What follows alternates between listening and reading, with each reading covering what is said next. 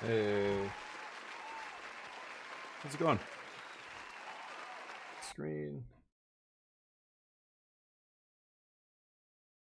I'm be able to see anything. I'm seeing a tiny little flicker of that mic. How you doing, dude?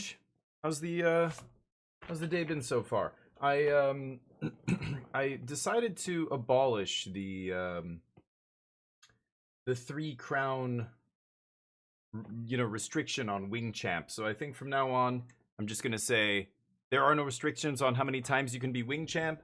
Good luck, and let's see who ends up with the most at the end of the year or something. Maybe you'll get a prize or something like that. But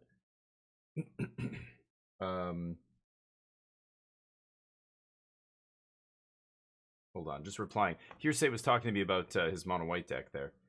Rimworld, nice. How's Rimworld going? It's open season now. Yep. We just had casino day, but yeah, I'm gonna let the rest of the month go, and then we'll see what happens at the beginning of next month. Okay, so draft token. Yeah, probably pick that up. And what else do we have? Nothing I care about. World Wagon is the only playable card here. Maybe I craft that. Skin. Nah. Let's wait. A ship. Oh, nice. Cool. Yeah, Rimworld's fantastic. Nice. Okay, let's recycle that. Ooh, perfect.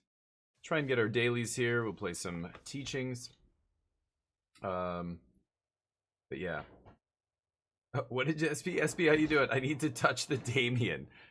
Yeah, that's possible. Just, we'll have our first DF16 squad meetup. I'll fly all of you to a cruise ship where we're gonna have a cruise for 4 days. It's gonna be great. I just need to get to like 1 million subscribers first, and then we'll be okay. Then you guys can all touch the D. Should I keep this? Lots of removal. Yeah, let's try it. Yeah, I always said if my channel ever got as big as some of these giant streamers, I wouldn't be buying mansions and Lamborghinis and stuff. I would, treat myself to 1 or 2 small things maybe, but I would try and organize a big get together for everybody in the channel, which would be a shit show because I have people watching from all over the world, but it would be cool to try something like that. See if they have a snakeskin veil. They do not.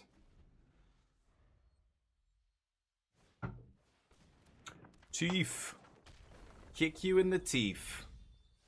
Yep. Let's just get them coming to play tap land here, and I guess I'll kill this before they untap. Yeah, so need to start generating like about 100 times more income than I'm generating now with the channel, and that's it. And then we got it. Whoa, green blue? Whoa. Wait a minute. This person got tired of getting their ass handed to them by removal spells, so now they're splashing blue for counter magic? Or some kind of blue, give target creature hexproof type of thing. They very carefully tap that island, which to me says that they are sitting on Snakeskin Veil, but they'll bluff a Snakeskin anyway, right? Oh, they had another forest? Sure. They just picked that up. Sure, elf sucks. Yeah, send that to the yard. Okay. I think I can take another hit off this idiot. I'm at 20 life and he's only at 2-3. But that guy's gotta die. I think I'm actually just gonna counter that guy. And I'll take a couple damage, no big deal. And I don't need 5 mana, so that comes in tapped. And now it's probably... I'm trying to think of... is there a guy with ward or something that I should be saving this for? Something indestructible? I don't know. It comes back from the graveyard. I'm going to use all my mana here, but there could be a better target for that. Maybe I should just use Get Lost there, but then I'm wasting so much mana. Yeah, that guy does his thing no matter what I do. Huh. The teachings for card draw, I don't need to do that now. I need to keep making land drops. The only way I'm going to do that is by going to get a chart. Chart the star charts. Consult the star charts, whatever it's called. Do I spend 2 removal spells to get a Snakeskin Veil out of their hand? It lets them draw 2 cards. Pretty ugly.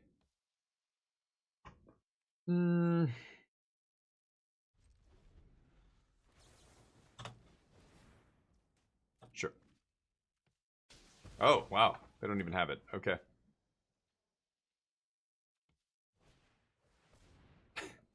Okay.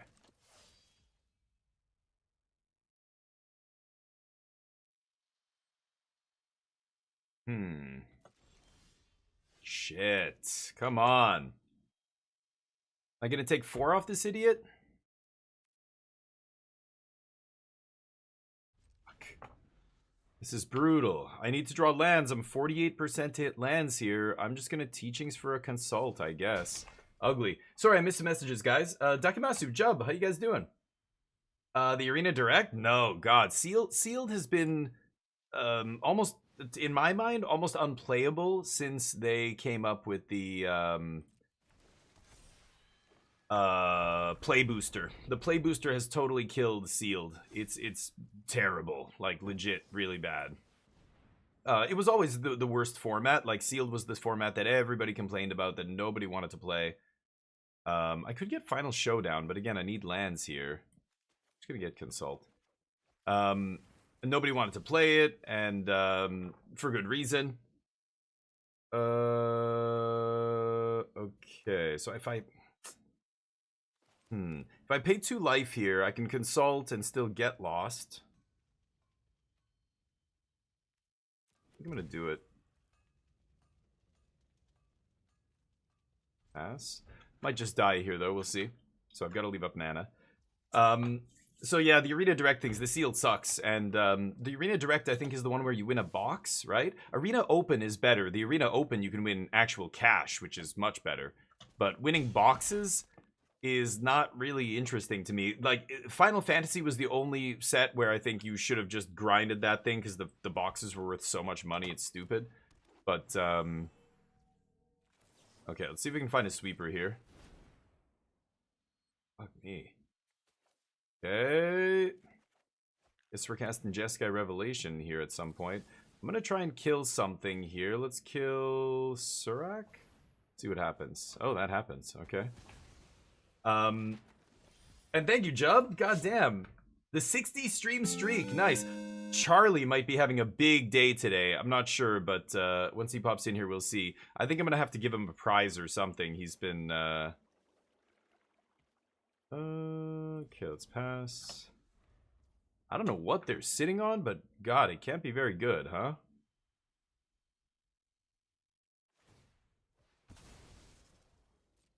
Yeah, I'm gonna let that happen. I don't know, I could respond here with Revelation, but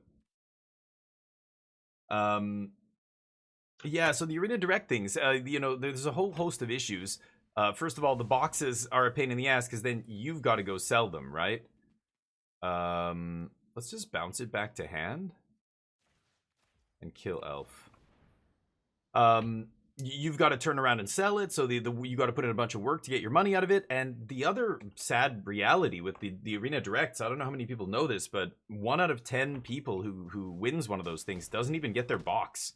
Like, you can look on Reddit and look online and just, people have done this already and added up the number of issues. Like, how many people here didn't get a box? Like, and try to figure out how many people on average are not getting their boxes, and it's something around like 10 to 15%.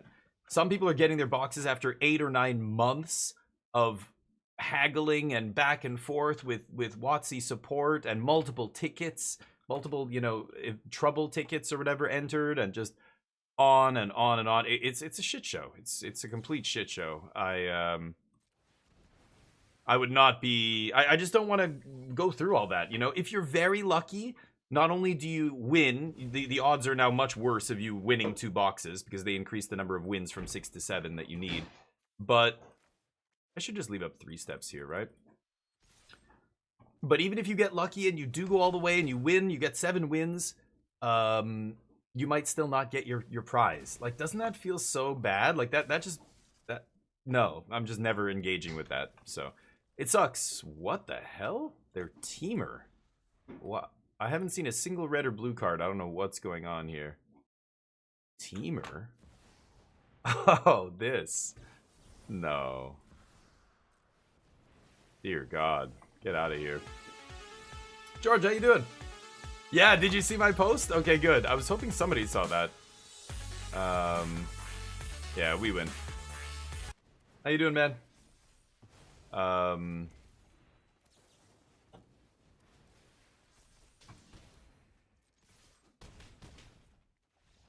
Okay.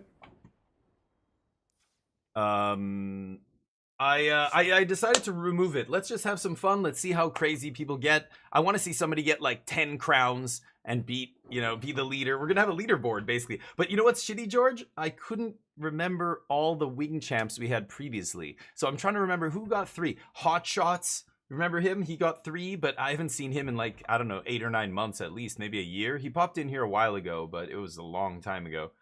So I'm trying to remember who else. Do you remember anybody's names who had like 3 crowns? Jub, did you ever? No, you were never wing champ, right? I don't think. Jub never pursued that silly game, but you're doing good. Nice. Oh well, thank you, dude. I'll call it out anyway. Thank you for the resub. George Mountain Lover, you legend. Thank you, dude. I appreciate it. There were so many. You got 4, but only 3 payouts. Oh, was that back when I was giving the reward for Wing Champ? Like I was giving out a $50 gift card, right? Oh, maybe that's when I said, okay, we can't keep doing this. I could put you at 4. Did you have 4? Okay, I'm gonna put you to 4 then. I couldn't remember. Like I don't remember back then who had what, and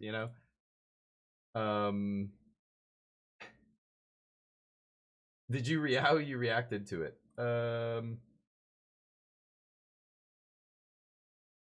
All right, you get 4.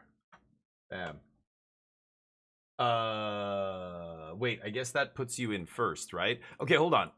What am I gonna do against this? Dragon Fire, Fire Magic. I'm not crazy about Fire Magic here. Flash Freeze is obviously insane.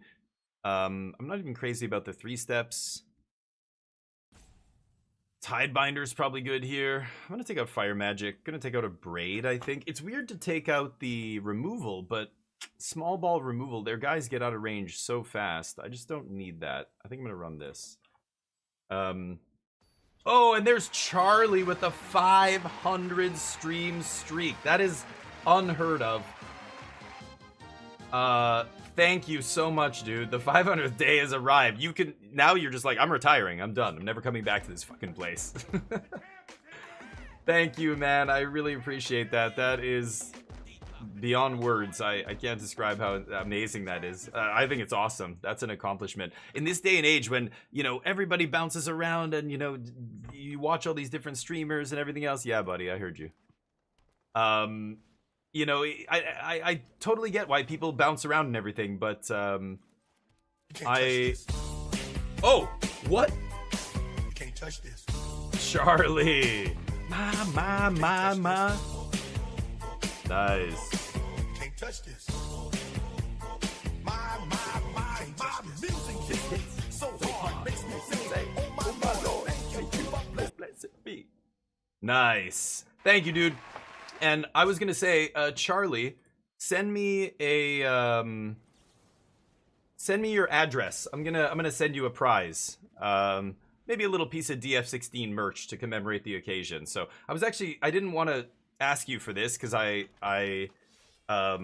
wanted it to be a surprise, but I thought I had sent you something before. Didn't you win a prize at some point and I sent you something? Because I'm looking through our Discord history and I couldn't see anything with an address, and I'm like, I swear I sent him something at some point, didn't I? But I guess not.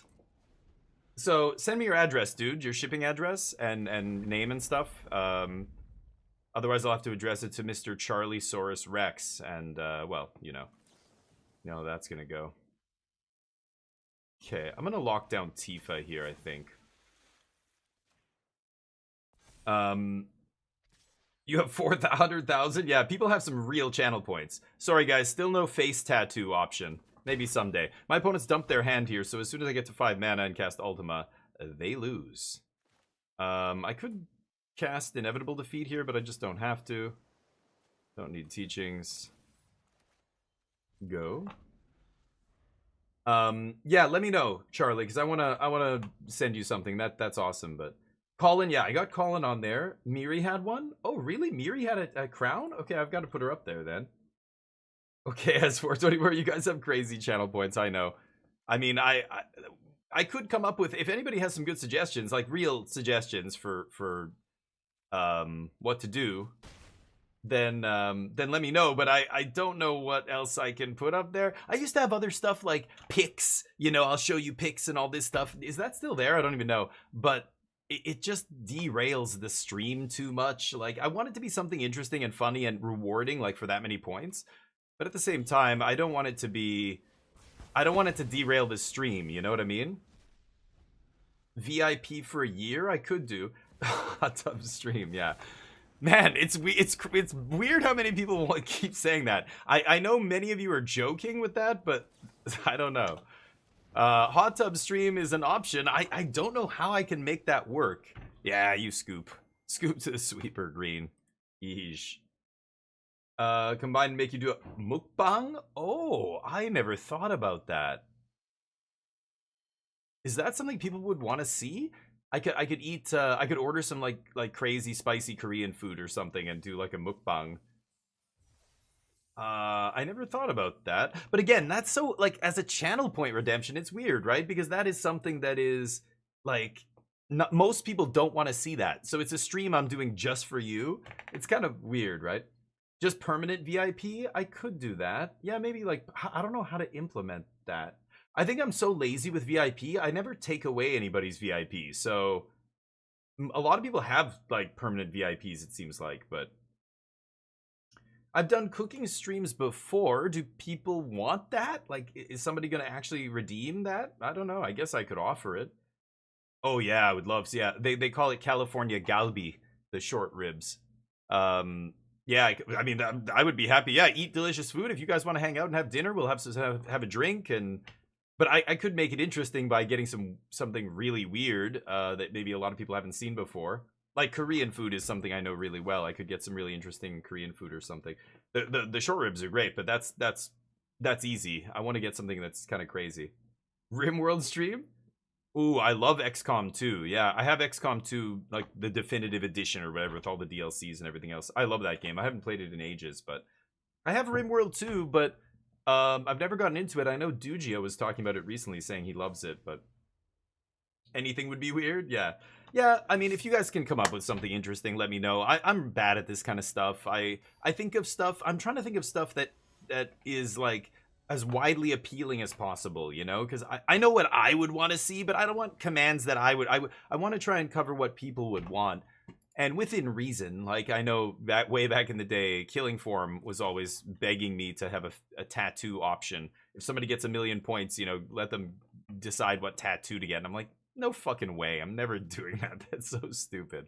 No, I don't ever want a tattoo. You think I'm gonna let somebody else like decide to put whatever they want tattoo on me? If I was covered in tattoos, sure, that could be an option. I'm not that person, so no. You know, that kind of stuff's not really on the table. But double get lost and not much else here. Should I hang on to it? I'm gonna try this. Ooh, hot pot's delish. I don't like cooking. I don't like cooking, Jub. I assume with your laughter there, you knew the answer to that already. I'm not a big cooker. So cooking stream's a pain in the ass for me. I do it for you guys. I've done it a couple times for like Hello Fresh and whatever, you know, when I was sponsored by that kind of stuff. Could leave up. Yeah, I'm gonna leave up Helix. Maybe that's dumb. If I'm playing against Demir, they're gonna cast something on my end step, not their turn. So could have just probably gotten away with playing that tapped. Pass. Alchemy stream? Like, yeah, I guess so. But again, that would require me to... Oh, I'm gonna bounce this, I'm gonna tide bind this Kaito, and it's gonna feel so good.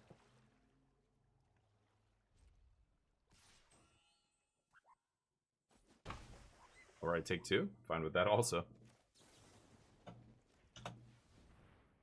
I'm not a bad cook. I mean, I can follow a recipe and, you know, whatever, but I don't enjoy cooking. Let's just leave it at that. But no,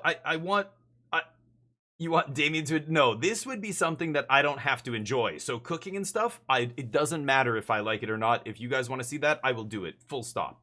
You know what I mean? But the day-to-day streaming, I do what I want. Like, I don't play Magic every single day, you know? I don't play the same game all the time. Like, that's because I like doing... I like playing other games. I like having a variety. I can't imagine just being locked into one game day in, day out. That's crazy to me.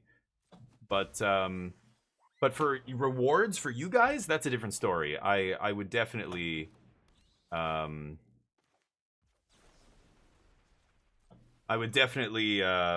do whatever you guys wanted there. Like cooking stream, sure. You want to do an outdoor stream? We could go to the dog park with Neo. I could do a stream from the dog park. My phone is good enough now that I can stream in 1080. My old phone was only 720, but now I can stream in 1080. So I could probably get a good, good quality, and I have 5G and everything else, so I think it would be a good bit rate. You guys would be able to actually see it.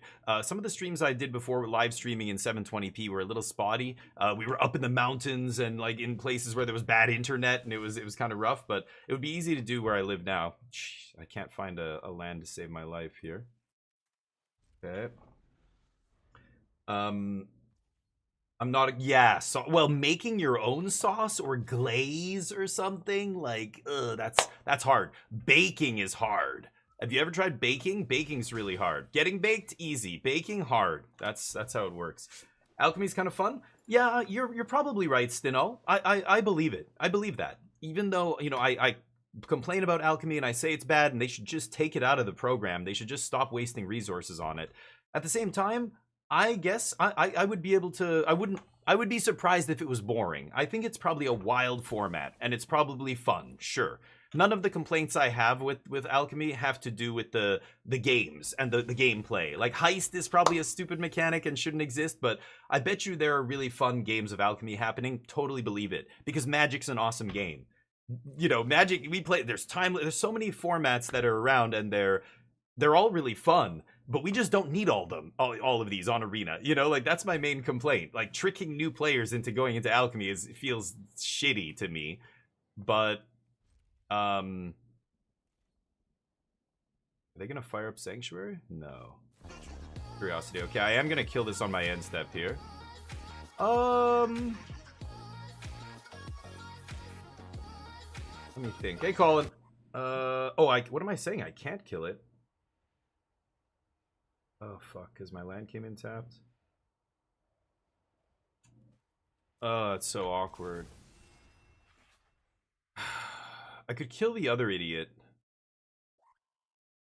Okay, let's just let this happen. Colin, how's life? But anyway, alchemy I'm sure is very fun. I'm sure people are having great games of alchemy, but it's just, it's not a format that there's ever going to be any tournaments. Oh, I should have killed it pre-combat. Fuck me.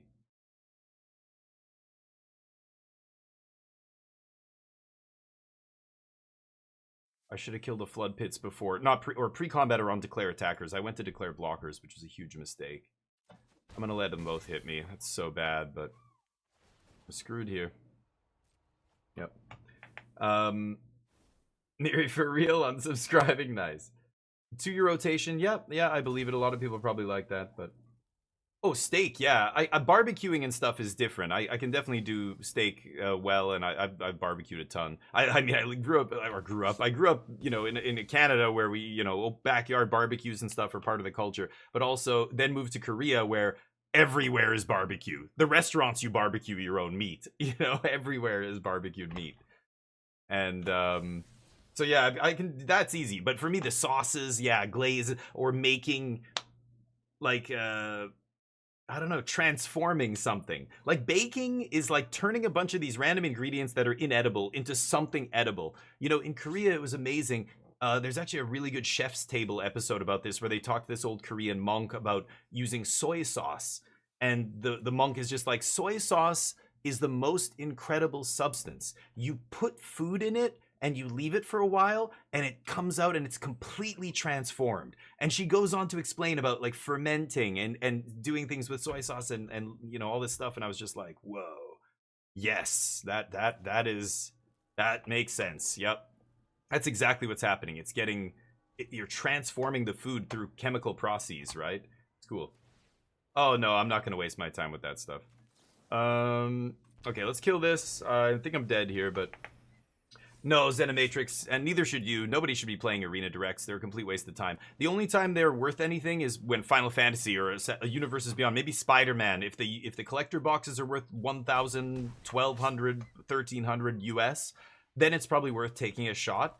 But they made it harder and harder for you to get boxes. They increased the number of wins. The sealed experience in the Play Booster era is fucking terrible. It sucks. And I don't want to even engage with it. I mean, I could sweep the board here. Pass. If they activate Soulstone, oh, you bastard! They know I have Final Showdown here. Okay. Let's hit the Flood Pits.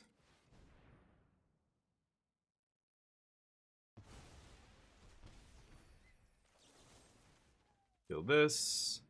Pretty sure we're going to see a Spell Pierce here, and we'll go to game 2. I get mana screwed out of the game here. It always feels bad because I have 27 land in the deck, but I was stuck on 2 or 3 lands for the first 7 turns or something. So we can't dig out of that hole, unfortunately. Tidebinder comes in. Fire Magic is probably good here. Dragonfire is good. Straight up trade that for a Braid. Not a big fan of 3 steps. Gonna cut that. I'm gonna cut 1 Teachings. And I could even cut a Revelation here. I mean, a Null counters the Curiosity, but that's not amazing. Again, I just don't want to bring in a card to counter 1 card. That feels really bad. Cease could eat a Curiosity out of the yard before it comes back, but there's no other graveyard synergy in their deck. Again, I don't want to bring in a card just for 1 card. So I think I'm going to just keep it like this. So yeah, don't waste your time with direct play. It's just frustration. You know, you're ripping you're doing lottery tickets and going, oh, this seal pool sucked. Okay, oh, this seal pool sucked. Oh, I opened a good seal pool. Okay, now I got to get really lucky, and then I win. Oh my god, I got a box, or I got 2 boxes if I'm really lucky, and I get to 7 wins. Now I wait 8 months, 9 months, or never for my box. You know, there's people who have not gotten their boxes at all. About 10% of people out there. That's what the average estimate is right now, based on all the people who have submitted tickets and all the people who are like, I still haven't gotten my boxes. 6 tickets with Wizards, you know, trouble tickets or whatever that I've had to enter and go through with their tech support or whatever. They don't know what the fuck's going on. I don't know. I keep talking to different, like, just horror stories like this. This is all I hear about the Arena Directs. You know, if you live in the US and you play in these things all the time, or if you're a well-known Magic content creator, I bet you get your boxes like that. But for all the other people out there, you know, I'm in Canada. What happens when they send the boxes to me and I go pick them up and they say I have to pay $200 for duty? I'm gonna be like, what the fuck? Apparently, I just read in the news, our Prime Minister might drop the tariff on the counter tariff, because, you know, the US put a bunch of tariffs on Canada, so we countered with a bunch of them, and one of them was a 15 or 20% tariff on the whatever collectibles, whatever Magic falls under the category.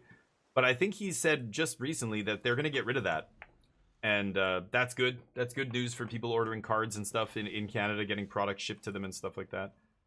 Let's just put this tapped.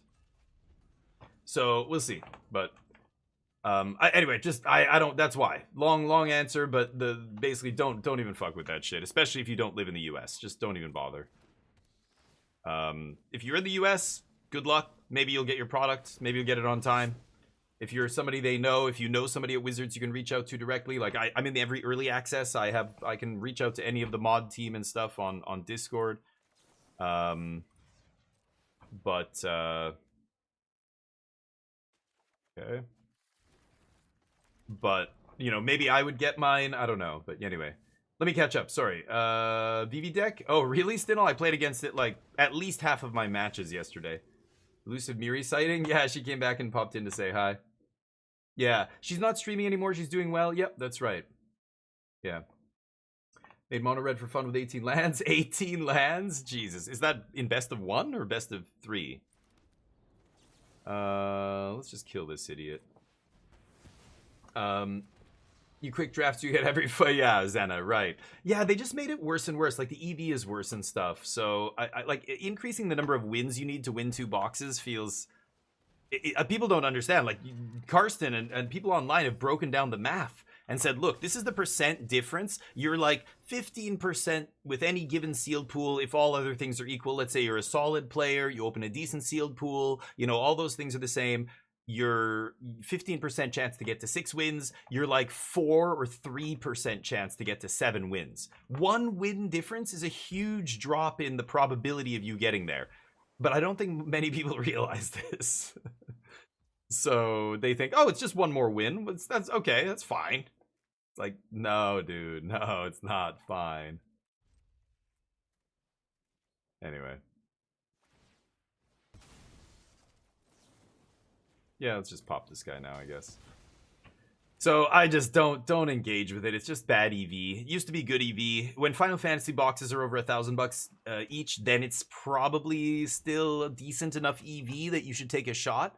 But for the regular sets, don't even waste your time. I think if Spider-Man, right now, Spider-Man collector boxes and Avatar collector boxes of Magic the Gathering are selling for over 1,000 or 900 to 1,000 US. And we're still pretty far away from Avatar. Spider-Man's coming in a month. And if this happens every Universes Beyond set, then it's probably worth it to do the Arena Directs just for the Universes Beyond sets, because the box prices are so stupid. I don't know if that, you know, again, you got to turn around and sell them. Hopefully you find a buyer, but it's a bit of a shit show. So I guess I kill this now. Sure. You got to pay tariff. Yeah, that's right, Stinol. Yeah. Recovering from a... Oh, I didn't hear about this, Colin. Shit. Yeah, hopefully you're feeling better soon. Wife and pup are good? Nice. And both of them nice, George. I'm glad to hear you're doing well also. I had to get 80 euro? You gotta be kidding. And 80 euro shirt, but $40 to get it. Yeah. And that kind of stuff. That was years ago? Well, damn. Like, now it's gotta be worse, right? Yeah. I know. I love it, George. I like it. I'm glad. Yeah. And we'll be switching up games soon. I was playing Frostpunk. That game is actually pretty fun. I'm sure there's people who can't handle a game like that. It's very stressful. Like, why do I need more stress in my life? But I like that kind of stuff. And I've been enjoying the game. Okay. I'm gonna kill it on sight, I guess? I don't know. I'm just gonna kill everything I see on sight. Yeah, okay, well, if you're having fun, Zenimatrix, and you don't mind the cost, like, it's a little bit expensive to just be having fun, but sealed is not fun for me these days. I really don't enjoy the sealed format, so, it's not fun for me, but if you enjoy it, then carry on. Then, yeah, don't listen to me or anybody else. If you're enjoying it, keep doing it, right? Gen positive in drafts. Okay. Gem positive in drafts and stuff. Yeah, it's tricky. It's tricky. So, yeah, Arena Direct's a nice way. So if you're stocking up the gems and you have a pile of them, you don't spend it on anything else, then go for it. Yeah, for sure. Wow, they're so desperate for a creature to flash in Kaito, they bounce their land to their hand. Get to draw a couple cards here, which is nice, but... Okay, Colin, take it easy, buddy. Feel better, man. I didn't hear about the injury. That sucks. Non-Spider-Man cards are going to look on Arena. Yeah. That's what I've been saying. I'm like, what is this actually gonna be? I can't believe we haven't seen spoilers. That's what I was saying to Ham on the podcast, is like, when are we gonna get spoilers for this set that is coming, but we like the paper part has been, a bunch of it's been spoiled, but the digital we haven't seen a single image from this set that's supposed to be the same size as the one in real life. We haven't seen a single card. Like, there's already been like 100 cards or 80 cards from Spider-Man spoiled, right? So, I don't know. Oh, I love Halo. Yeah, I've got... What the fuck? A main deck strategic. Are you playing Best of One, dude? Oh, we're in Mythic now. So people are getting inbred up in here. I think they're playing it to be good against VB. Sure. So, I love Halo. Yeah, Halo's awesome. Quick drafts off gold. Yeah, that's how to do it, Xanimatrix. That's precisely how you do it. And that'll get you better and better, and eventually you'll be at the point where you'll be able to do well in regular drafts and stuff as well, right? I gonna flash in Tidebinder to block here? I'm gonna do it. Yeah. Apparently the card's gonna be identical, different names. Yeah, but I want to see. Why not show us the matching cards, right? Like for all the cards they've spoiled, I'm assuming the set's already done. Why don't they show us the equivalent cards that are gonna be on Arena? I think they're just avoiding. They don't want anybody to even see it, you know? What the fuck? You okay? Really bothers What? me. My That's opponent not with the killing me. triple That's curiosity? real. Pretty That lucky. lives with us Meanwhile, forever. I can't find a 7th land. My opponent just making all their land drops here even before they started drawing cards. 7th land! 50%! How many turns have I been sitting here waiting? 3, 4? I lose the game now. They thought they'd get licensing? Yeah, could be. Who the fuck knows? I don't know. It doesn't matter. It's getting countered. Haha. Show me. Oh my god, it resolved. What? Okay. It resolves? Okay. Hey, Battlegander, how you doing? I don't know. Maybe you're right. The licensing? Come on, that's got to be ironed out already a million years ago, right? I don't know. Maybe, but that doesn't convince me. It's got to be something else. I don't know. I don't know why they aren't. I don't need to play this now. Pay the life. Pass. I can inevitably defeat one of these curiosities. I can just get the one in play too. Sure.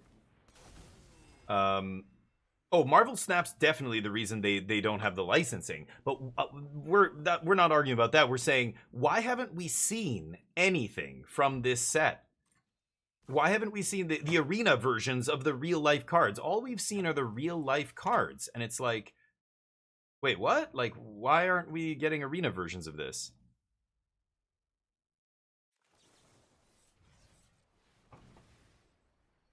I feel like they have a Kaito here.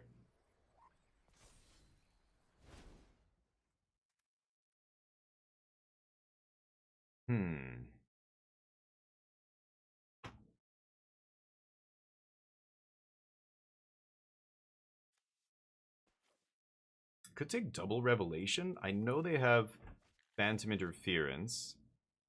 I could get lost here.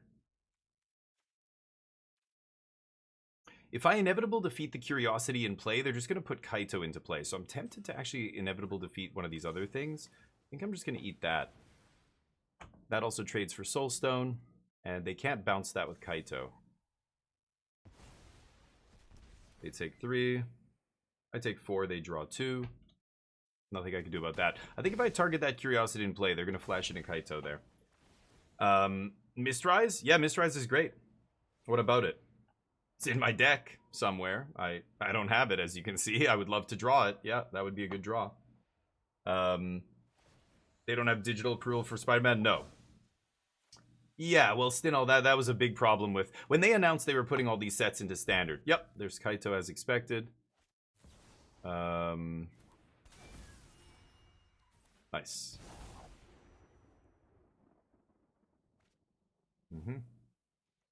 That's why we didn't target the one in play there. Sure. It appeared off of... Oh, it was in there. Oh, yeah, I think by now it's okay. I think earlier I was dead to a counter spell, but now I'm not. Now I have enough mana to play around it. Like, this is a shitty counter, right? They can only make me pay 2. So I can already... 1 land and I can cast Revelation. I can just ignore this. But yeah, it would have been good earlier, but I didn't take it there, no. Oh, you luck sack. Yeah, they're drawing a lot of cards, so they're eventually going to find interaction. I guess we're killing this. I don't know, I could kill Curiosity and then flash in Tidebinder to nerf the trigger, but I think killing Kaito's better here. Yeah, maybe I could have taken it M-dub. I still think taking action is probably better there than a land, but... Yeah, we'll see. Unless they brought a negate or something like that, but even, yeah, I don't know. We'll see. Wizards are making Magic same game like Paper and Arena, but in a way they're making a different game. Yeah, like Arena's very weird. Arena's supposed to be the thing that is getting new players into Magic, But the problem is they've taken it and thrown it in a totally different direction than real Magic. So I don't know what they expect or what they. I don't know. It's like they changed their vision for Arena. Like, Arena's not for new players anymore. Now it's just a weird digital playground where everybody can just play different goofy ass formats, and they're all, you know, I don't know. You have all these weird ways to engage with Magic, but none of it's Magic. None of it is actually playable in real life. None of it is like, there's no tournaments of any of it, so it's just a bizarre. I don't know. It's just like Magic Online. Magic Online's a really weird, archaic program where only, you know, entrenched players that have been playing a long time are still hanging out and playing games. And Arena was supposed to be for the new players. Now I don't know what any of them are for. I don't know. Magic Online is still Magic Online, but Arena is something else entirely, right? I top deck land. Perfect. All right. It appeared off the star charts. Yeah, feel like a game. Alchemy would be nice to place to put all those UB cards. Yeah, right. But nobody plays Alchemy, so they're not going to waste their money doing that. Like, they look at the numbers. Sometimes they'll post a screenshot of a chart and say, look, this is how many Alchemy players there are. This is Explore. I think the only format less played than Alchemy is Explorer, or whatever it's called. Is it called Pioneer now? It's not Pioneer, but that pseudo format that's almost Pioneer, that is the lowest played format. Then it's Alchemy. Then it's like Historic Brawl. Then it's Standard. Or Historic, and then Standard. I think Standard's the most played format on here the last time they posted one of those, but that was like a year ago, or I don't know, 8 months ago. They don't post those every month or anything. It would be really cool to see like the actual trends, but they'll post one each year and it'll show like the last 8 months or 9 months of play, and usually Alchemy and Pioneer are at the rock bottom. So it would make no sense for them to pay all that money to license an IP and then only put it on Alchemy, right? But yeah. I mean, yeah, but but they'll never do that. They don't care about that. That's not important. The standard balance poisoning or not, that's not what they think about when they're deciding these decisions. Like, should we make Spider-Man cards? Someone in the room goes, actually, will these Universes Beyond sets destroy constructed, you know, standard, competitive, and competitive format standard, these kind of things? And everybody just looks at them and goes, shut the fuck up. Nobody, who cares about what people think of standard? We want to sell boxes, okay? We don't care about. We'll just ban a bunch of shit. It'll be fine. Like, let it go for a little while, then we'll just ban it. It'll be okay. We do it all the time anyway. I'm gonna keep this. Really, like, that's the conversation that's being had, I think, in Wizards or Hasbro C-suite. So yeah, you're right, Stinel. Would it help Standard? Yes, but it doesn't matter. There's no reason they would ever do that, right? They're never gonna do something like that. So they did it this way already. They already made these decisions, and that's why we have what we have. That's why we have VV and Standard, and why H Universes Beyond sets collector boxes are, you know, 70% or $700 over MSRP. Am I drawing another land here? You gotta be kidding, right? Formats are like, who gives a shit? We'll just ban them until we ban them into a shape. Like the hammer, we're shaping it like a blacksmith shapes a piece of metal. We're just gonna keep ban hammering until it resembles something that we can get behind, you know? I don't know, that's what it feels like, but yeah. Could be, Stino, yeah, sure, why not? At this point, the sky is the limit. There is no IP that I don't think they would shy away from. Yesterday we were joking about them making a partnership with Nike or Pepsi, or what if we had a, you know, just straight up product placement plane? What's that gonna look like? Ugh. Okay.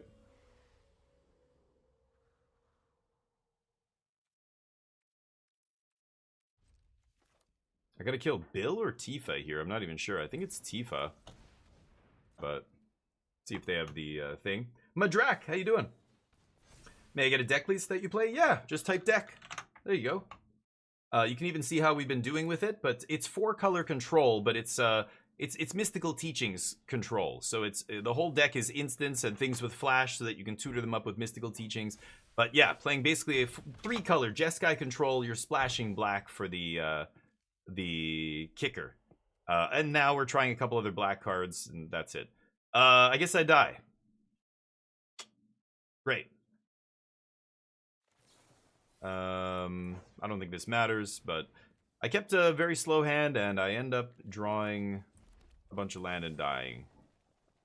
I don't think it matters who I kill here. Sure, I'm giving them maps to kill me with anyway. Yeah, no problem. But yeah, I think every IP out there is on the table. There's no reason for them to not make any of these things, so. Yep.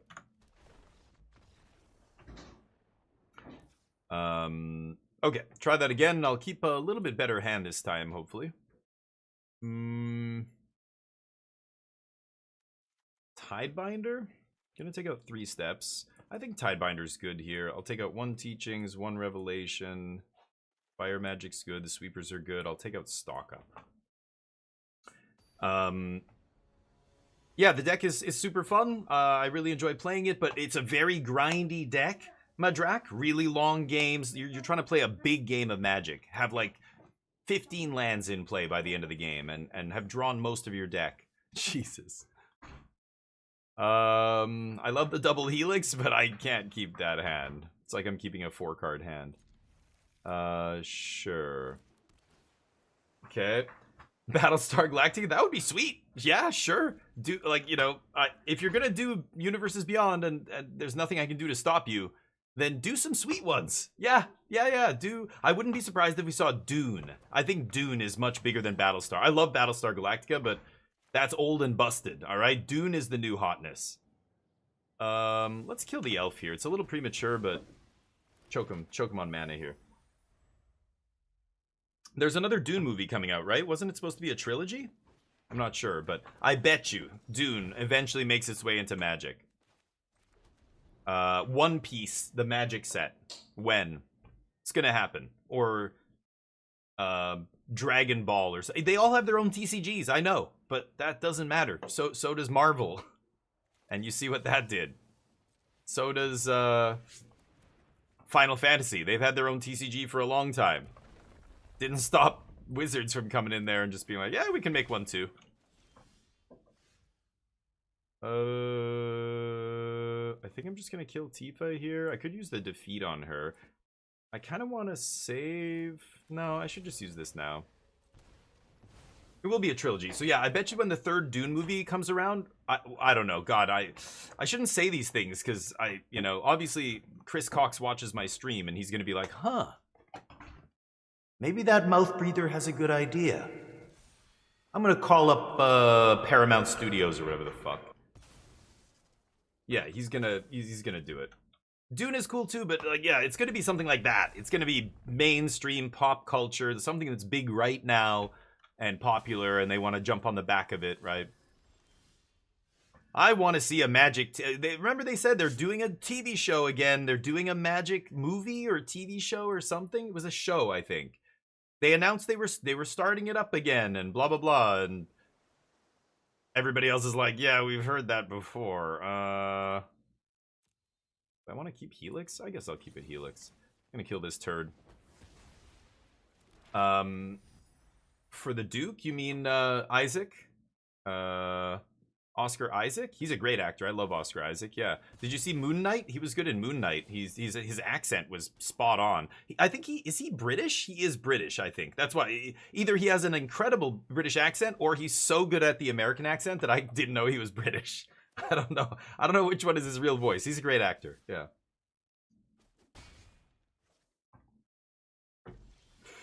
Yeah. Stinol. They said it 10 years ago. I know. It's ridiculous. That's why when they said it again, people are like, okay, I'll believe it when I see it. Like, let's put some effort. All that Final Fantasy money, fucking gives some good director or producer 500 million and let them make a good Magic the Gathering show. I think there's so much you could do with Magic the Gathering to make an amazing show. But it will never happen if they want creative control. And they're just never going to give up creative control, you know? They need somebody to come along and just be like, look, give me this much money, let me do my thing because I know what I'm doing, and here we go, you know? Should I kill this idiot? Let's pass. Let's stop on upkeep, I guess. Could also stop when they go to map here, but I'm gonna do this first. Witcher was sweet. Wheel of Time. Wait, should be good for Magic? You mean the people who made those shows could do a good job with Magic? And the Witcher. I mean, they made Wheel of Time is a TV show, so I'm not sure what you mean, but.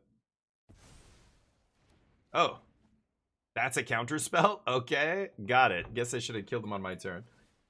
And there's a Witcher TV show. All that is already there, so I'm not sure what you mean. You mean because they did those, they could do Magic, right? Yeah, sure. But I don't know who worked on those projects. I think the people who handled Witcher are fucking morons. That's why Henry Cavill just said, all right, I'm out of here. Okay, I definitely don't want to tap all the blue mana here. Right.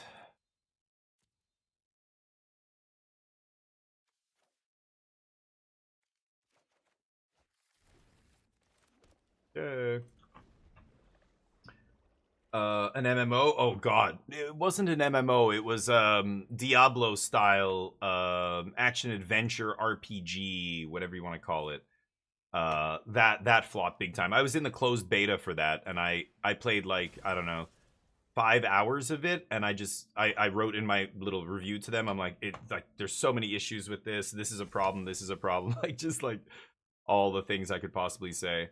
I didn't want to engage with it at all. And then it came out and everybody else said the same thing. And I'm like, yep. I'm like, that's my experience, basically.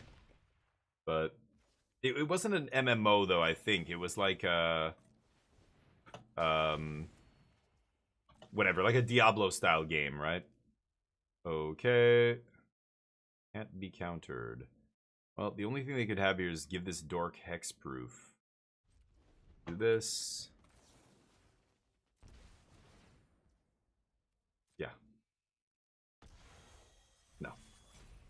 I don't know how to translate MTG into MMO. Yeah, I would have no idea, right? Dreary, I'm not even sure how that works, but... Okay, we're hanging on here, randomly against green. I kept a 6-land hand in game 1. That's why we lost game 1, so I kind of started this fight with one arm tied behind my back. Oops. Okay, let's wait. Make him think we have something here. Chandelar was fun. Yeah, Chandelar was great. But I want to see some more property. Like, it's been how many years? 30 years this game's been out, right? Over 30 years, and they've never done a movie? They've never done a TV show? That's crazy. We've had lots of PC games of Magic, and Xbox, PlayStation. On PlayStation 1, I played Magic. But I don't even remember what it was called. And it was literally, like, dudes moving across the screen. Like, your creatures would go from your side of the screen where you were, your planeswalker, and your opponent, and the creatures would be like going back and forth, like the length of time it took to hit, and then they would reset and keep going. Do you guys most of you have no idea what I'm talking about. There was multiple Magic the Gathering games, and they were all not amazing. I think Chandelar was the only good one, but they've never made a movie, never made a TV show. What is up with that? It's crazy, right? It would be WoW, yeah, basically. Jace roaming around, yeah. Loving it. You remember that game, Stiddo? Yeah, like there was. I played at Magic on so many systems, and then the last one they had before Arena was it was the same company that made it, Steel not Steel Series, Steel something. Like, I remember their logo, and it was not real players. You were only playing against bots, but it was actually pretty good. But it was so similar to Arena, like you could tell it was like a prototype for what eventually became Arena. And it was just, you know, your board of cards, their board, and the cards were kind of a little bit more simplified. It was mostly core set stuff. I think they had a couple other sets in there. I think it was for like Xbox 360 and stuff, like that generation. There was a game, a Magic game that you could play. But I think you could play against other people, but they didn't have like formats and stuff. I don't even really remember. It was a small card pool too, because they weren't adding sets all the time to it, right? But anyway, lots of different Magic games, but give us a goddamn, like, another piece of media that's good. Wouldn't that be so, like, I feel like it's such a no fucking brainer. With the D&D movie was perfect. The D&D movie that came out that did not do well in box office, but became a cult classic. Like, everybody I know loves that movie. That's the kind of approach I think they need for Magic. It's got to be like fantasy, but make it lighthearted. Put some jokes in there, and not shitty, corny ass jokes. Like, do it right. Like, make it like that movie killed it. That was exactly. Now D&D's a little bit less maybe serious, but honestly, oh, it's Go Caliper. Let's get him.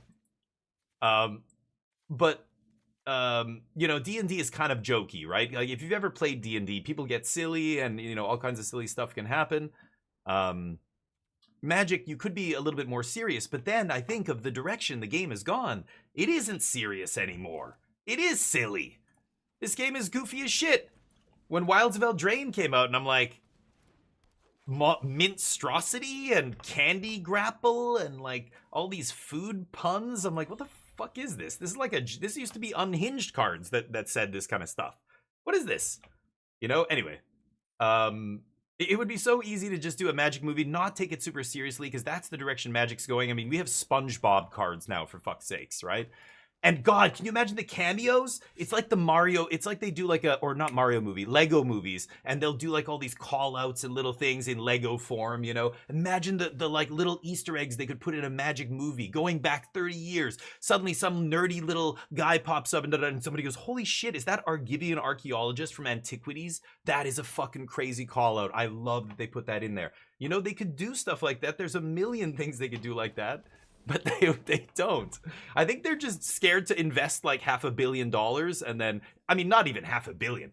Blockbuster movies still cost 150, 200 millions, plenty, you know what I mean? Only the biggest, most expensive, bloated movies in the world cost like 300-400 million to make, right? So you're talking a few hundred million. I bet you they made at least that much off Final Fantasy. Like they could do it. A proper budget, big thing, right? Netflix shows are made for even less. Like, you know, a lot of the most famous Netflix shows, they get like 50 mil, 80 mil. That's a lot. Adam Sandler gets like 100 mil or whatever to make some shitty ass movie. Man, I saw Happy Gilmore too. It's fucking dumb. It's dumb. I don't know. It's just worse than the first one, right? This taps, the other thing gets bigger. I think I should kill the Might here.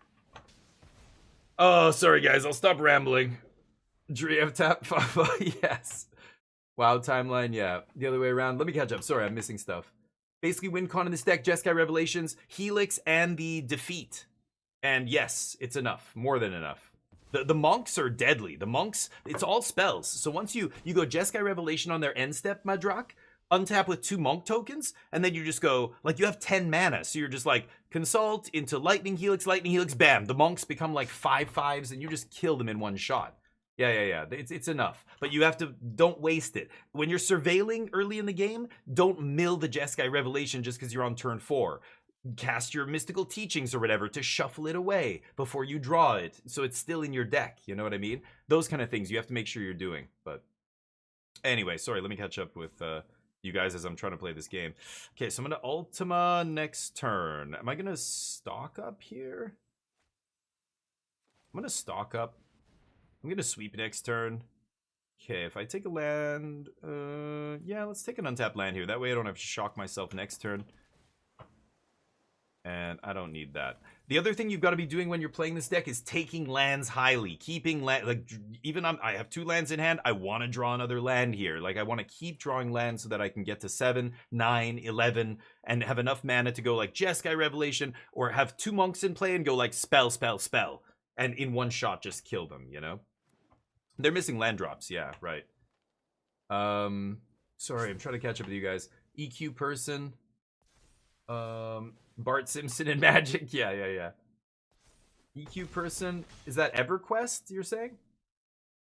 Alpha 3. Oh, Charlie, you've never seen the D&D movie, dude? Definitely watch that. Your next movie night or whatever with your partner, just watch. Even if you're not into D&D, even if they aren't, you're into fantasy, kind of. You play Magic, right? So definitely watch that movie. It blew me away my expectations. Yeah, watch it. John Daly was hilarious, but overall the movie wasn't great. Which one? Transformers. Yeah, Transformers was not great. John Daly the golfer? Oh, in the Adam Sandler movie. Yeah. Yeah, there were a couple scenes that were like okay, but I don't know. I wasn't crazy about any of them. What does this idiot do? He's just a 3/2 with trample. I think I'll just wipe again, right? I gotta pay 2 life. Not the end of the world.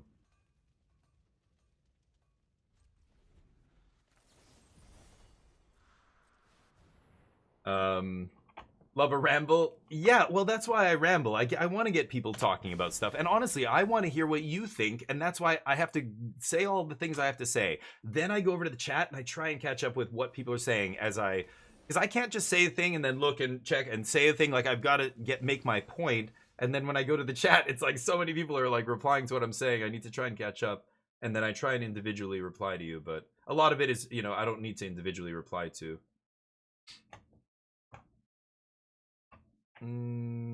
Actors on where? You mean for Adam Sandler? But yeah, you can see that he's still, like he's trying to do the thing he's always been doing, and it's getting a little old, right? I mean, that's really what it is to me. It's just getting old. But I'll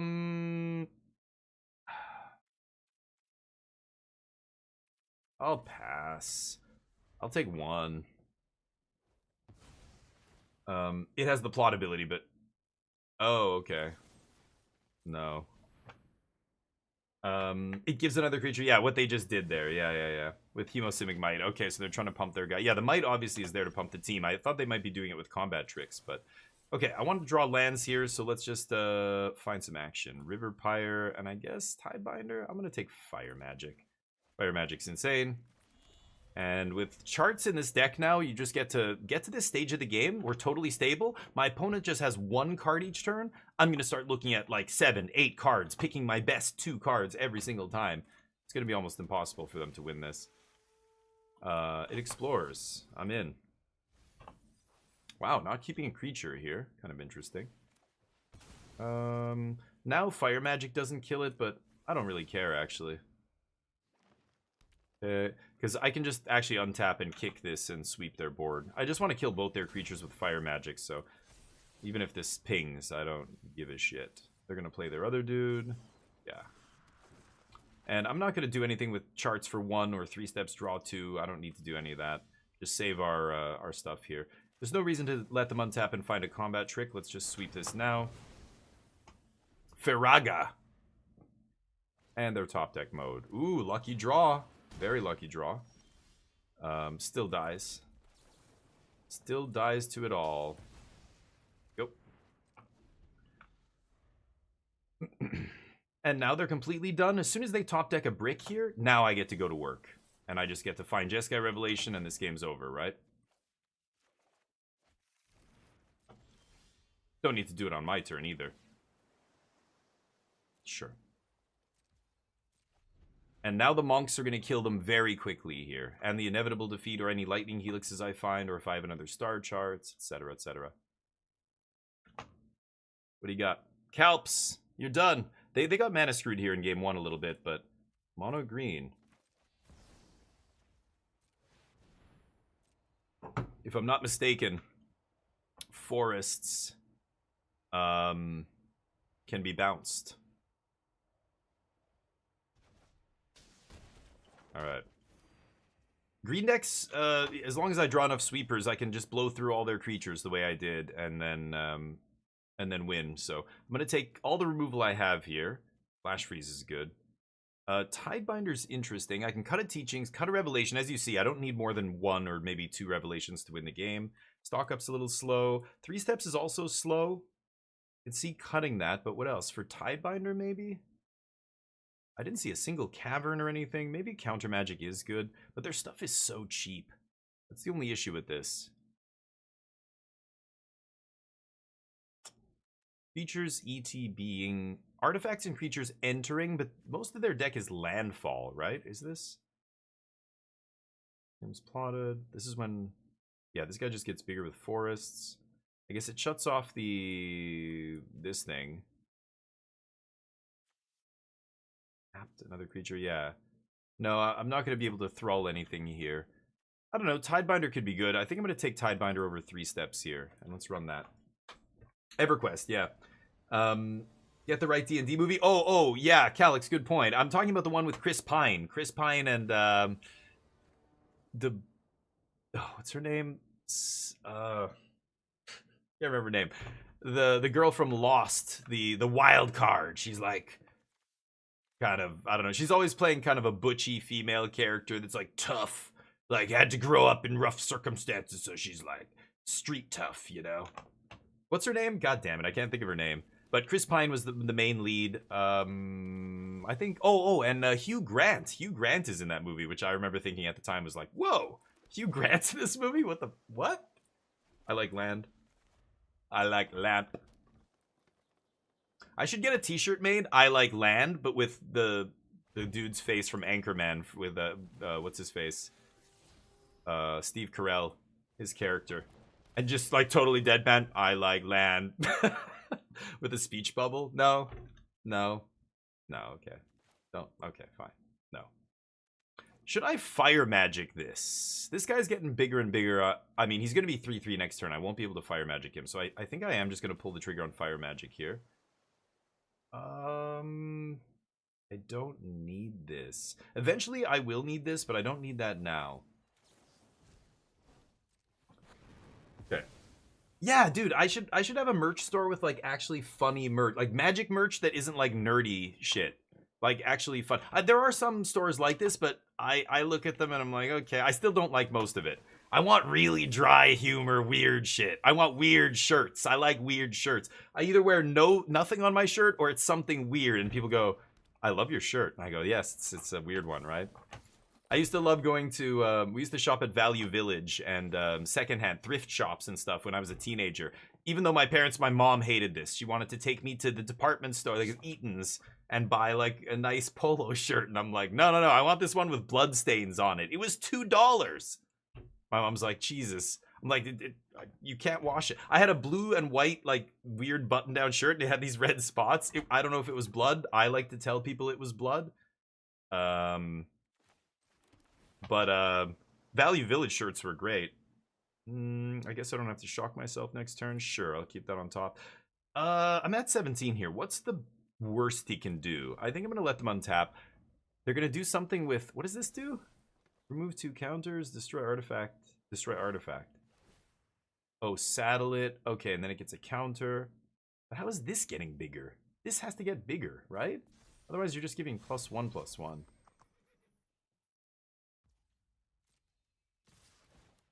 I'm gonna kill this idiot. He just keeps getting bigger. I'm gonna Wrath next turn, so maybe this is stupid, but I'll save a little bit of life here. They're basically out of action, so I don't need to sandbag that hard, right? But yeah, I would love to do like I like lamp with Steve Carell. I don't know if it'll be a trademark issue though. Like it's straight up. I'm gonna take it right from Anchorman, but yeah, right, Mike. Exactly. Yeah. The 3/2 trample. Oh, you're talking about his plot thing. Yeah. Right. The value's just too high at this point. Like I'm getting 3-for-1s and stuff now, so I think it's over, but anyway, yeah, the Chris Pine D&D movie's fantastic.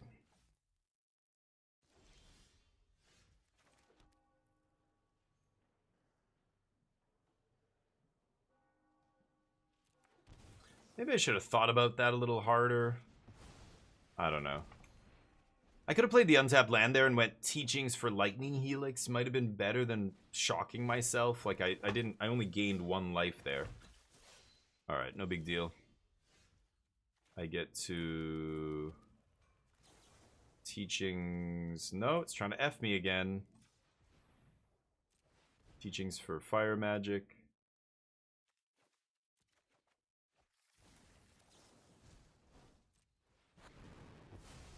Okay. And then next turn we have Teachings for Jeskai Revelation soon enough here. Okay. Let's do this now. Tidebinder on their turn. And Teachings on my next turn for Jeskai Revelation. Not bad.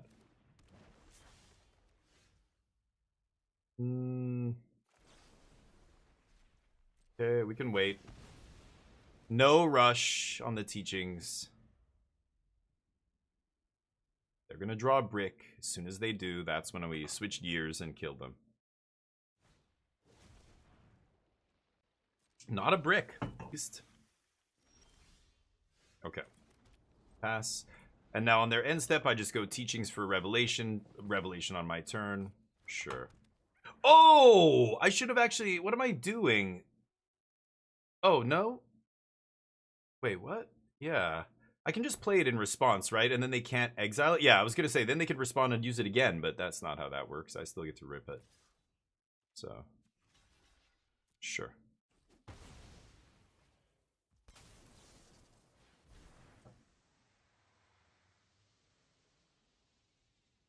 Teach.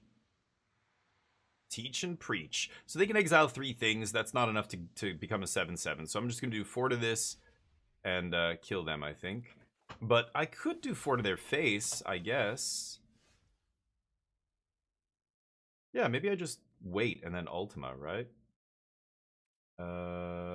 Pass? I just can't let them go to their turn. They're going to activate this thing a bunch. Yeah, maybe when they tap out here, I kill it. We'll see. Yep. They'll do this anyway. They have nothing else to do with their mana, so. Yep.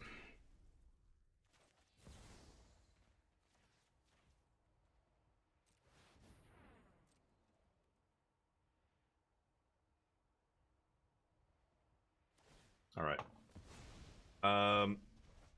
Cast it. Yeah. Prof, how you doing? Yeah, there's the deck. It's good. Have you watched the Chit Show? Chit Show? What? No. What is that? Let me write that down. A chit is like a token that will get you redeem for money, right? Like, yeah, a chit, or like a company's paying their workers in chits where they can only spend it at like the factory store. The Chit Show, is that what it's called? I like the name, but what the hell is that about? Oh yeah, no, they don't have, yeah. Sorry. Yes, boom. And now I think they die, so I'm just gonna swing. I'll blast them. And monks kill you very quickly, and with the burn and everything else, so. Sitting on Ultima here, Star Charts is probably lethal next turn, so they can't really attack me here. Okay. Or they don't care, and yeah, they know they're gonna die. Districto, huh? See what we find. Let's take a look at these charts. They never lead me wrong. Helix and Revelation. Is Helix lethal? 1, 2, 3, 4, 5. I could just take Helix, get lost. I think that's lethal. Like I said, the monks kill you very quickly. Good game. Okay. Nice. That's a tough one. Mono green struggles against the deck that's basically all removal, right? So, yeah, that's usually a match we win. I did lose randomly to a green deck earlier, though, because I kept 5 or 6 land hand in game 1 just to see if I could do something, and then, you know, I end up playing against an aggressive green deck with a good start, and I'm like, okay, I died. I found a bunch of lands and got wrecked. And then game 2, they actually beat me. Legit beat me. So, that's how it goes. But the green deck struggle normally against, yeah, a control deck with a ton of removal. It's got to be a nightmare matchup for them, but, yeah. Do like on your birthday. All of it at once. It's my birthday, after all. They were. Oh yeah, GoCalper's awesome. Like I know GoCalper's popped into my channel many times. He's in many of the MTG Magic Jank guys channels and stuff. I'm sure many of you in here probably recognize his name. He used to play in like a lot of these guys I used to see, or I would be commentating on the pizza box tournaments back in the day. The free tournaments that used to happen like every week was awesome. And man, you know, it's funny. Back in those days, people take that shit for granted, and now it's been gone for so long. It sucks. It's sad, right?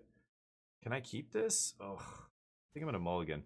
Is this person 0%? What the fuck am I looking at here? How is this dude 0%? How do you go to 0? I'm not even mad. That's amazing. Oh, that's Chit? Okay, I don't know what you guys are talking about. What is this show's called? Chit Show. The Chit Show. I've got to look this up. He's hacking.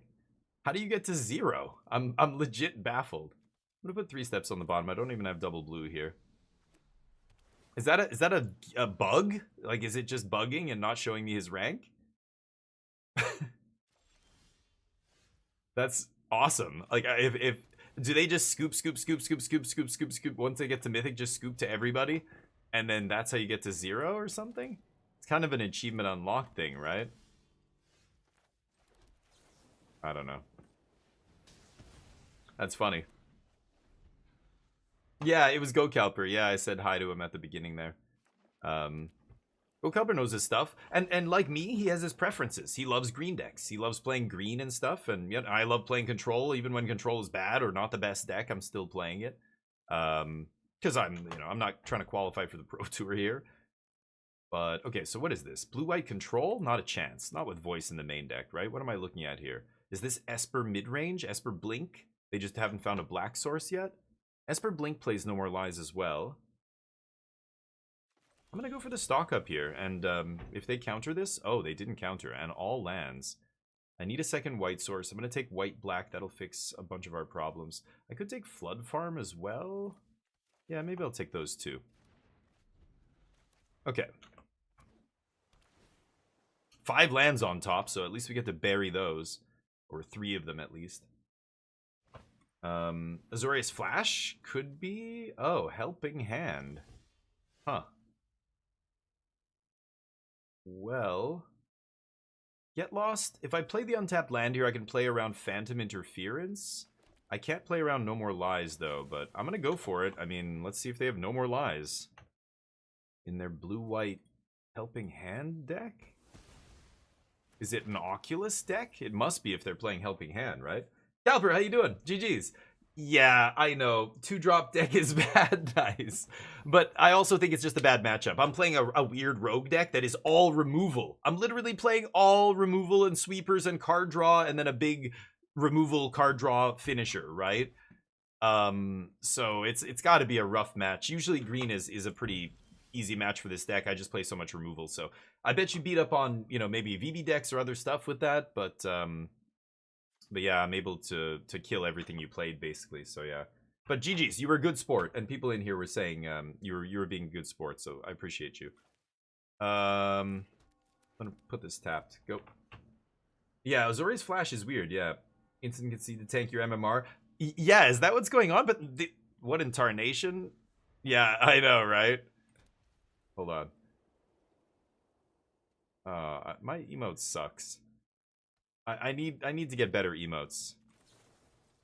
See if they No More Lies this. That's funny. Okay, scoop. So yeah, I feel like I've heard of people who just like literally scoop once they get to Mythic, but I couldn't remember the reason why. I guess it's what did you say? So what? Your MMR? So easy. It's easy next month to rank up. Like, imagine going to those, like, look at my opponent. They are going off on the emotes here. They're like, what? They've never seen the Mystical Teachings deck? Yeah, okay, there it is. I figured you had that at some point, but better that they counter that than my Jeskai Revelation here. Doom showed 0-2 until restart. Oh, maybe was there an update or something? Crush Capper Soul, no. It's a bug, right? First and last attempt. Oh, you were just trying a new brew there. Okay. I thought, yeah, when you said it's no good, I was like, oh, maybe he's brewing as well, but... You only buy the emotes? Nice. I need to get my emote game up. I don't really emote with people very much. In fact, I mute a lot of people on this client.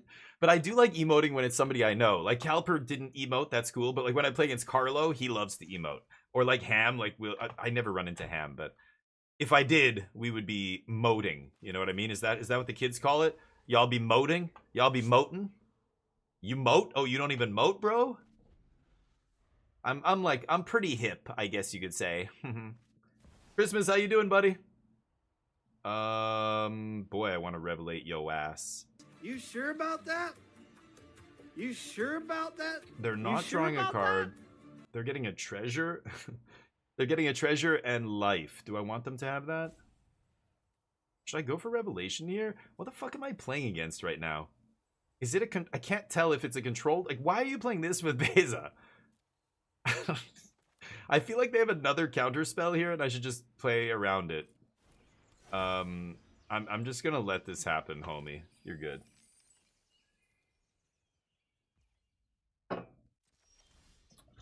Okay. Go. Doorkeeper Thrall, yeah. Oh, so yeah, you were mentioning Clarion Conqueror yesterday. I could try it. It's good against the VV decks. That's not... Like, that's accurate. But... it can't be fetched. And it's not instant speed. It's very rare that I want to tap out on my turn. I basically never want to tap out on my turn. Like, ever. So this is interesting. I can, get this guy's ability here. 3 steps me, please. I don't know what my opponent's doing. We thought it was a flash deck? Nope. Thought it was maybe Esper midrange? Nope. Esper blink? Nope. Thought it was an Oculus deck? Nope. It's fucking anti-causal vestige, I guess. Alright. Sweeps. See if that resolves.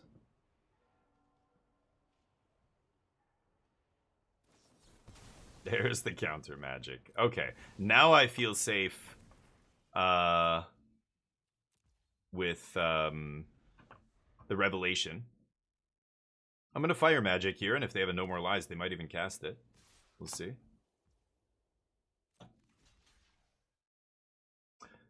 Oh, hold up.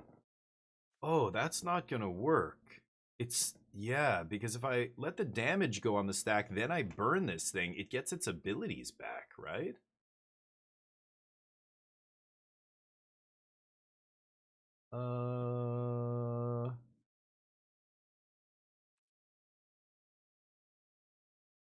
Okay. Still gonna do it here. Kind of weird. Yeah. Oh well, whatever. I don't know. Are they playing Ugin? Maybe they're playing Ugin. Let's see. Or they can only put a 7 into play. Never mind. Isn't Ugin 8? Can't remember anymore. The last Ugin was 8. Is this one 7? Maybe it's 7 now. Blue Eye Control? I don't know. Does Blue Eye Control play Helping Hand and Unauthorized Exit? Those are tempo cards. What? Oh, Parting Gust Their Own Vestige? Okay. Well, I need this to resolve, I guess. When it leaves the battlefield. That is super fucking annoying. Okay. 4 to them, I guess. See what happens here. Assume I'm gonna get countered, but I have no clue what the fuck is going on over here. Parting Gusts, 3 steps ahead. Sure. Ultima's good here, sweeping away their stuff, but I'm just gonna bring in my anti-control package, I think. Yeah, all the little removal was bad. Let's see. Cease Desist. Tidebinder. Man, I took out my D-stroke. That feels bad. Oh well. This doesn't work because it's when it leaves. It's the leaving trigger. I mean, ETB they draw a card, but it's when it leaves is the problem.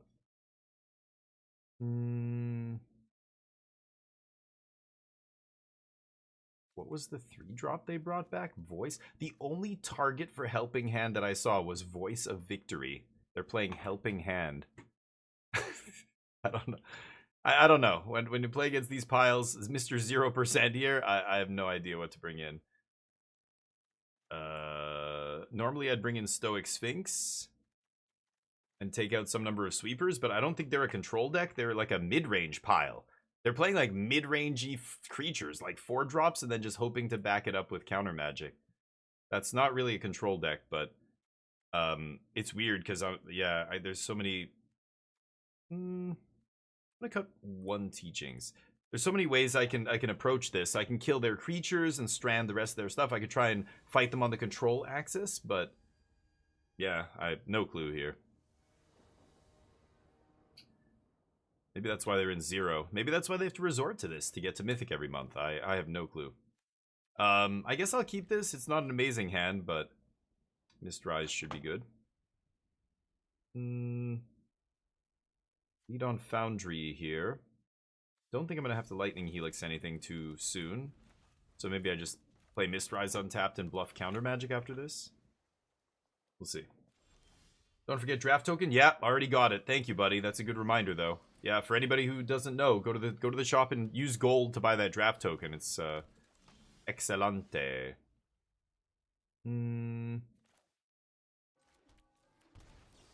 All right, kill this idiot. What a pile. Good God. I get it, though. They're just trying to, like, a lot of players build decks like this, right? They start with a couple cards they like, and then they start putting layer and layer and layer and layer over it to try and keep plugging holes. It's like trying to build a boat by starting with just a piece of wood, and then as you put it in the water and water gets in, you're like trying to plug all the holes as you go. And you might have something that floats by the end of it, but it won't. Yeah, lands. Right. Yeah, my opponent's getting mana screwed over there. It's just going to be a pile of band-aids, right? It's just going to be a bunch of patches, one over another over another. Yeah.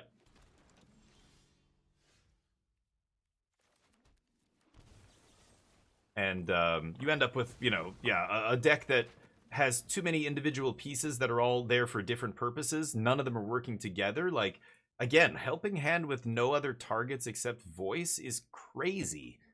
That's just going to be a straight up dead card in your hand almost every other match, right? Like, I don't know how it could play out any other way, really. Except, you know, once in a while, yeah, they'll kill your voice, you bring it back. What if you don't draw voice and you have Helping Hand in your hand and you can't bring back anything else? Seems kind of silly. Let's do this. See if they want to counter. They do not. Let's get a consult here. I want more action. That's exactly what I said, Nanoplasm. Nope. I didn't see one. They played Beza and the Eldrazi guy. So I have no clue. Let's do this. Like some lands here. Take a Revelation. I think I will. Pass.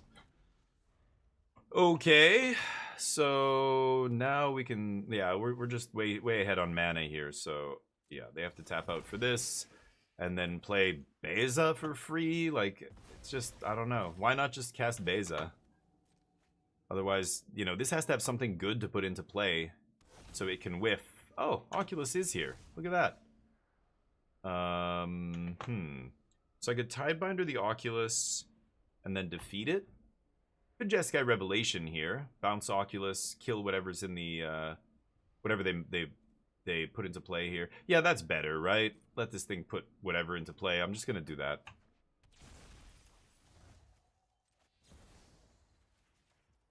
Bounce kill.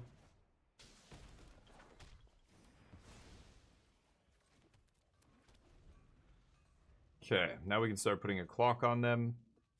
They can't recast Oculus. I guess so they have Helping Hand and Anti-Causal Vestige to cheat it into play? Is that the plan? So yeah, the Helping Hands. In game 1, we didn't see any Oculuses. I guess they don't have much else. In the other Oculus decks, back in the day, Helping Hand was good because you could cast Helping Hand to bring back Oculus. You could also cast Helping Hand to bring back the Scholar, or the other 2 drops in the deck, or 1 drops. Like, it had like 12 targets, right? I've seen Voice and now Oculus, but that's it. I don't know. It's weird. Either play an Oculus deck and cut the Bezas and cut all this other stuff, or don't play an Oculus deck. It feels weird to try and bridge the gap between multiple decks like that, but what do I know? Yeah, we can just put 2 damage on. I think that's fine.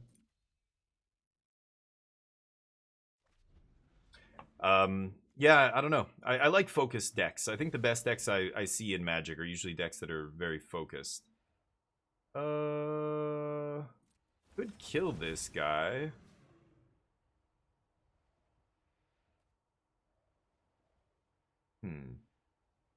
I fizzle the trigger, he stays in play. I untap, I cast Defeat, I swing. Yeah, let's do that. They don't get to draw. They can't negate this, can't destroke it, so this is resolving, I imagine. Right. Well, in that case, I'll just kill it.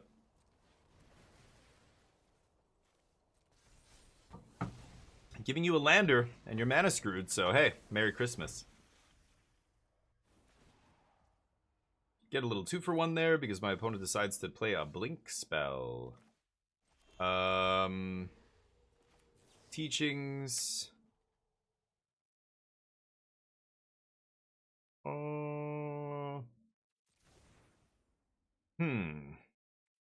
do I do this? I could just, yeah, I could teachings here. Okay. Swing. Now we're threatening lethal next turn, or very close to it. I've got Defeat up here to drain them for 3, untap, play a bunch of spells, that's lethal. So I think we're going to go to a game 3. They got mana screwed here, but Getaway Glamour.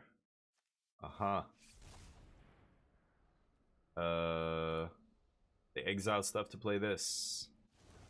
Got it. Can't counter this.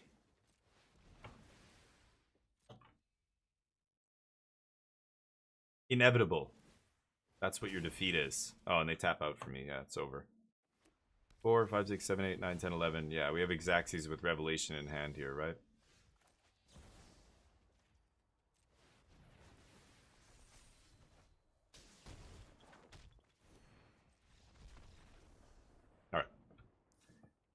Alright. Don't think I want to run anything different here.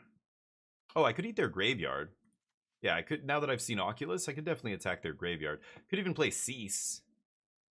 But I think Flanker's probably good enough here. Not crazy about 3 steps ahead. I think I'm going to cut 3 steps again here. She's it in with Vestige Warp. Yeah, right. I guess that's what they were trying to do, but some weird cards in there. Getaway Glamour.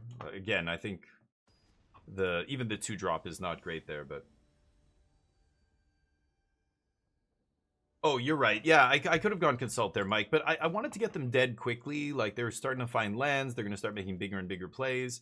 So I think making them lose 3 life on their end step means I have lethal on my next turn, just with what's in my hand, right? So I want to cast that, I think, instead. But you're right. I could have done it differently. I think it was fine the way we did it, though. I guess I keep this. Sure. I'm a little... you know, annoyed by an early voice of victory here if they have it, but... Okay. I need... I guess I have double white.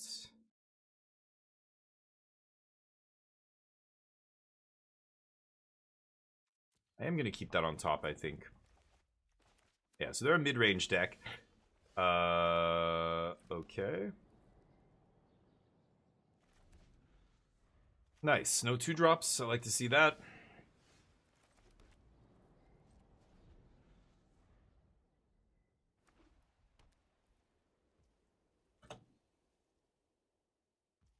I can do this all day.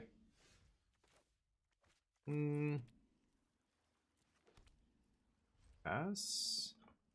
Not going to play Teachings here because they're sitting on counter magic. So draw 3. I'll counter that. I think I'll counter that. I could discard or flash in Flanker to eat their graveyard if they toss a... what's it called? But an Oculus. Bebe. Doesn't really matter. They get to draw a card, but sure.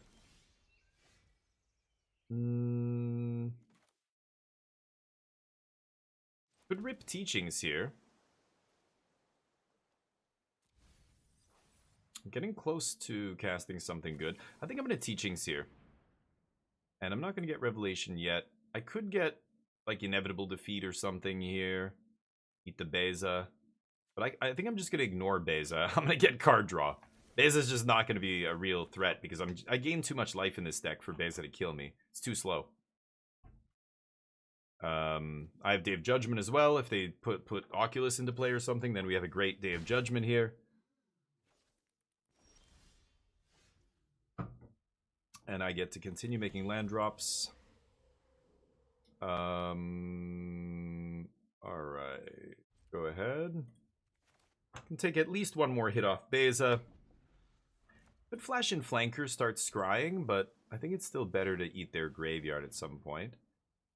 So I could double spell here. Let me think. I could... I don't want to really Lightning Helix them yet. Could let this resolve, and then whatever I cast here is guaranteed to resolve. So I just consult here for something. Or teachings. Yes, thank you, buddy. I'm trying to decide how I should do this. I haven't even seen a red source. I don't even think they can activate this. I think I don't care. I'm just gonna let this resolve. Sure. Go crazy. Okay, I think I'm not gonna teach here. Let's just do this.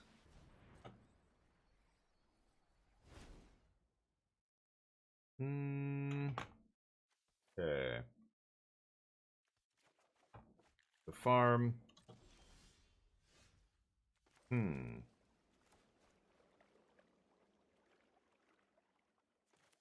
Okay, so let's do this.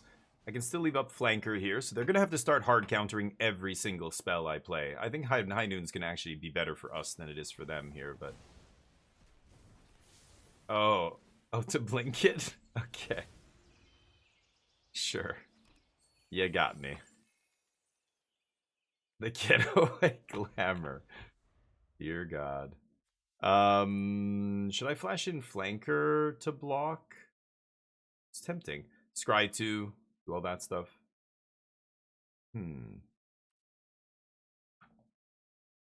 Fire up an Anchorage, lazy boy.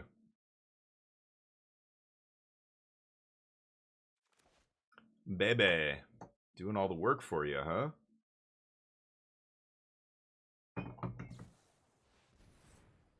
I think that doesn't matter. Sure. They have red source? Oh, the treasure? Yeah, that's their red source. The random treasure off Beza. Maybe, if they're lucky. I mean, it's very clearly a card. I don't know. That I think I would never play High Noon in a deck that couldn't activate it. But I guess if the meta is so crazy that you can't, you know, I don't know, this is good against the 2 top decks or something, then you play it. But I don't think that's the case. Should I block? What do they have in the yard? Nothing relevant. I have 2 flankers here. Kind of like flashing this in, but you know what? I'm actually going to take this. I'm going to flash in flanker end step and gain some life and scry 2. They can't do anything about this.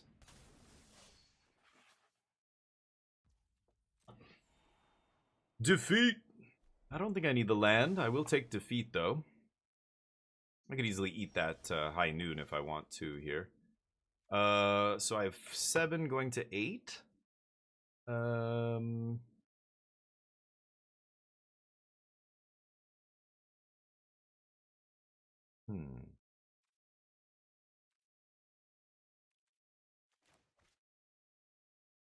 So many options here. I could 8 mana, so 4, 5, 6, 7, 8. I can't play around No More Lies. I can't play Flanker. So I think I'm actually going to play Tap Land here. I can keep that. And I can block Lightning Helix, and then they're forced to interact over that, right?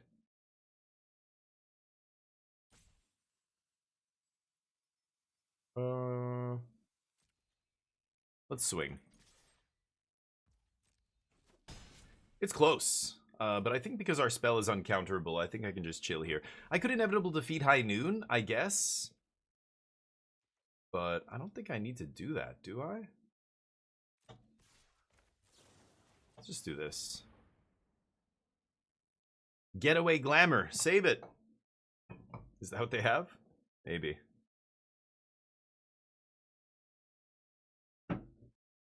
People play... Oh, yeah, when Cordy Steel was the best deck. Yeah, but that's... like... This is a totally different... This is a new dimension. We're not even in the same universe anymore. Cordy Steel doesn't exist here. So, again, I don't think this makes sense. This is for the VV decks, right? But VV isn't as reliant on playing a bunch of spells as Corey Steel was, so I don't know. Again, like, this person's obviously come to some wild conclusions here. Let them do their thing. Sure.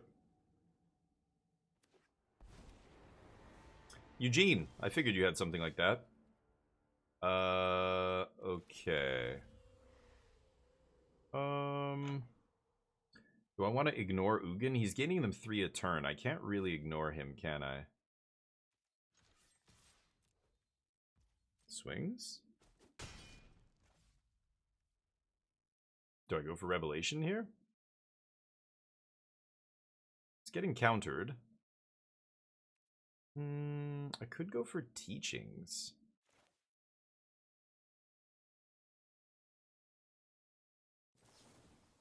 Go for Teachings here. I think they still have to counter this. Looks like they will. Yes. Excellent. Get one of those out of your hands. I don't know. There's an argument for doing 3 to their face there with Kutzils and then another 3 with Lightning Helix, putting them to 8 life. But then Ugin puts them back up to 11. Like, it's a little too annoying trying to kill Ugin here. Trying to kill them with Ugin on the battlefield. So I think I'm going to try and take out Ugin here. We'll see. I have Get Lost, so I have a million ways to kill him. So they have to counter every mystical teachings I play or card draw spell or what have you. They also have to counter this Jeskai Revelation here. Ooh, but they tap out basically for this.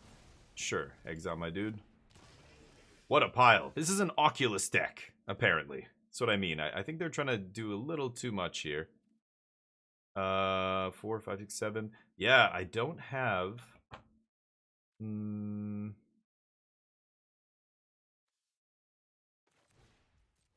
Okay, let's do this. I can pay for No More Lies here. It has to be negate. If I go for stock up, then I can't cast anything else this turn. I'm going to try this, see if they burn another counter.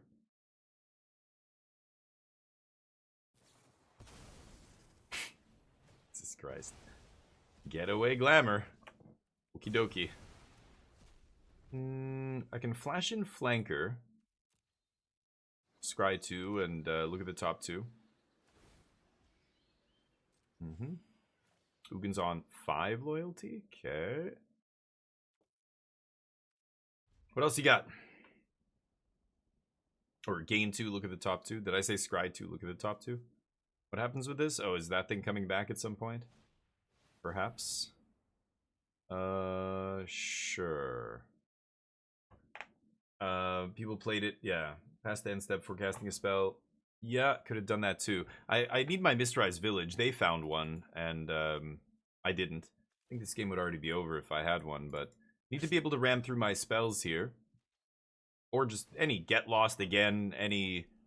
we have 4... I'm like 10% to just draw an answer to Ugin immediately. So they just have to have counters for everything I play here. Not to mention I have 2 inevitable defeats, emergency eject, so I'm like almost 20% here to hit an out to Ugin. But they get to do this. Sure. Did they side out all their Oculuses? They had them in game 2. They would be just dead in their hand right now, but yeah. There's a Get Lost. I don't know. Who the fuck knows what's going through, you know, their head when they put together a deck like this. I see this and it seems like so many disparate parts, but I know other people, yeah, there's your dead helping hand. Other people see it and to them it's amazing, right? It all just looks amazing and everything's great. Okay, I'm gonna go for stock up here. See if they fight this. Fight over this, I should say. They might. And then I'm gonna Get Lost on their upkeep.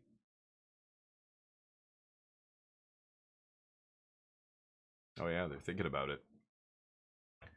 Smells like you don't have many counters left, if you're thinking that hard. Okay. Tidebinder's pretty damn good here too. Yeah. 4, 8, 9. If I take 10 mana, I can play around No More Lies with the Revelation, or I can just take another Revelation. Probably better to just take another Revelation here. They let it resolve. Sure. So should I Get Lost here? I think I still should. And then maybe I can Tidebinder the other guy later. See if they want to fight over this. Has to be a hard counter.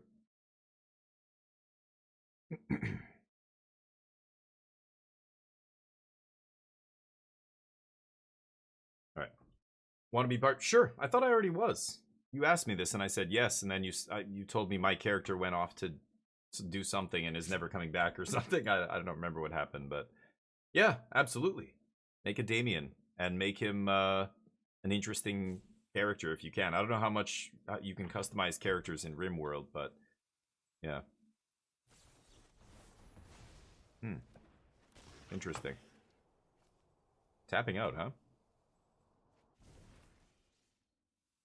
Sure. Oh, I'm the newborn. This is a new colony. How many colonies do you have already? Holy crap. Yes. Take some damage.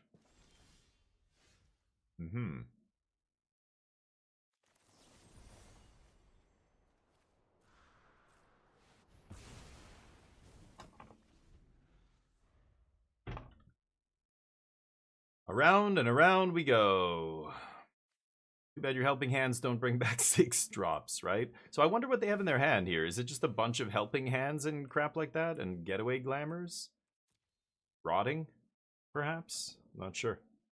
It looked like they were doing good there. They tapped out, though, for that 3 steps, which was wild. Could have taken the opportunity to resolve a revelation. Gonna have to Tidebinder Ugin here and start trying to punch him down. Oculus is fine. They can't cast another one. Oh boy. They're resorting to this? You've got 7 cards in your hand. Why not just pass with all your mana up? Maybe they have to end this before I win the game. Maybe that's why. They scurred.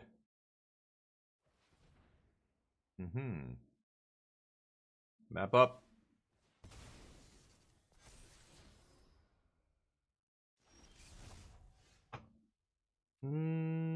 So I could Tidebind this. It's my only spell for the turn, though. I think I'll let it happen. Bouncing Ugin doesn't really do anything.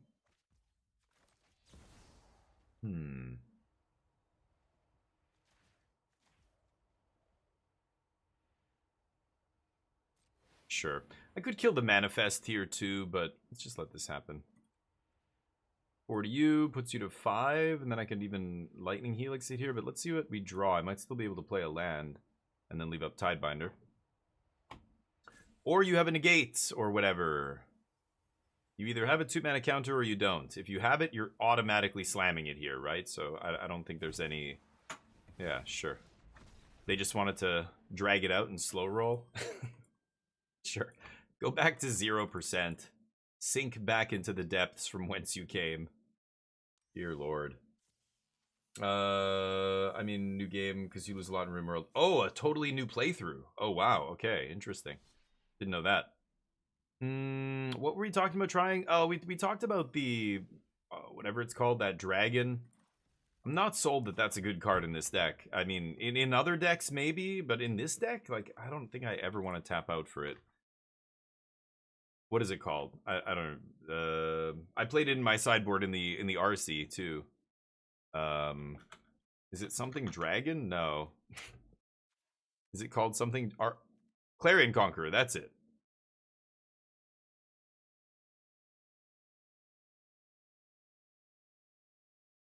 I mean, it doesn't conflict with anything in our deck, which is nice, but that's the answer. Yeah, Nano. Yeah, they're gaming the system. I think that's the only way you can get to Mythic with a deck like that. But anyway, I'm not gonna fuck with that dragon. I don't think we need it. Let's run it. Shut down relevant stuff. Yeah, it does, but so does a lot of the instant speed stuff I play. Right? I'd rather just play Annul and Disenchant to deal with cauldrons, and the Thrall does good work against all the ETB, you know, the pixie decks and all that other stuff. So. Nice. Oh, really? A top 8. Cool. Yeah, that deck felt terrible against everybody but Vivi.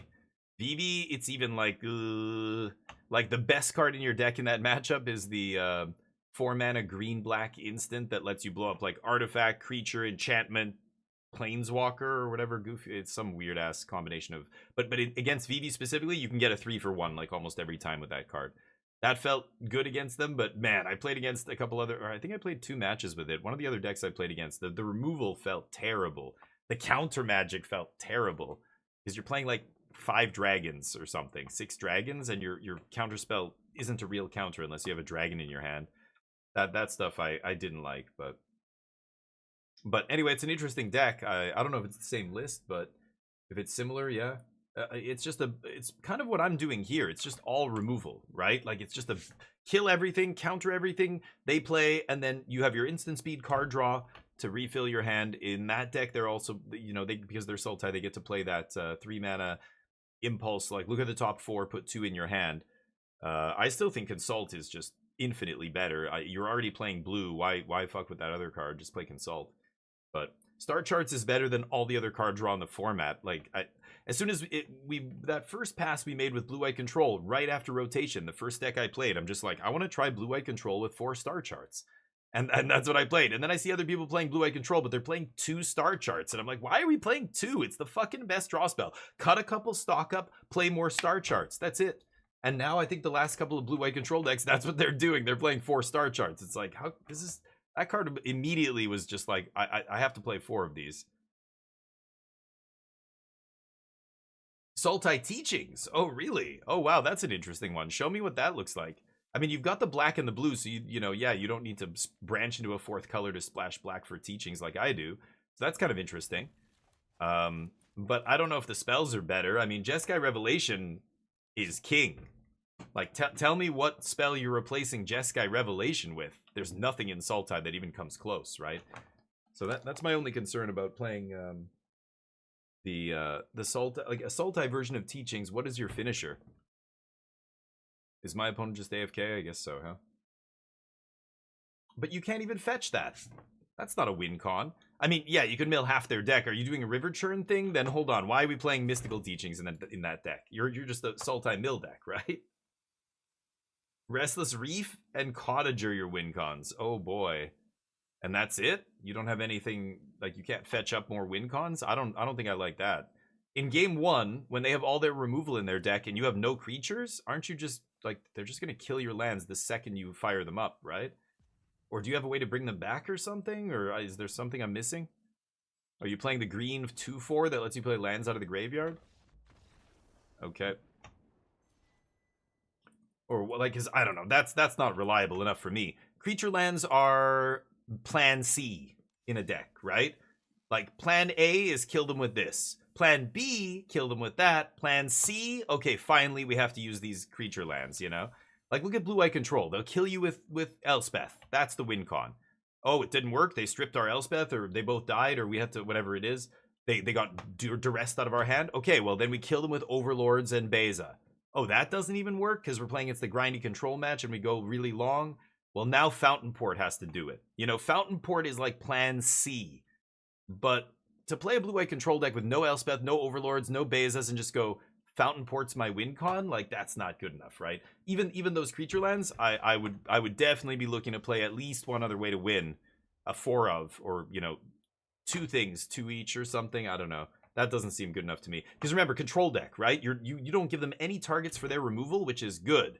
But if your only way to kill them is with creatures, then they're always just going to have removal sitting in their hand dead. As soon as you fire up creatures, they're just going to kill them immediately, right?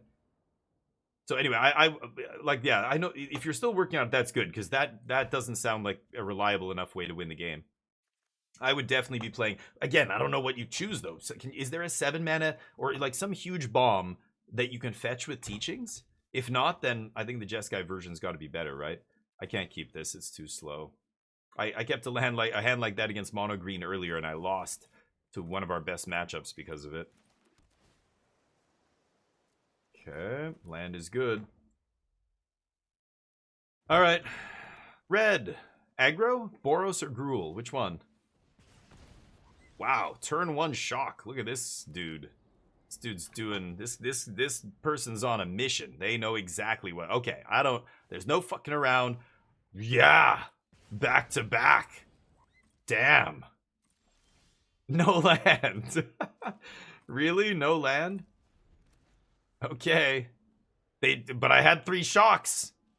So then I started shocking. They say, oops, sorry. Yeah, probably a shitty keep. That's not bad luck. That's on you, buddy. That's all on you. Yikes. Me go face, Romanari. Me go face big hard. They drew a mountain. I like draw spells. I don't think I need this yet. I think I'll take the defeat over another land. Just because I can find more land off the next consult, right? Yeah, I'll save the shock. Go. Bolt wave? Like, there's got to be more burn spells. Alright, well. Mono red gets mana screwed. Kept a one lander. Very ballsy. And apparently didn't have a 2-mana play. So I don't know what they kept a one lander for there. That's wild. Fire Magic Scorching probably good in this match. Tidebinder's probably good. Take out Stock Up, 3 steps, and maybe 1 Teachings. Flash Freeze is probably going to be good here too. I'll cut 1 Revelation.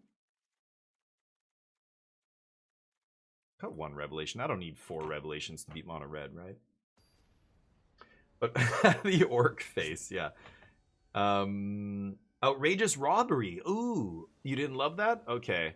That sounds okay. Now we're talking. That to me sounds like a good win con. Like I want to fetch that up. That you could just play like 1 or maybe 2 of those. You don't even have to play 4 like Jeskai Revelation. But man, Revelation is so good at stabilizing you. Like you know, let's say your Outrageous Robbery is the win con. I end step Mystical Teachings. My opponent's got a board and they're hitting me, and I'm at like 8 life or whatever. And I find Jeskai Revelation, I deal with their board, I gain life. The tempo swing is so huge with a Revelation.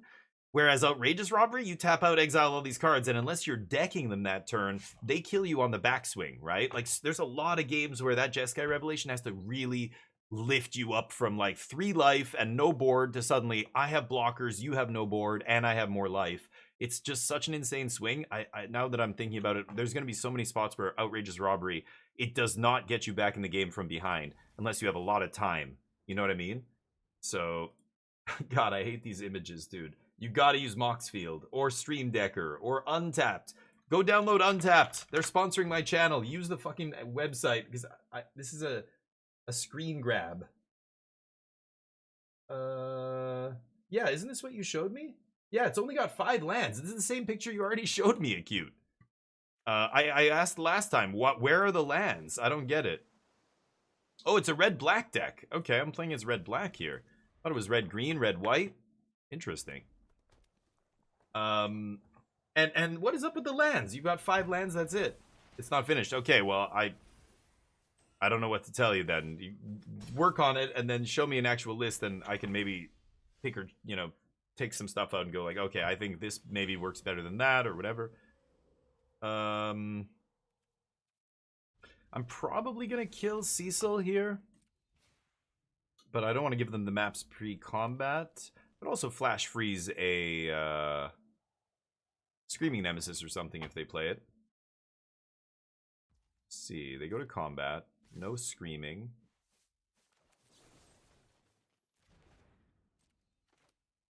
We're right to blockers here. And I'll kill this idiot. Corhan, how you doing, buddy? I'm excellent. No bargain, yeah. I guess not. Oh, you mean his list, Prof. You're talking about his the screenshot there?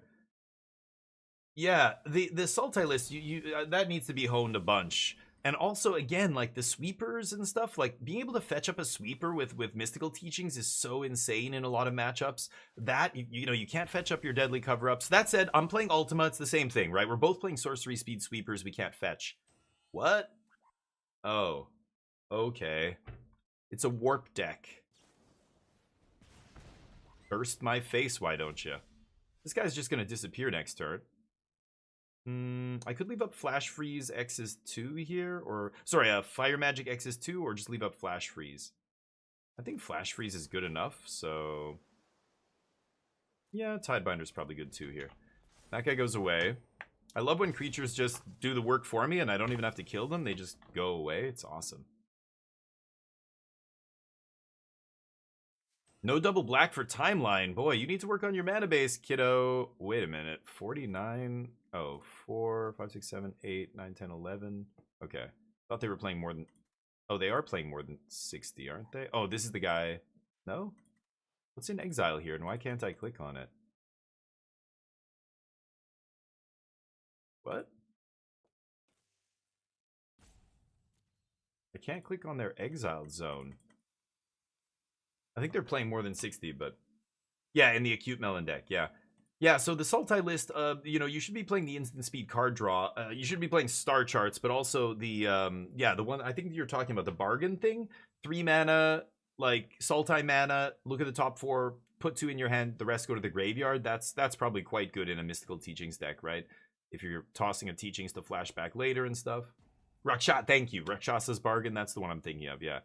Yeah, like, that's probably what you should be playing in that deck, yep.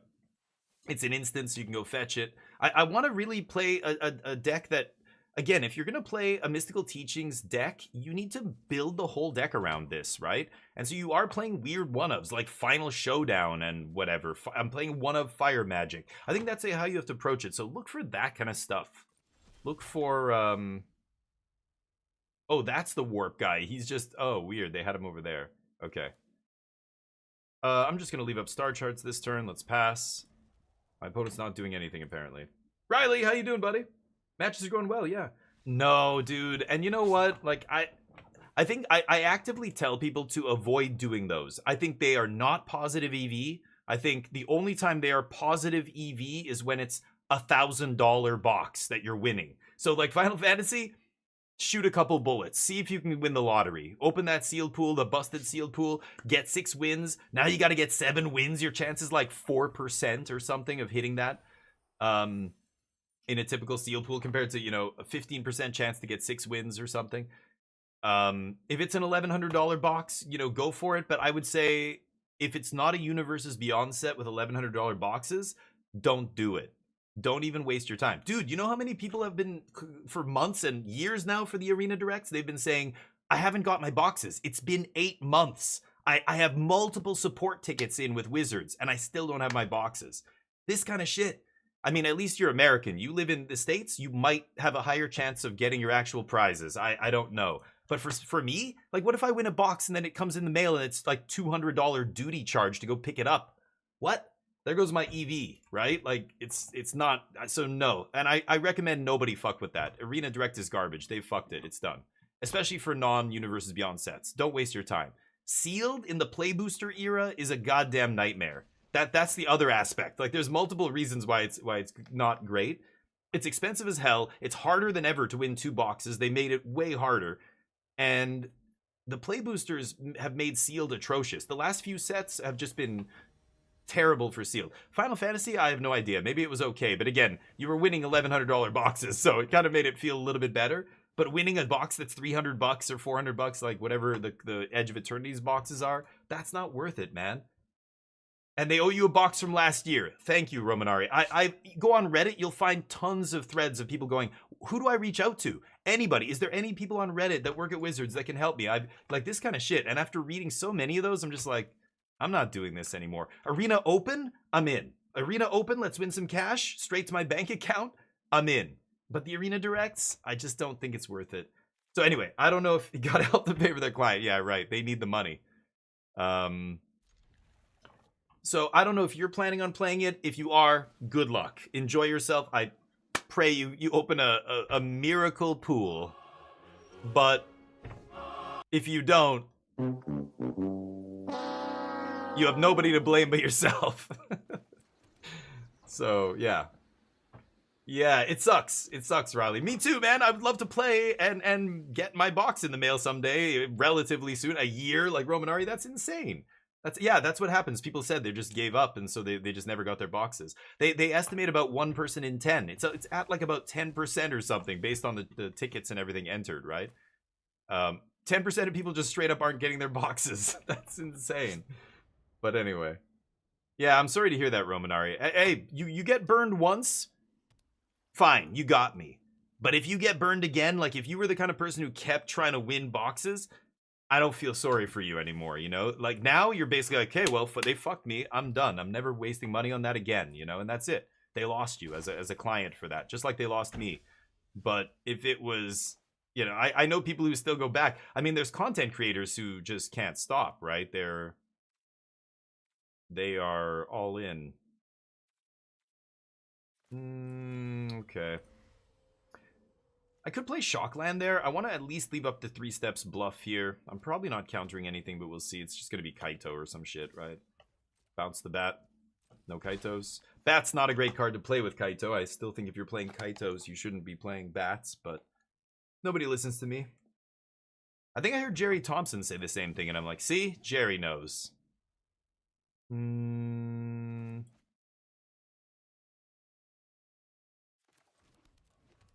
Okay. Surveillance really good. Yeah. Surveillance are good. You don't want finding in a control deck, right? Finding the balance between the surveillance and how many tapped lands you want to play is a delicate balance. I don't think you want to play that many tapped lands, especially in modern day Magic. You just have to be able to interact starting on turn 2. Even Fire Magic on turn 1 on the draw has been awesome in my deck. Okay.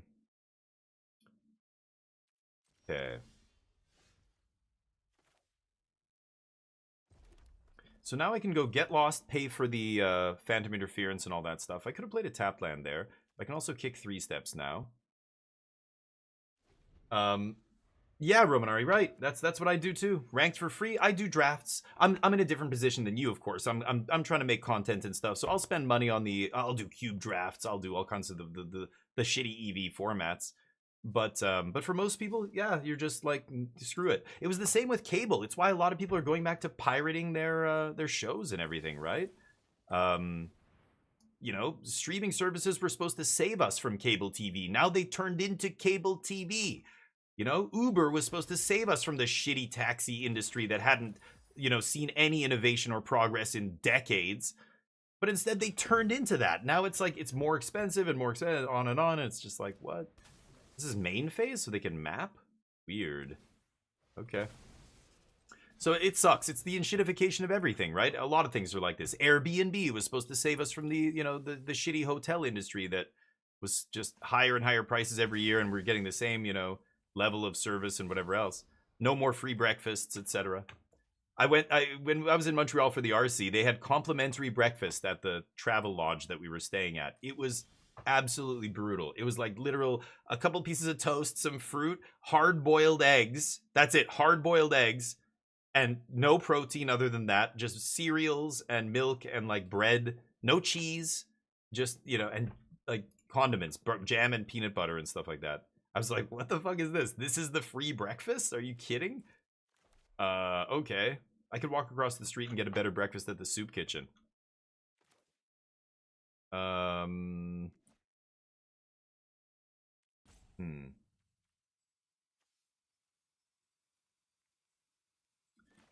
I gonna stock up here?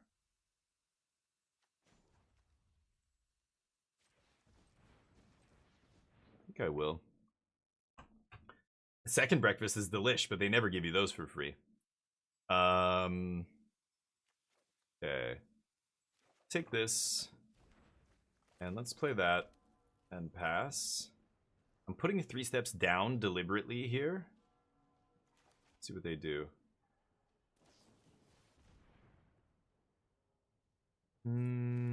Okay. Stale Danishes? No. I wish. That would have been a huge upgrade. Oh, it was actually decent. Europe's probably better. This was in Montreal, and it was... I mean, we found a cheap hotel. It's not like it's a fancy hotel or anything, like a 3-star hotel or whatever. But it was just like, you know, it came with complimentary breakfast, and we thought, oh, that's something. But let's try and get lost here and have them counter. I don't really give a shit. We're just going to Ultima after this anyway. Oh, I know second breakfast. I love second breakfast. I often have second breakfast. It's basically an early lunch is second breakfast. There is no lunch. You just have like a bunch of breakfasts or like that's like it's like brunch, right?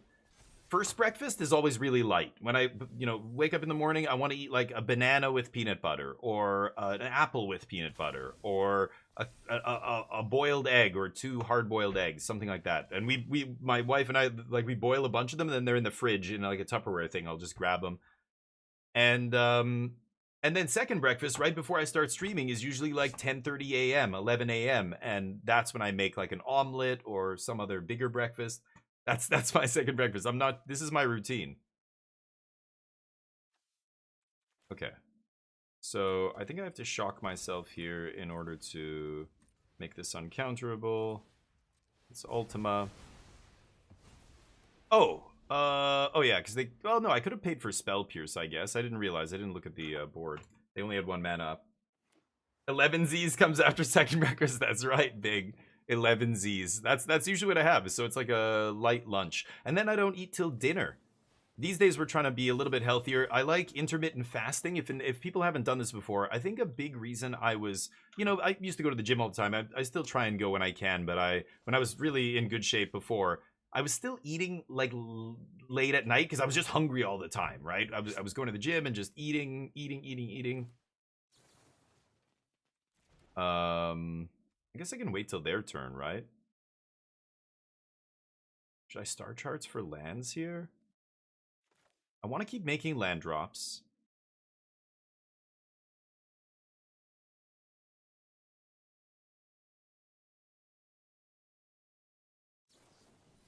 It's a little risky.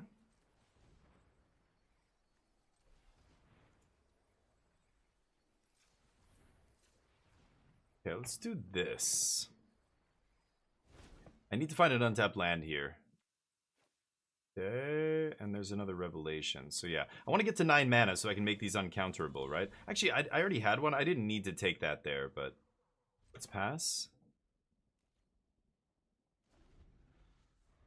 They're not going to realize I have an uncounterable removal spell here. I think they think their counter is going to be good. Fire it up. Yeah, there you go.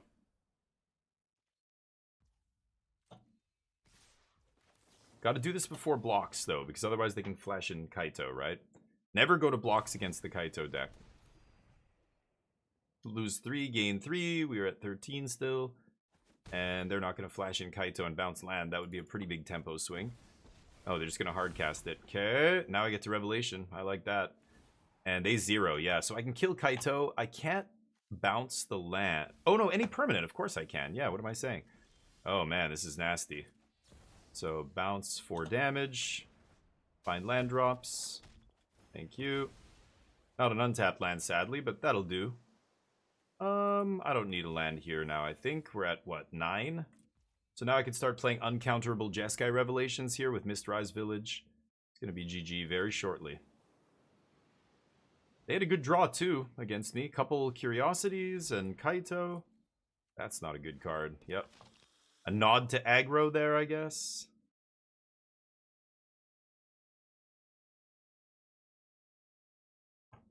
Fire up the Reef. Why not? Or Kaito. Okay. Ooh, now they plus because they know I can just kill Kaito. It's pretty nice. But that means Kaito doesn't do anything. They play Kaito and then it just nothing happens. So I can go Revelation. I can pay for Spell Pierce here. So bounce the Revenant, do 4 to Kaito, make monks. These guys get pumped. Combat. 1 at Kaito, 1 at them. This game's basically over here, I think. Could just blast them in the face. Let's just end the turn. I think I'm going to discard Teachings. Okay. So I have 8 cards in my hand. Yep. This game's over now. Anyway. Whoa. Coming in. Tough guy, huh?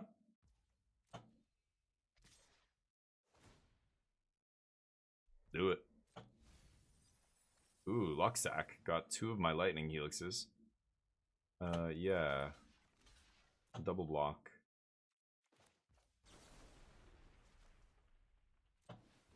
Could do 3 to Cecil here, but if they have a removal spell, then I can't kill the Reef. Whereas now, if they have a removal spell, I still kill the Reef.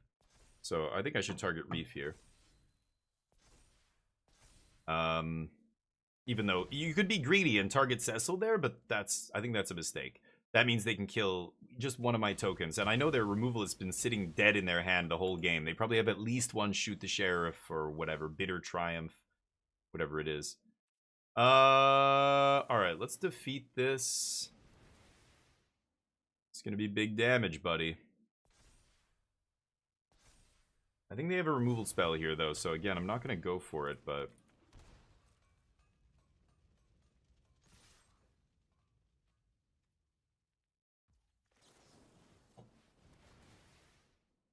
maybe I go for it? Yeah. Can't be countered, okay. Yeah, like I said, I'm pretty sure they're sitting on dead removal spells here, right? So, yeah, let this happen. They take some damage. Pass. Got 3 steps up. Inevitable defeat. I think this card says it all. Time to scoop.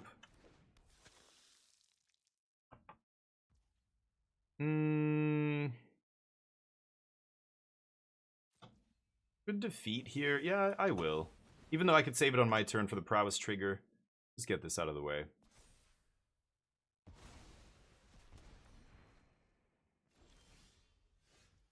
Oh, yeah. Well, actually, I can just, let's see. No way. Really? Oof. Next. Next game.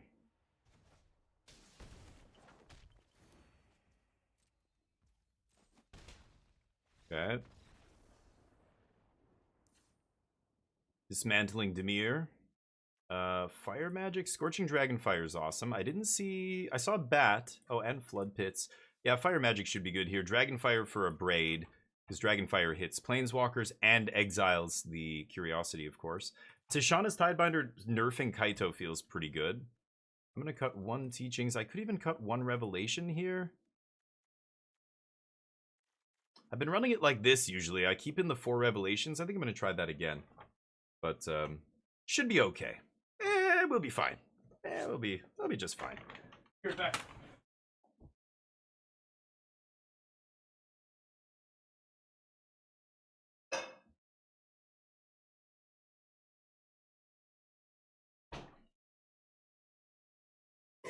Did go to the gym today, though. I was talking about going to the gym and stuff earlier. So, I'm going to try and be healthy and drink protein shake instead of like a bubbly or something.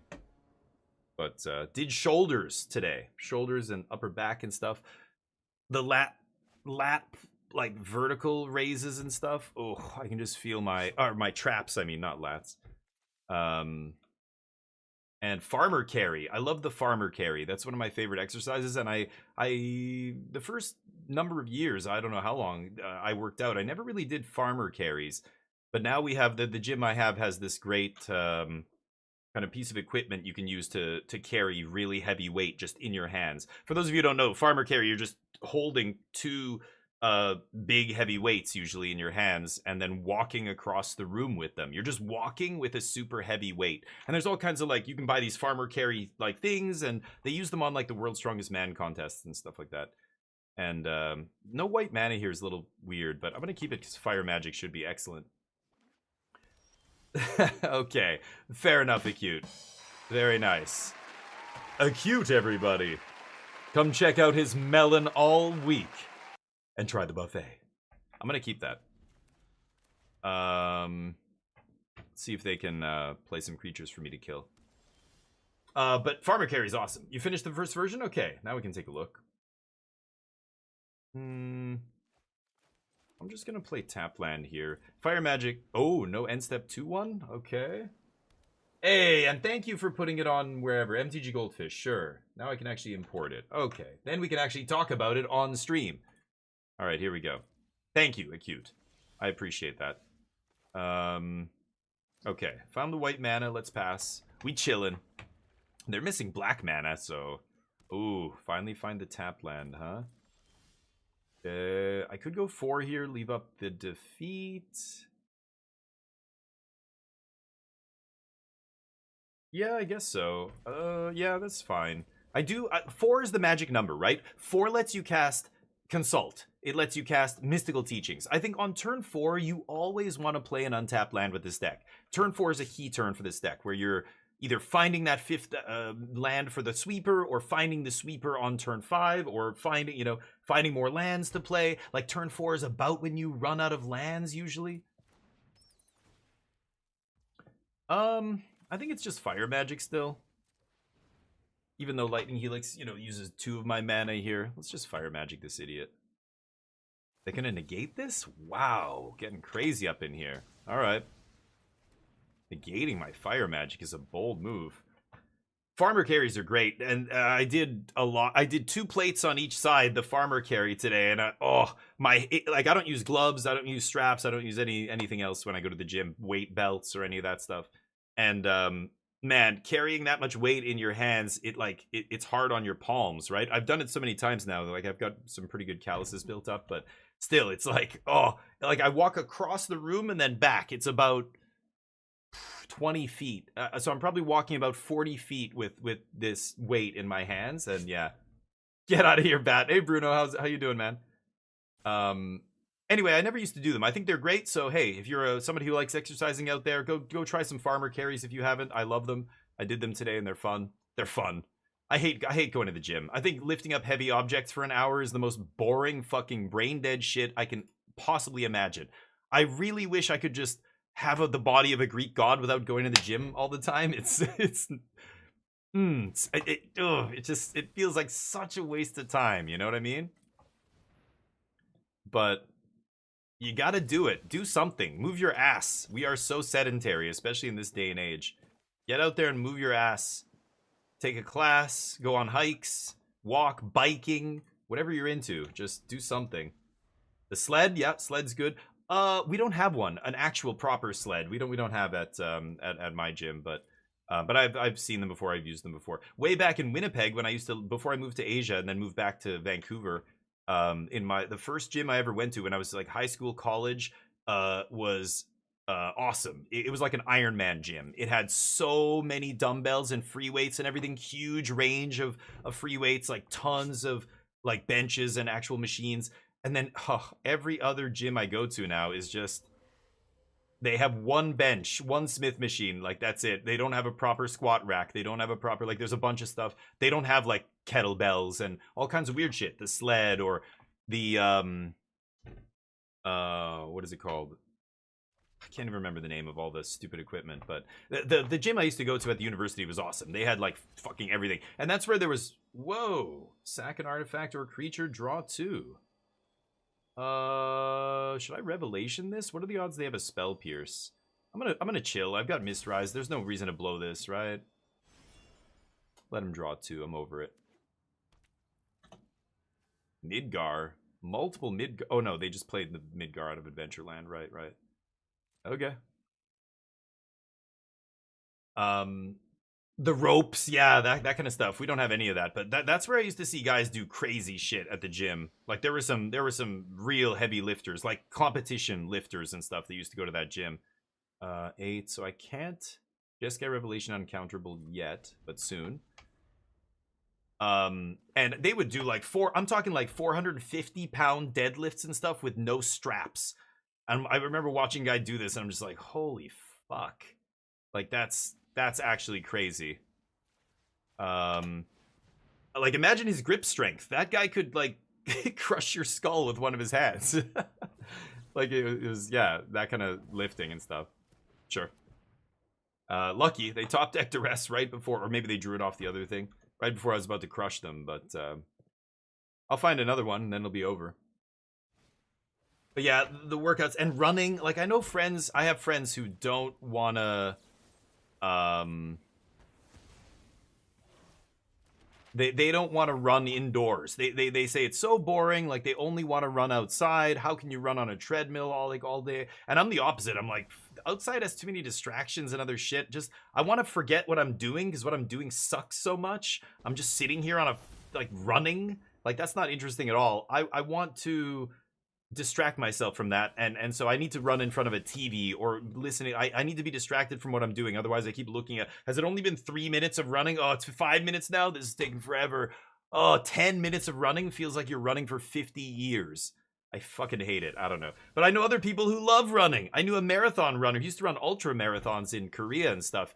He was crazy. He said he ran like 150 miles a week or something, or 120 miles a week, just, you know, as his training regimen and all this stuff. And I'm just like, Jesus, how many hours of your life have you spent running? Dude couldn't control his bowels either. Apparently when you're a long distance runner, I don't know if it's just the bouncing and all. I remember him having issues where he was like, dude, when I have to take a dump, it comes on so fast that I need to, from the time I need to, like, I know I need to go to the bathroom to the time I'm gonna shit my pants is like 5 minutes or less. Like, I need to get somewhere. And he had crazy stories of shitting his pants in Korea. A couple of times he shit his pants. But this guy's also an alcoholic, a raging alcoholic. The long distance runner dude, I've never seen. He drank like a fish all the time, everywhere he went.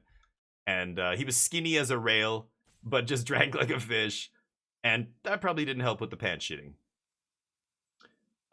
It's got to just be Revelation here, right? I have 9 mana. Let's just get this show on the road. Yeah. Sure. Yeah. Just bounce Kaito here. What if I just do that? Can't get hit by a car, right, Big Spartan? I can't get murdered in a forest if I'm on a treadmill. Jim's got cameras. Nobody's murdering me while I run, that's for sure. Cross country, no shit, Riley. Good for you. I don't want. Now I'm done running. Fuck that. Oh, dude, when I was in Korea and I got a scooter. I started driving around on a motorbike. And then I had a scooter and a bunch of different ones. But I would drive that thing down the street. If I had to go down the street to get something from the 7-Eleven style convenience store, no fucking way I was walking. I jump on my scooter, no helmet, flip flops, just get down there. People are like, "You live right there." I'm like, "Yeah, that's a hill. Are you blind? I'm not walking up that fucking hill. Why do you think I bought a motorbike?" Once you have like an electric scooter, you become such a lazy piece of shit. It's hard to fathom. But everywhere's a toilet, sure. Hey, have you been to the same Oktoberfests that I have? Huh. What if I keep just casting more Revelations? Then what happens? Boing. Die.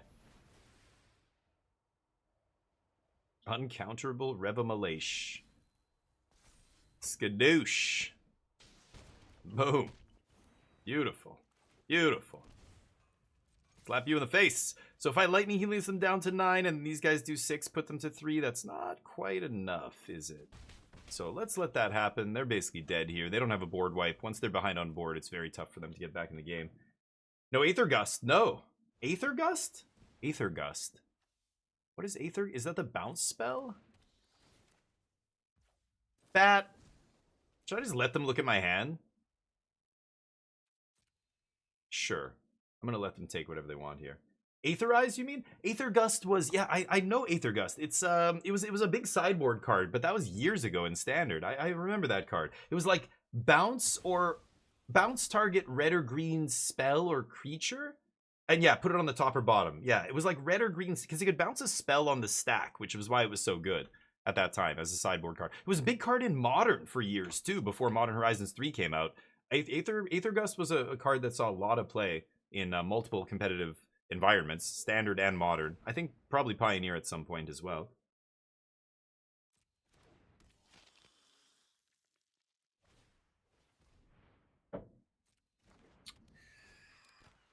Okay. So you die. Great. Okay.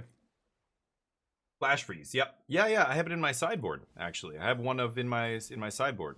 So yeah, definitely legal. Another good sideboard card. These kind of color hosers, they kind of moved away from that kind of design philosophy. I'm at 29 life here. This game's over. Get lost. Oh, I want to lightning helix their face. That's awkward. Whatever.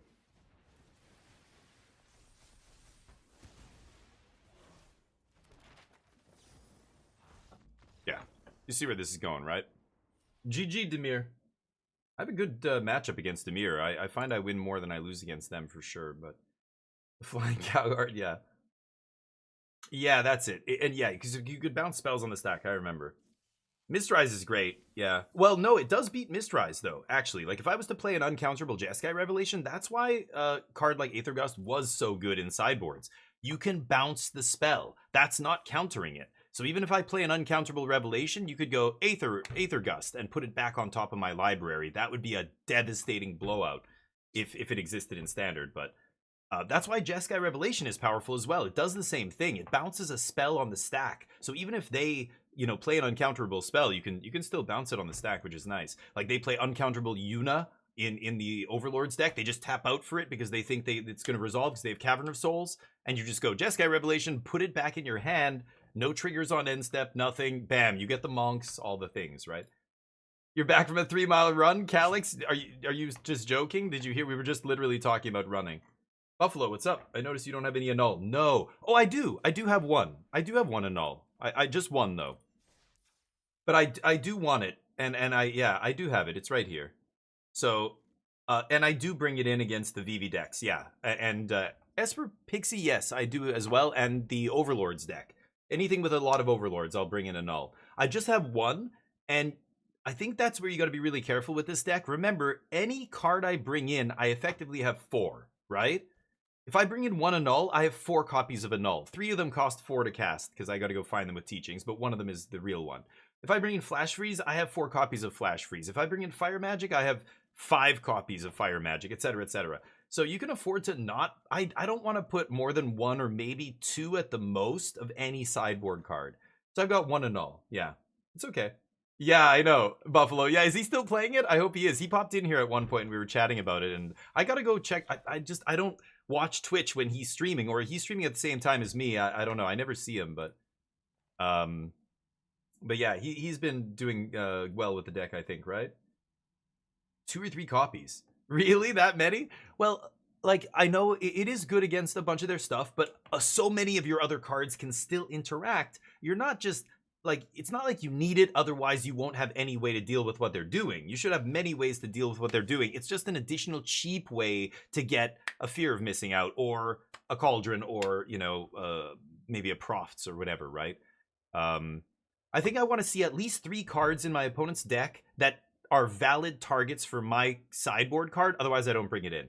So, like, people ask, like, would you bring in a null against Dimir midrange? And I say no, because of course, what do you have? You have Enduring Curiosity is a great card. Yes, it's a must-answer card. I would love to annul. You're getting a great mana advantage there. But that's it. After that, what are you countering with a null? Nothing in their deck? That's not good enough. I don't care how good it is against that one card. If it's only got 1 target, forget it. I want 3. For me, I used to call it the rule of 3. If my sideboard card isn't hitting 3 things in my opponent's deck, or interacting with 3 things or whatever, I don't want to deal with it unless, or I don't want to side it in unless it's like a graveyard deck that, you know, Kutzil's Flanker only interacts with the graveyard, but it wipes their whole graveyard like that. Obviously, you're bringing in something like that, but the other reactive sideboard cards like removal spells, counter magic, like negate. What am I negating out of my opponent's deck? If they're all creatures and like 1 planeswalker that's good, I'm not going to bring in negate just to counter the planeswalker. Like I'll get lost the planeswalker or whatever. I'm not going to, you know, like I want to be hitting like against control decks. I can hit a whole range of things, obviously, right? Negate's much better. I see people suggest sideboard options, or they say, oh, why don't you try bringing in this? And I go, well, there's not enough targets. I don't want to bring a card in unless I'm hitting multiple things. Otherwise, it's going to be dead in my hand most of the games. It's just going to be a dead card. I don't like dead cards. All the cards in my deck have targets against basically every match. Like, even my removal spells can go to the face, like Lightning Helix. Get Lost is kind of weak. Oh, I was just going to say, against, this is Esper, though. Against artifact decks, Get Lost is kind of dead, but... So we have Esper here. So Esper is going to do a lot of cheap, you know, bouncing and whatnot, which makes this hand not amazing. 3 steps is not going to be great against a deck full of 1-drops and 2-drops here. Yeah. Okay, I'm going to kill this right now. I want to force them to do something immediately. They can either bounce it or... Yeah, no, okay.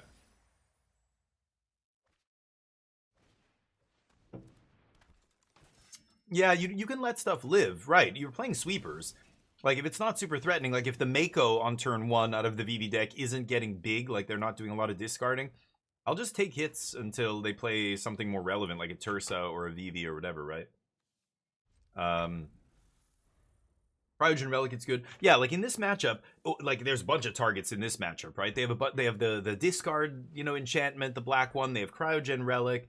I think they have even more than that, if I'm not mistaken. I can't even remember the lists. This deck is not super popular anymore, but sure, I'm going to let it resolve. I could have fought over that, but I think I'm just going to worry about dealing with the board here.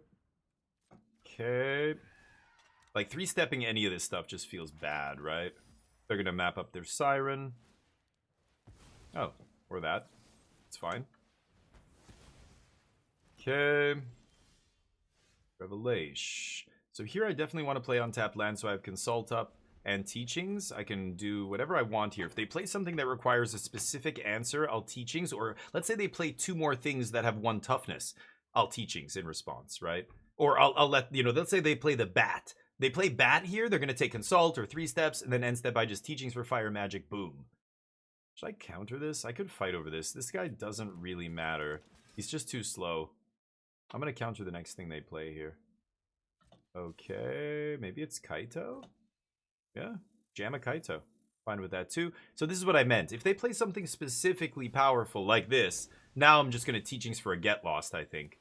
I have the land drop for next turn. Because if I Consult, I'm only looking at the top 4. I could easily not find a Get Lost, and I want to kill Kaito right now. So, yeah, let them do all their surveilling and all that shit first.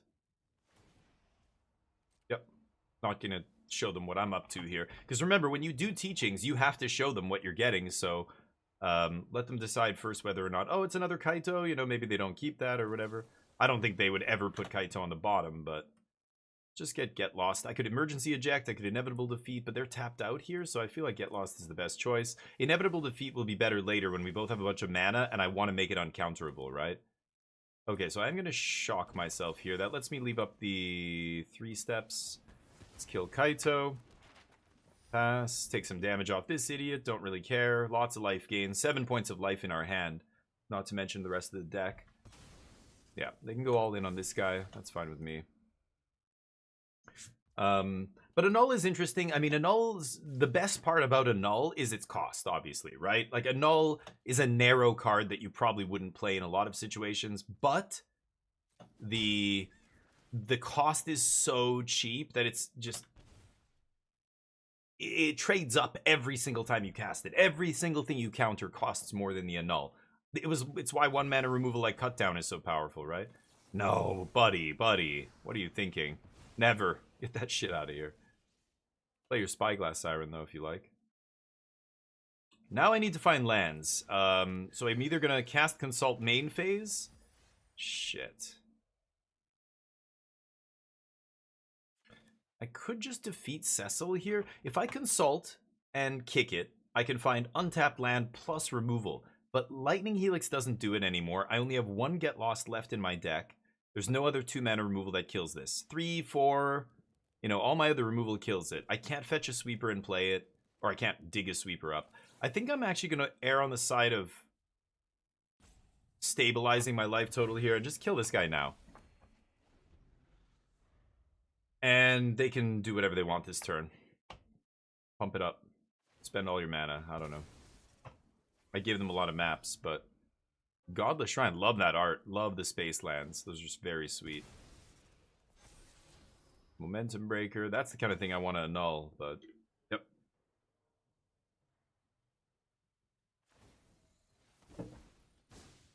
Opponent very lucky here. Is that... Oh, it's second? Oh, I thought it was... I thought it was third Kaito. Oh, second Kaito. Never mind. That's not that lucky. I think they only play 3, but...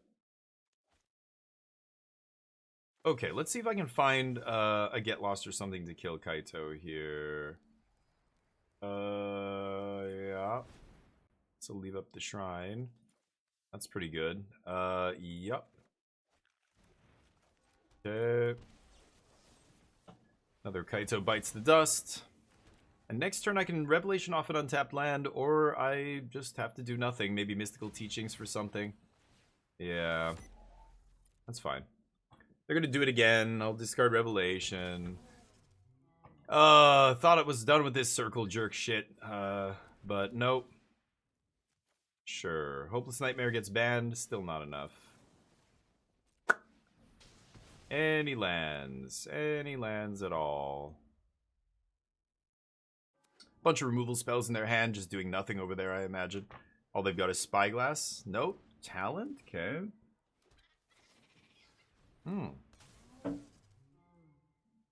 Oh, wow. They should make me discard my last card here. Wow, that was a mistake. If you have a discard spell and I have one card left, you make me discard my card. You don't fucking draw cards here. That's insane. Good. My opponent made a big mistake there. Hopefully we get to punish them. Got to sandbag a couple lands at this point. Fuck me. Storm Chaser sucks in their deck. They can't bring back anything relevant. I could defeat the Momentum Breaker. I think I want to, actually.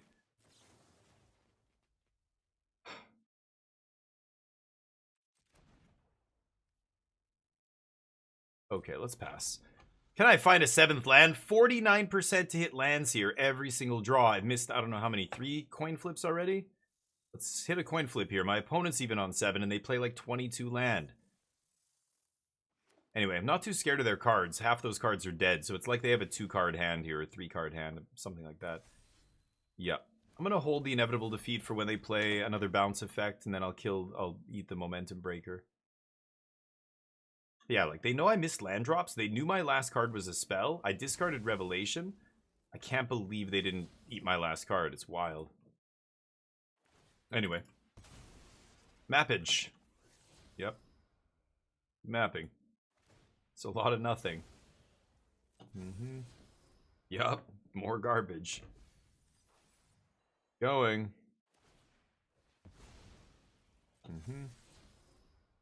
That's what they were looking for. Okay. I could kill one of these guys. I don't really care, though.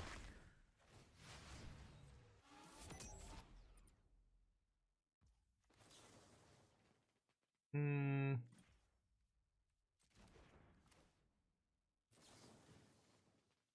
want to kill Momentum Breaker. Man, do I ever want to kill Momentum Breaker here, but I'll do this. I was waiting for them to play one more thing, but... Nah, get rid of this. Okay, my turn. Land. Amazing. Go.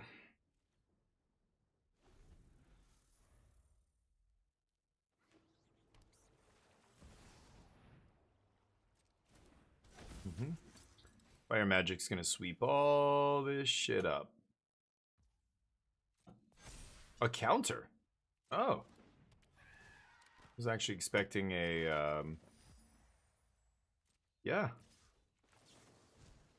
Let's see if they want to counter this. It's not. Why wouldn't they go wide there? Counter seems insane. To just put 1+1/+1 counter on one creature?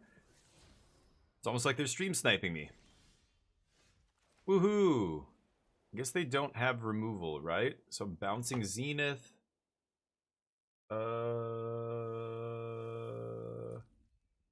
Sure. Or to their face? I'll go for this. I don't know what they're sitting on. They didn't counter my destroy 3 or a 3 damage to everything.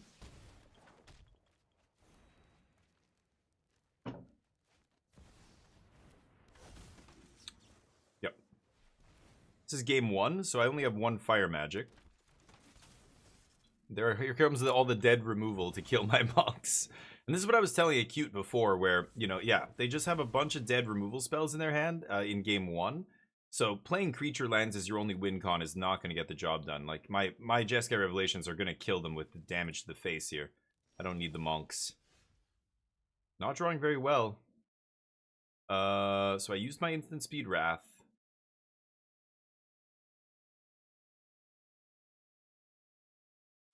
Kind of like going to get Tidebinder here. Teachings for Tidebinder, nerf the Zenith? I mean, God, I can just get another Jeskai Revelation, right? So, I don't know. Maybe I should just do that. Like, what's the worst they're going to do? Pump their team? They can't kill me here. That's not bad. I could go get 3 steps here. So they can double pump their team. 4, 5, 6, 7, 8, 9, 10. That's still not lethal. I'm gonna let them go off here. Yep. Do your worst. What are we bouncing?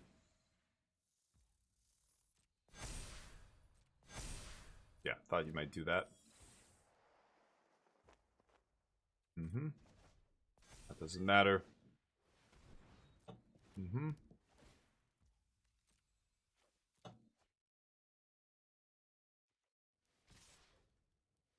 Sure.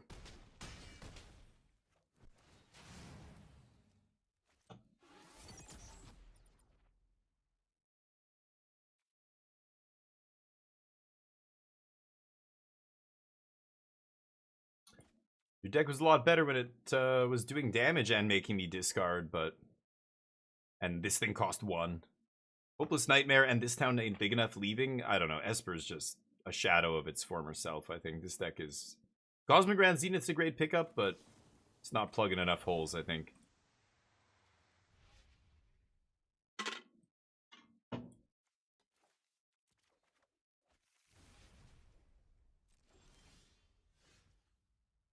Keep that in hand to discard.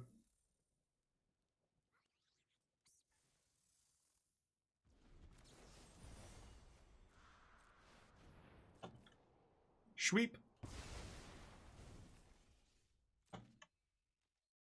Teachings for Revelation. Revelation win the game.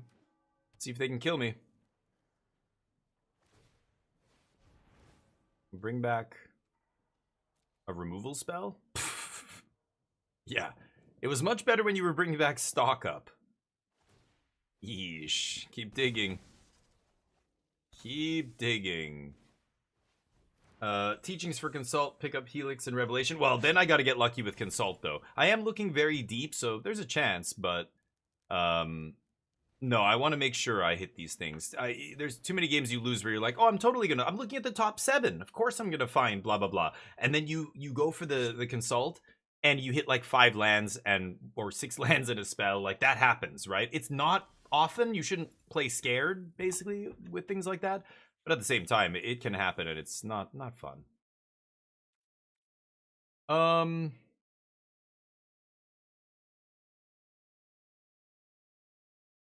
don't think it matters when I do this. 2 mana. Is there a reason to let them untap? Like, if they have a counter spell like No More Lies, they would have played it already. I'm just going to do this on their upkeep. That way, if they do have a 2 mana spell that's relevant, they have to waste their mana. They have a million mana. It's not a big deal, but technically better. I could bounce the Pixie. That seems like a mistake. I could just bounce a land. I don't want to bounce any of this shit that ETBs, so I'll put Watery Grave in their hand. Should I just do 7 or 4 damage to them?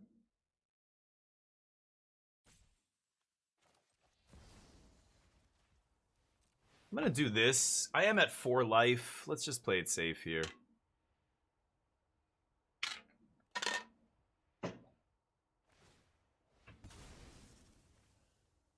Yeah, they gain life. Sure. 3 life? Yeah. Not gonna kill them anytime soon, so. There's another land to discard. I guess playing it on my turn means I can play a land drop. I think I did play a land drop, though, didn't I? Or no, I discarded it, right. Oh, all in on this? Sure. Yeah. Let's see who wins. You and your talent, or me and my teachings? Education over talent wins every time. Yep, keep digging. Not sure what you're looking for, but... so, teachings and stock up. So, I want to get that last revelation. But there's no rush. I think it's just stock up first. Not a great pull here. Jeez. Let's go with Archive. So I have 5 mana. I don't really want to shock myself here. I don't need that.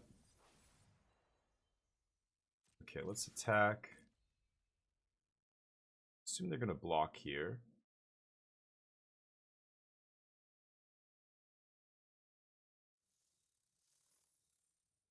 They block, I'm not doing anything. I'll just teachings on their end step. If they don't block, I'm tempted to teachings now. I could also helix their face. That's 5 damage, putting them to 5.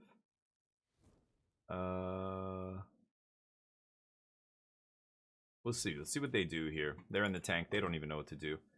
They have 1 mana up. They can't... White or black? I don't think there's an instant they can play here that's relevant. Cut down is gone. 3rd level on talent. It's very expensive, yeah. But they have nothing else to do. They're going to try and make some bodies. I'm going to bounce this or something with my next revelation. Or I can just get lost, kill it. I have a bunch of ways to deal with it, right? Emergency eject hits it. The defeats. Oh, apparently I'm out of defeats. Interesting. Helix to face, 7, and then 3 puts them to 4. Sorry, not 5 damage. You're right. This guy's already a 2/2. Yeah. So anyway, I could put them to 4, and then it's just 1 Jeskai Revelation to kill them. I go up to 11. I don't think they're going to be able to kill me from 11. What are they in the tank about here? I mean, it's a tough spot. They've got to figure out, can I race here? They don't know I have Helix, right? They don't know what I have in my hand, but... I have 4 cards, they have 4 cards, but again, the difference between my deck and theirs in game 1 is they have a bunch of this crap that's totally dead.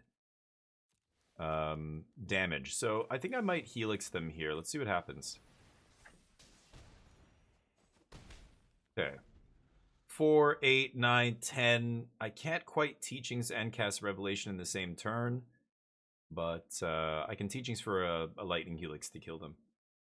Do I have Lightning Helix? I have 2 more. So we'll see what they do.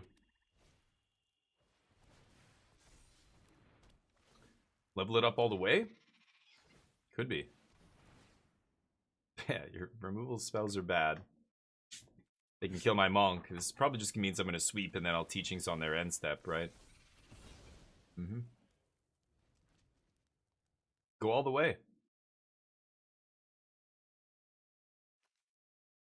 Nothing else to do, right? Yeah. All that mana? Mm-hmm.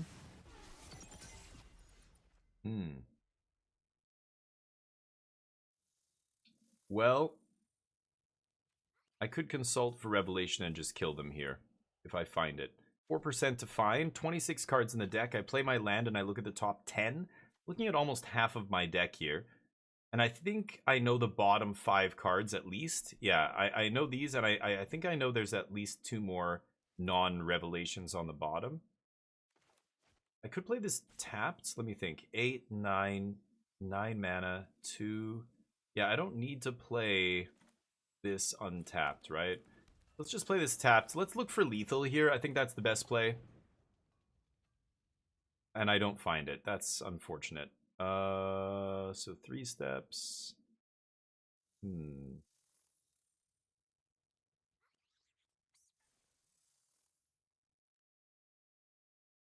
6, 7. So I'm gonna Ultima here, and then what? Have 2 mana up? I don't really want to take a braid here. I think I'm just gonna take 3 steps. Okay. Well, my opponent dodges a bullet there, but we've got more bullets in the chamber here. We just have to have one come up. Yes, that doesn't trigger talents. Oops, out of spells. Man, 4, 8, 9, 10. Still 1 short here. They can't really... Oh, this guy flips into lifelink, dude, right? So they're still gonna take 2 from that. Let's let them do this. If they take 2 from Cecil, I think I just fetch Lightning Helix and kill them. So I have counter magic to back it up too, so I don't think they can win here if they hit me. Like a pure removal spell? You wasted all that mana!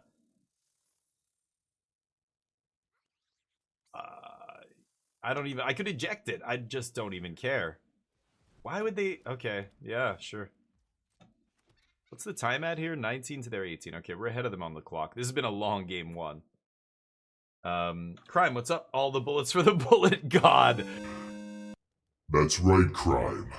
We will murder everyone on the ladder. Yeah, bring back removal. That is so anemic. Sure. All the tragedy. It is a tragedy.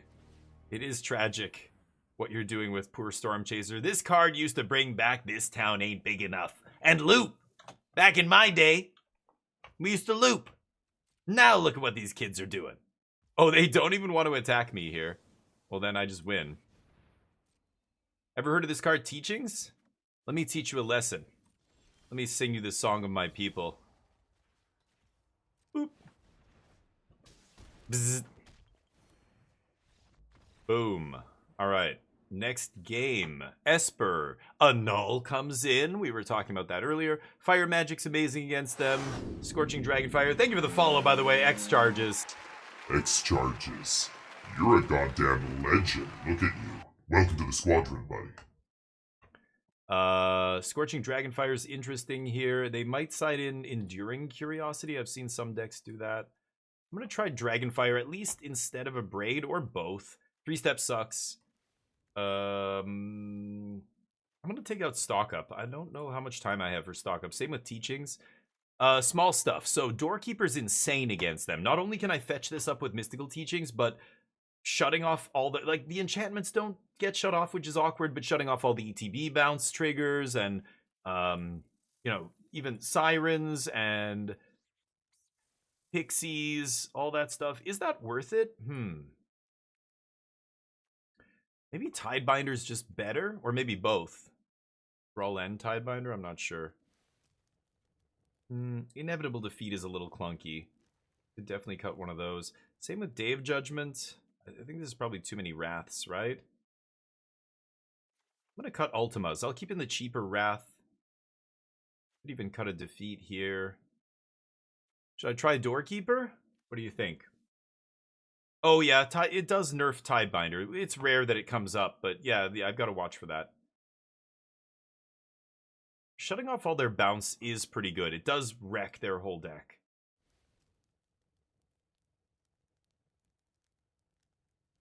I'm going to try one. Let me try one Thrall, see how this goes. 4 Jeskai Revelation, probably don't need all this.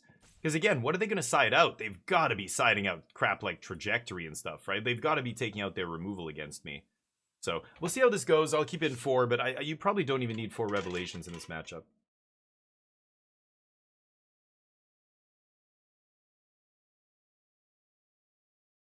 Cease Desist is an option as well, yeah. You get all the enchantments. Usually I find the enchantments don't matter because so many of them are dead. Like Nowhere to Run and all that kind of stuff. It doesn't matter. They're cryogen relics. Like, I don't care about blowing that shit up. It's just drawing them cards if I do it, right? I think I want to kill the creatures. Focus on killing the creatures. That's what matters. The enchantments don't really matter. Because I already have 4 Get Lost, Emergency Eject, 3 Defeats. Like, those all hit enchantments.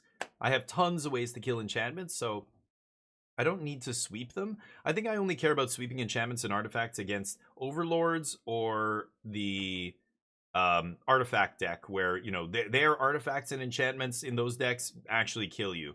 In this deck, they don't kill you. Like, making me discard a card, yeah, that kind of thing is going to do what it does way before I can even blow up all the enchantments. I'm not going to play a 6-mana Wrath to kill, like, those kind of things, right? So even though, yes, there's many targets, I don't think it's good to bring it in.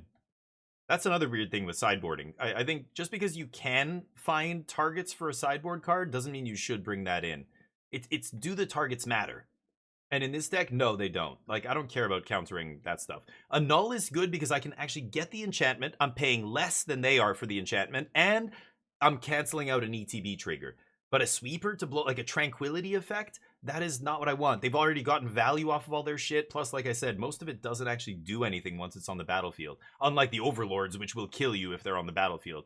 Or they will eventually become creatures and kill you. Those kind of decks, I want to blow everything up. But against this deck, I don't think you need to do that. I think I would just rather Fire Magic than blow up all the artifacts and or all the enchantments.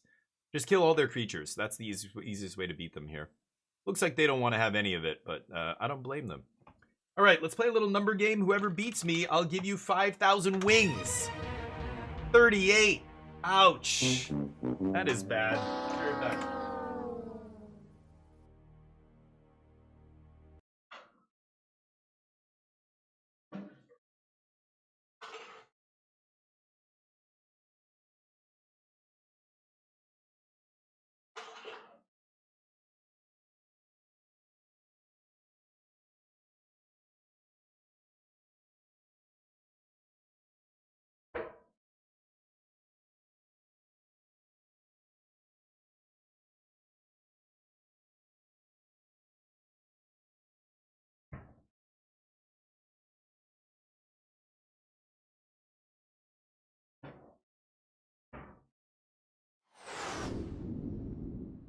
they AFK, really? Oh, did I get it? Okay, they scooped. Weird, but I'll take it. Hey, Crime, thank you for the follow, buddy. Crime MO7S. Oh, excuse me. Prime MO7S, you're a goddamn legend. Look at you. Welcome to the squadron, buddy. You guys look beautiful today, by the way. Everybody in here looking incredible on this lovely Friday. Really, you do. You look great. Your hair looks great. Your skin is glowing. And you're not even pregnant. You look really good. You guys look pretty damn good. Go out there and kill it. It's Friday, so I decided to have some wine.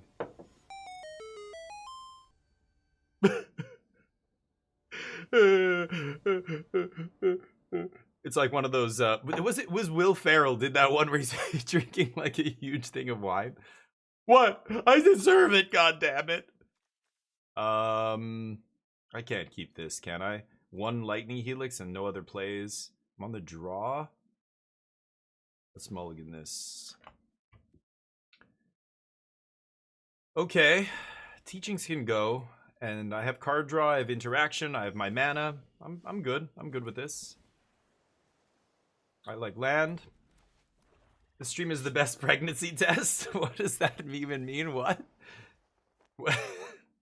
So if you want to know if you're pregnant, watch my stream, and then you'll know somehow. I don't. Oh dear lord, getting aggressive, are we? Huh? Really want to find fire magic to blow this shit up. Should I take hits off this clown, or should I just lightning helix bite the bullet here? I can take a hit off this idiot. Fire magic. I like lands. Should I keep that? It's another tap land, though.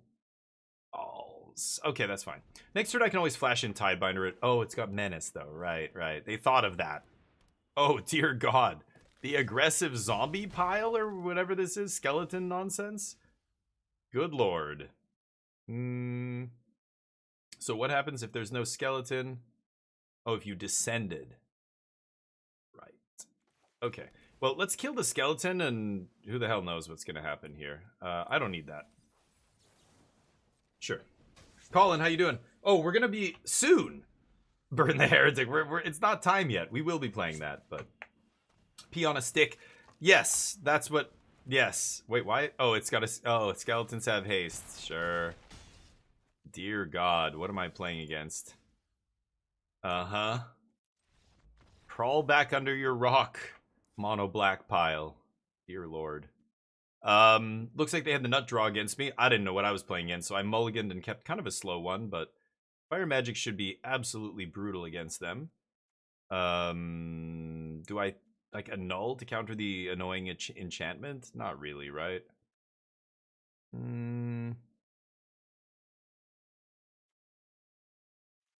Scorching is probably good. I'm gonna cut a braid, cut 3 steps, cut stock up. Maybe cut a teachings. So I could bring in some enchantment removal, I guess, against this crap. Because it just, I guess it's their whole game, right? If they don't, yeah, let's cut 1 revelation for another Tidebinder. Bring in all the Tidebinders. If they don't have that enchantment, the deck falls apart. It's just a bunch of garbage, you know, 1 mana 2/2s that can't block and stuff, right? So this should be fine. Dear God, Colin, how did we get here? What are we talking about right now? Now my channel causes abortions. Great. So now it's illegal to watch my channel if you're in the US. Sorry, American friends. Apparently it's not legal where you live anymore, so your loss. Too soon? Too soon. I wasn't thinking about when I was pregnant, but then you told me I was glowing. Oh, and not pregnant? Oh, that's the glowing thing? Are you trying to raise a baby right now? Join the club. Yep. Not for me. I'm going to see some cousins in a week that have the 2 small babies. Actually, we're going to a wedding. My cousin's wedding is at the end of this month in like a week. And we're flying over to Calgary and then driving to this place. It's the first wedding I've ever been to where on the invitations, no kids allowed. I was like, whoa. I've never been to a wedding where they specifically said, no kids allowed. I was like, holy crap. Chinese women who are having girls? What are we talking about? Abortion, you mean? Dear God, that's a dark joke. Cute. No, those days are over. They want them to have kids now. That was the one-child policy days where people were doing that crazy shit. I'll keep double fire magic. But, yeah, grown-up wedding. So it's gonna be, basically, yeah, all drunk idiots and no holds barred. Like, I don't know, it's gonna be a crazy wedding. We're gonna get crazy. No kids to, you gotta like watch what you say and do and whatever. Like, whoa, all right. I'm gonna be up on that bar just pouring shots in people's mouths. It's just kind of what I do at weddings. It's gonna be interesting. Anyway, I can't wait. Open bar. Ooh. Oh, fire magic. Ooh. Oh, fire magic. You're giving me the vapors. Boom. Get lit. Next. Naturally. Not a problem. I can blow up that Garbo enchantment here, and I can still fire magic. I don't need to leave up the untapped land here. Just kill this before they do something with it. Getting closer and closer to sweeping again here. Next. Another one. This makes it 2-1, yada yada. What happens if you da-da-da? No suspected skeletons. Okay, got it. So I can kill the other skeleton. They don't get to DT.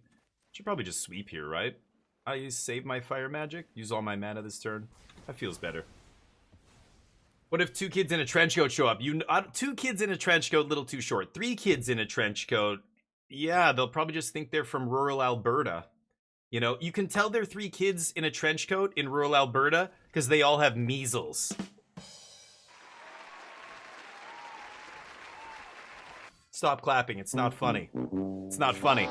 It's fucking ridiculous that measles are an epidemic again now, starting in Alberta in Canada. We lost our status in the World Health Organization as being a country that's completely eradicated it. It's gone now. I'm going to that area for a wedding. Thank God there are no kids, but there's probably some adults. They just had a huge event happen in Calgary called the Calgary Stampede. And I think the Calgary Stampede, many people are saying it was a massive super spreader event because a lot of people who are into rodeos are not into vaccines, apparently. Shocker, I know. But here we are. And now I'm like debating, should my wife and I get vaccinated against something we've been vaccinated against since we were kids? Just because, what does this do? Oh my God. What a pile. Better take my revelation before I find another land and murder you. I need 2 more lands, but you never know. If I honestly expect them to keep the one-child policy, no. Dear God, no. They couldn't do that. What, are they going to start aborting male babies and stuff? No, that's not, no. 3 kids in a trench, 2 Peter Dinklage in a trench coat. Dinklage, he's got dad power, dad strength. From Gord Downey, the tragically hip. I love it. Yeah, okay, I scoop, yeah. The Calgary Stampeders are super spreaders, yeah. Wait, were you rooting for them already in the CFL? What's wrong with you? I haven't rooted for them since Doug Flutie left. Doug Flutie. Anyway. I come in here vaccines. Oh, we're just talking. I'm telling people I'm going to a wedding next month. Next week, I should say. In a place where apparently measles are everywhere, which is wild. Check this out. Combo! Boom! We did it. Not gonna say I'm pretty good at magic, but get out of here. That was such a dumb play. I 2-for-1 myself just to kill this guy. I was getting 2-for-1 anyway. There you go. You found a spot to use your removal spell. Can I draw a land and just they can scoop after that? Can I just draw 1 land 1 time? Uh-huh. And he lands. 46% hit land. Do we have a land? Do we have a land? Land. Give it going once, going twice.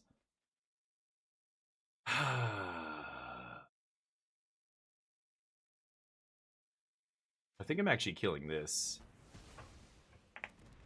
Canadian knowledge from Corner Gas. Corner Gas, dear God.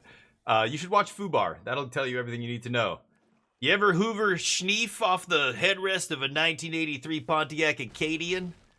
Then you've never experienced Canadian... Oh, hi. Finally. Oops, I drew the land. Now what? I should have done it on my turn, actually. I should have killed their shit on my turn. If I kill it on their turn, they can play Corpses of the Lost. And, get another thing or whatever, right? Bounce kill. Measles. Yeah, you had measles? No shit. What? Well, yeah, people should, everybody gets vaccinated from birth here, but there are a bunch of people refusing to get their kids vaccinated in Alberta because they've jumped on this anti-vax bandwagon that started in the States, and now it's a serious problem. It's a big problem. Which is fucking crazy. It's crazy to me, but I don't know. Should I keep this just in case they have a discard spell? I'm thinking I should have sandbagged that, but I'm gonna hit with 1. Go. So anyway, I'm going to this part of Canada where they're literally having a measles outbreak. It's the like redneck backwater province of Canada called Alberta. It's a shit show. I could tidebind this. Yeah, I will. Stay where you are, buddy. Okay? Just stay there. So yeah, we'll see what happens, but sure. Suspected means it can't block, so I don't think they're racing me now.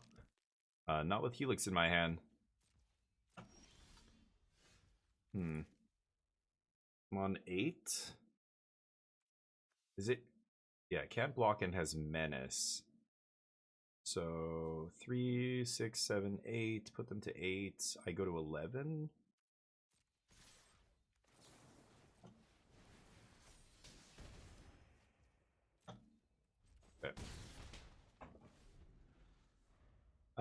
Berta beef. Berta beef. Yeah, sure. They have a lot of ranches, and yeah, a lot of the beef in Canada comes from there. Maybe all of it, but they've been such a backwater redneck province for so long now. They elected a fucking complete moron to run the province, and she's driving the entire province into the ground. Like the whole anti-vax thing is just one example of that.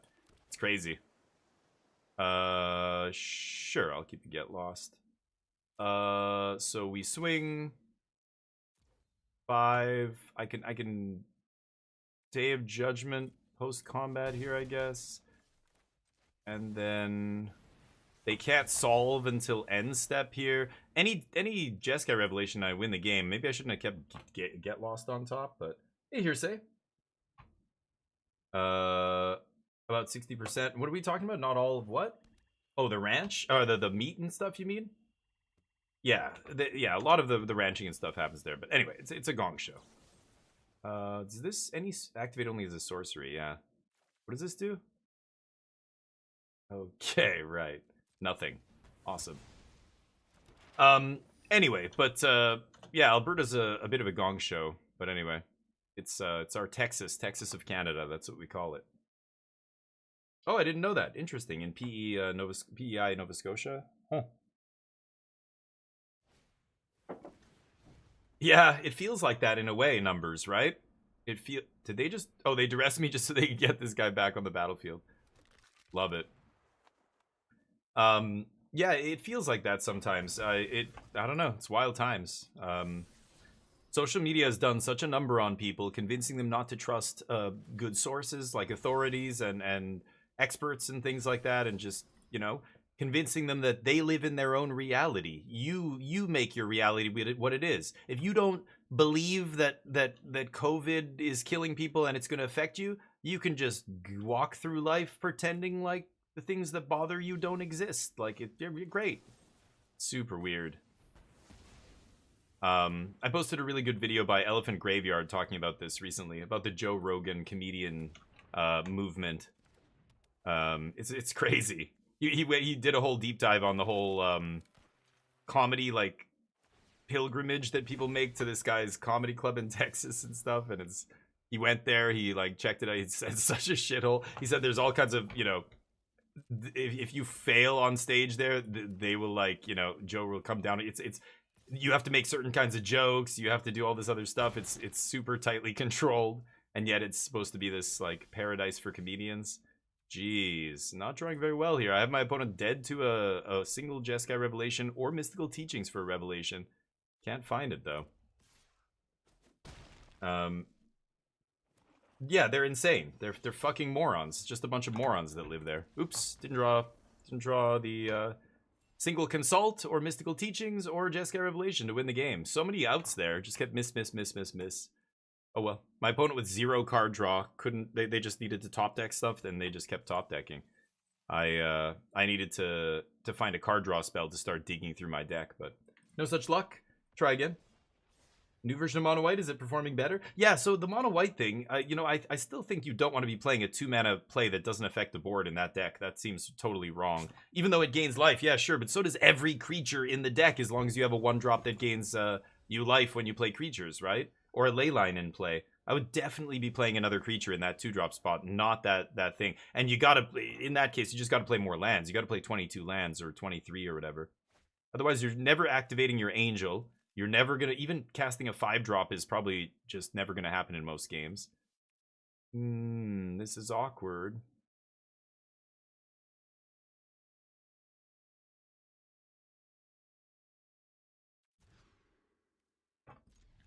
Sure. Okay, well, I have 2 red mana. Nice. Nope, no Quarry Mountain ever. Don't play that in this deck. I've talked about that one a few times. Don't put that card in this deck. Your mana's very, very, very balanced on a knife edge in this deck. If you put a basic mountain that comes into play tapped in your deck, you're not going to have a good time, trust me. Yeah, I will abrade you. I could leave up Fire Magic here. It's all this mono black crap I keep playing against. Nobody ever gets the memo that mono black's not a real deck in standard. It just, people just want it to be a deck so bad. They keep jamming it. Sure. Get to consult for a land on their end step here. But yeah, you can't play a single color, like a land that only produces 1 color of mana, unless it's a basic, or like I would be replacing a basic mountain with that, which would put us to just 1 basic in the deck. That seems crazy. Like, you're gonna get wrecked by demo field in blue-white control and stuff like that if you're playing 1 basic. Oh, lucky. Another random. Okay, so maybe I should have saved my Fire Magic there. They're out of action, though, so I don't really care. No sweepers, huh?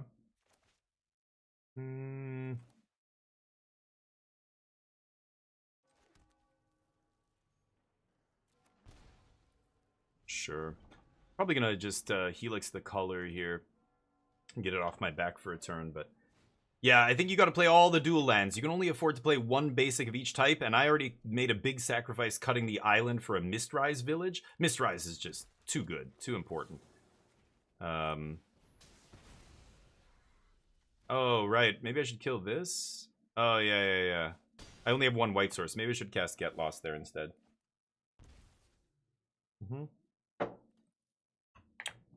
But letting them draw 2 just to kill this, maybe not amazing.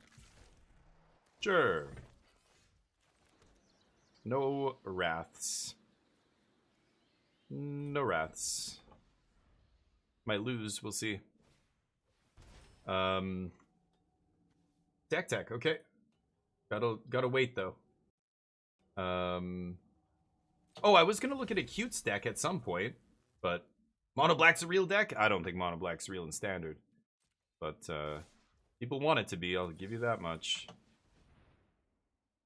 I can cast 1 spell.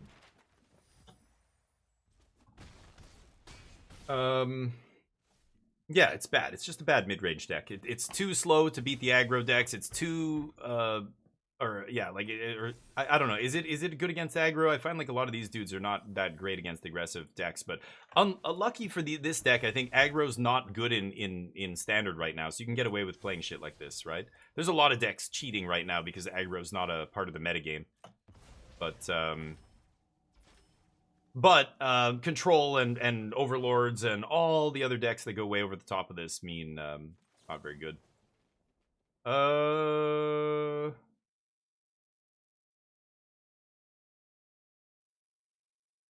Sure, I can only cast 1 spell, though.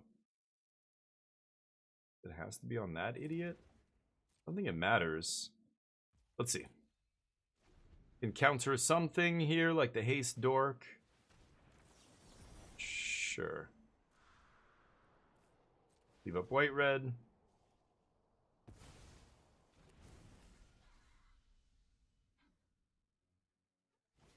Play it again. Yeah. Yeah. We can scoop. Rough draws. Let's go Fire Magic, Tidebinder. Stock Up comes out, 3 Steps comes out, same thing as before. Disenchant I don't even need against this deck, right? Yeah. Fire Magic, Counter Magic. I think that's it. Cut maybe 1 Teachings. Try that. Hey, Long Live, what's up? Yeah, I'm always streaming at this time every single day, so if you ever come in here, but yeah. What? Keeps posting top 8s? Wait, what? I haven't seen Mono Black in a top 8 in weeks, since long before rotation. I don't know, Acute. Again, you say things like they're real things, but it's not what I see. That's not reality as I see it. I don't know where you're getting this. Please show me. Did it post a challenge once, or is there like some 13-person RCQ in the Philippines or something that it posted a top 8 in or something? I'll pay 2 here. Pass. A loser only plays VO1. You're not a loser. You can just play VO1. Just, you know, it's not Magic. It's something else, right? Sure.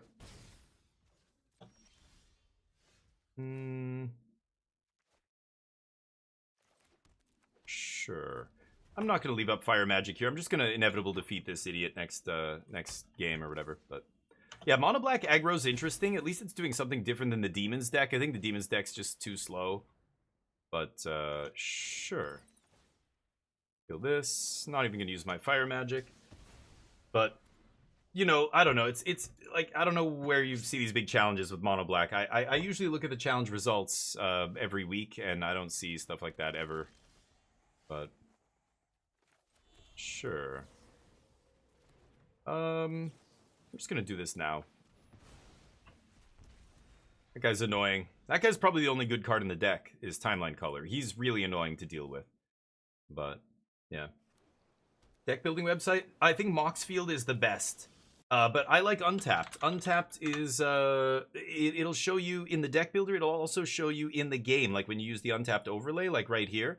I can see my percent chance to draw land, I can see the percent chance to draw any individual card, I can see which cards are left in my deck, I can even see my opponent's cards that they've played. I can see the percent chance to draw land here, 45, etc, etc. I think Untapped is really good, but I also love Moxfield if you're gonna you want to save like a collection of decks. You know, Untapped keeps track of your stats and stuff like that, but I think those other sites are better for keeping track of decks that you want to save forever kind of stuff. So I played a land. I need lands for next turn. I don't care about this guy's flashback. I'd rather actually exile this, but this thing dies to Fire Magic and the other guy doesn't. Let's see what they do here. MTGA top 8's great, yeah. 2 9ths? Oh, maybe that's why I didn't see it. It was outside the top 8, but you got 1 top 4 last week? Okay, so it placed once. Again, I look at the top 4, all I see is VV, couple Dimir decks, 1 blue-white control deck always in the top 8, 1 aggro deck, sometimes it's Boros, sometimes it's Gruul, and that's it. Very, very rarely, once every 5 or 6 challenges, I'll see like a Dimir deck or a Sultai deck or whatever. I think when those decks pop up, people get way too overly excited about them, and they don't realize you're getting excited because it's something new. You're getting excited because it's not just another VV deck. But if you step back and look at the big picture, that one little top 4 or top 8 that one deck did once is meaningless. Like, the vast majority of the top 8s are still VV, and it's crushing it. So I don't think you could put any other decks in top 1 and say they're real decks right now. It's Dimir, it's VV, it's an aggro deck of some flavor, and it's blue-white control. I think everything else is tier 2 or worse, right? Should I defeat here? I guess I will. But people see a new list and they're like, holy shit, have you seen this new deck? It got top 8 in the latest challenge. You got to try it. It's like as if this is suddenly the savior we've been looking for. Finally, a new deck to beat Vivi. It's like, but it lost to the other 3 top 4 decks. They were all Vivi. Or, you know, etc. Okay, I can fire magic their board away. Let's pass. Maybe they're dumb enough to fire up that sanctuary. Do it. No. Okay. Sure. Demir's great. Yeah. Vivi, well, they said the next ban announcement is November 24th. So is that true? Is that going to be actually, you know, when we wait to see something get banned at that point? Or are they going to do something before that? That's what everybody's wondering. Long live Zeratul with the 3 months. Thank you, buddy. Long live Zeratul. Legend.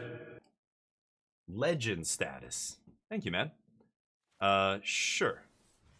Do some digging here. I'm at 17 life. We've got all the time in the world. Could take an untapped land here, but that's kind of crazy, right? We'll just take some damage. Not a big deal. Kill the bat, get back my thing, then kill them with that. Maybe I star charts. We'll see. They need, like, double duress here to stop me. Even then, I could just top deck something to get out of this, but... Yep. Down to 14.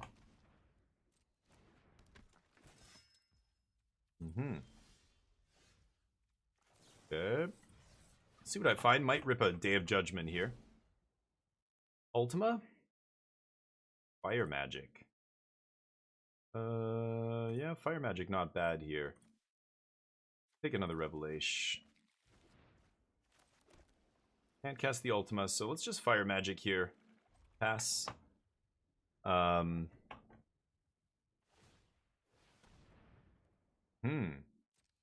Now a part of me wants to actually fire magic next turn. 3, 4, 5, 6, 7, 8, 7, 8. That's not that bad. Go to 6. No. I should still just fire magic here. I could wait till end step, just in case they have a duress, but I have 2 revelations, so if they think they're going to duress and take this away, then they got another thing coming. A scoop. Can't beat revelation, huh? Let's run it back. Yeah, we'll see what they do. Dear God, acute. Don't that's a ridiculous suggestion. No, they will never do that.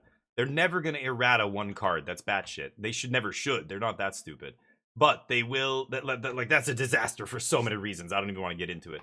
But they will wait till November, or they won't. And this is why when they said, we're going to have set emergency ban windows, they're going to be every year at this time, on this date, after this set. They said, what, 3 weeks or something after every new set comes out, they're going to have a window where they can ban something.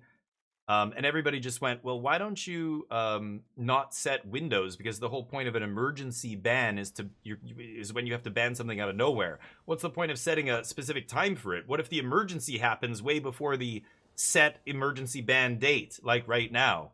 You know, so this is where it's already, they only announced that a year ago or less. I don't even when they said that. And already it's proving to be a pain in the ass and totally a bad way to approach it. You can't have a ban window that's set ahead of time. That's crazy, right? So, yeah. So we'll see. How unbalanced would MTG be if you had infinite? Well, that'd be stupid. It would be a different game. That's not MTG. That's something else. Combo would never lose. Yeah, sure. I don't know. Stuff like that would probably happen, but yeah. No, accelerated was referring to the unbalanced. Yeah, if you had infinite mana, like, yeah, combo would never lose. That's exactly right. So I just Dragonfire this idiot probably. Yeah, sell that shit. Yeah, I mean, Vivi's probably never going to go down, let's be honest. It's in a Universes Beyond set. A bunch of it's going to be collectible just because Final Fantasy fans want it. They don't give a shit about Magic. They just want to play Vivi. Or they want to collect Vivis. And Commander. It's an insane Commander card. That's what it was made for. So it's never going to go down in price. It's only going to keep going up as we get further and further away from Final Fantasy. But it will dip when they ban it. It'll take a hit, and then it'll slowly start climbing. And 2 years from now, it'll be $80 or whatever again, I'm sure. Could just get lost that thing. Yeah, let's just play this tapped. S. Alchemy is like not a real format, so that doesn't matter. But yeah, but you're talking totally different things. Acute Companion was a whole range of cards, right? How many companions are there? It's a whole mechanic tied around those cards. So it's a way bigger problem than one card. You never ever errata one card unless it's a misprint. Unless like the what was the misprint they just had?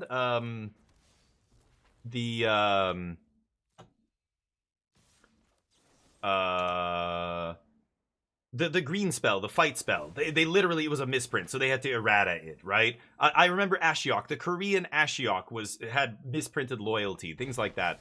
But the companion mechanic, there was no other way to handle that except to errata the entire mechanic, because it's a whole mechanic and a whole bunch of cards with that mechanic on it, right? That's a completely different thing than one card. They will never errata one card, ever.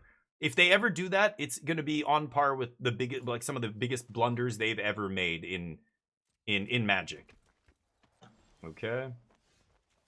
Probably just going to fire Magic the board away, right? Go nuts.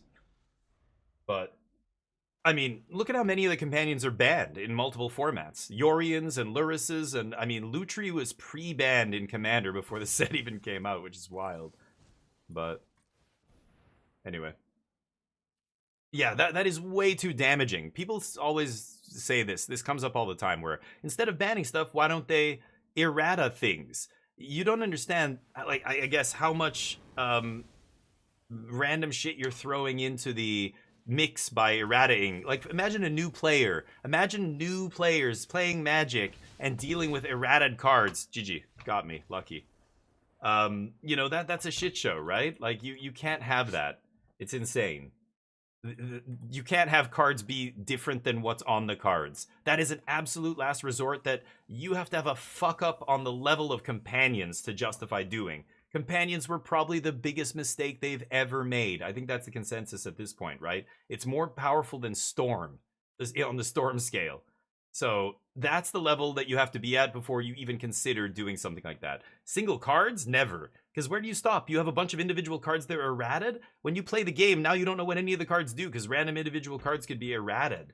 You can't ever do that, ever. It's a terrible idea. So that's why. But people think, oh, it's easy. Why don't they just do that? No, this isn't a digital-only game. You can't do that. It's already bad enough that they had to fix this massive blunder with companions by doing that. And now every new player who reads and goes, wait a minute, but it says it does this. And you have to say, yeah, they fucked up there big time. Thank God they only did it once, but I don't know. I'll try this. Sure. Super slow hand here. It's Roots. Or I don't know. I don't know what we're playing against. No more lands, please. 2 lands on top of my deck. After keeping the 5-lander. Have all the maps in the world. I'm gonna ditch it. I need something cheaper. Let's kill that elf. But yeah. It's WotC. They're not that stupid. WotC does a lot of stupid things. That is the most brain-dead move they could ever pull. They would never do something that stupid. There's too many people who work there who would say, you guys are fucking morons if you do this. No, we're not doing that. I don't worry about that for a second, so no. Anyway, let's not even talk about it. It's not even a real subject to discuss. It's so far off the table. The only thing they can do is ban VB. Full stop. Or they let it happen, and I don't know, maybe they print...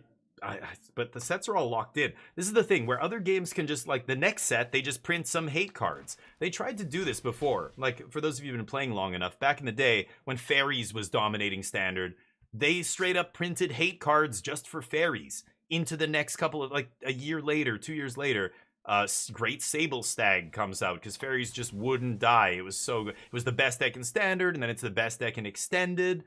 At that time, there was no Modern. Extended was like the next biggest format, and it was a shit show, right? So they just like got rid of it. That was it. Or they printed this thing to try and stop it. That was it. But what they didn't realize was, of course, the thing they printed still wasn't good enough to stop fairies. Like, they printed Great Sable Stag, and it just still, fairies was still the best deck. Kind of hilarious. Yeah. Map it up. But, oh, deck tech. Oh, yeah. Whoops, I keep forgetting, guys. This is why don't deck tech me until it's the end of the match, otherwise I won't see it. Sorry. Yep, we'll do that after this. I forgot, my bad. Let's get a card draw spell. All right.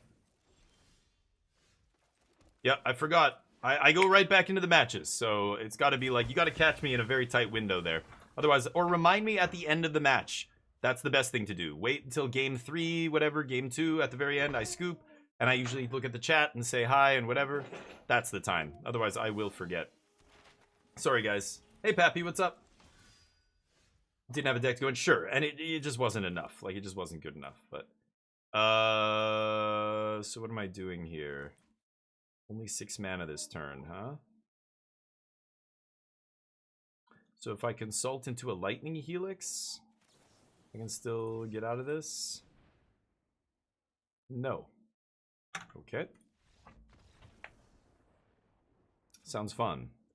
Getting a little unlucky against these garbage piles. I kept a terrible hand. I shouldn't have kept 5 lands, Ultima, Jeskai Revelation. I was just like, screw it, let's keep. I'm bored. I start getting into the, like, I'm bored of what's happening. Like, I just want to get the games over with, and I just start making dumb mistakes and stuff. What did they play? Triple Sentinel of the Nameless City, huh? What was the other? Didn't they have one other creature? Just Elf? And Cecil? I don't know. Tidebinder, maybe? Let's try Tidebinder. Sorry. Yes. I'll rant and just be on autopilot and make stupid mistakes. Absolutely. Cruel Control is better than Fairies. That too high level. Yeah, and it was too high variance, the Cruel Control deck. That was the other issue. You had to run very, very hot for that deck to be winning a big tournament.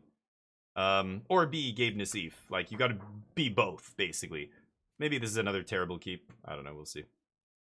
Nassif ran hot and is a very good player, so he was able to do well with it, but that was right when I came into the game. I came back to Magic, and that deck was had just rotated. Or Cruel Ultimatum was still legal, but there had just been a rotation.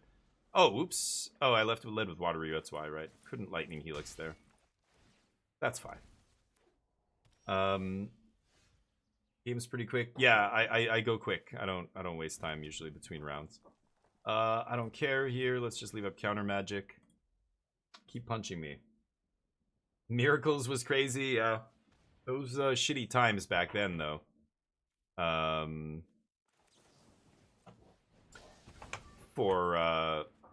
If you played around Miracles, it was not a great mechanic. It was not fun, but people loved it. People loved ripping the Miracle off the top. It was a terrible time to play Magic. Like, that Pro Tour that Alexander Hayne won with Miracles was such a shit show. You can go back and watch some of the games. It was kind of crazy, but yeah, and then in Legacy, it was even worse. And Modern with Counterbalance and Sensei's Divining Top and stuff like that just became such a ridiculous deck. What a garbo card. Love to see that. They didn't even side it out post-board. I didn't show them a single creature in Game 1. Or artifact, for that matter. I've had multiple opponents do that. They leave in... let's just kill the elf. They leave in that discard spell against me. It's just wild. Yup. Yep. But yeah, Magic's boring right now. It's like super boring. I'm just not a fan of Standard. It's been the same shit for so long. Like, look at the Dimir deck. What an embarrassing deck. It's been the same deck for like 8 months. It's the same exact creatures, the same plan, the same list, same everything, except now they have Tragic Trajectory or whatever to replace Cut Down. That's it. Everything else is exactly the same. Like, oh my god. If you showed me that list and said, did you, in 9 months, after bannings, after rotation, after everything, this is still going to be one of the best decks in Standard. Like, back in January, if you told me that, I'd be like, you got to be fucking kidding me, right? What about Final Fantasy? Nope, they didn't pick up a single card. What about, you know, Aether Drift or whatever? No, they don't want anything from that either. What about all the other sets? No. Rotation? No. They just they replaced Cut Down with another 1-mana removal spell, and that's it. I would just say, like, shut up, you're full of shit. No, that is not, no way. Impossible. Yeah. Here we are. You can take that. Oh, actually, I'll give you your bounce or your tap land back, actually. Oop. But, yeah. They got Watery Grave, right. That's the big pickup. I forgot. Multiple opponents don't make sideboards? What? Oh, the Miracle decks, you mean? Maelstrom Pulse. Good thing you had that post-board against me. Is that to kill my Monk tokens? Is that what's going on there? Shit's wild. Okay. Yeah. Please let me find one card draw spell to win this game. Let's go. Black-green mid-range. That's an interesting deck. I haven't seen it in a long time. I haven't seen this card in ages, but here we are. Yep, go for the map again. We'll give you more maps.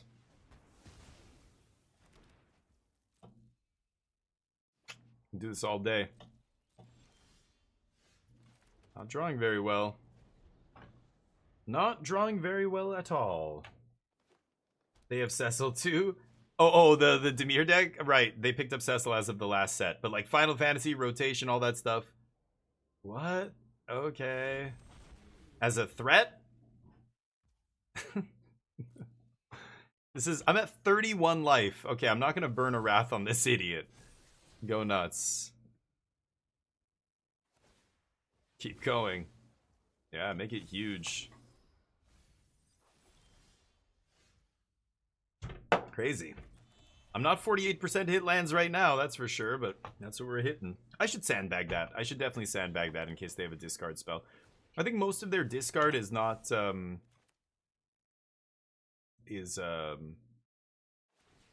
nice.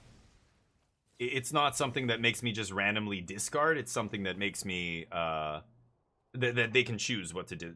You know, make me discard this exactly, like duress, right? So, there it is. Finally, Jesus Christ.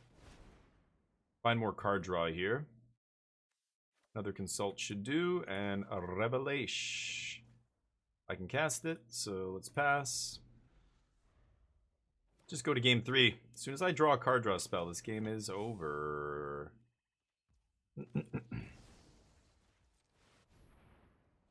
Any more pulses? Could just take damage here and then end step Revelation. That's probably better, but again, I'm being lazy. I'm on autopilot right now. Sure.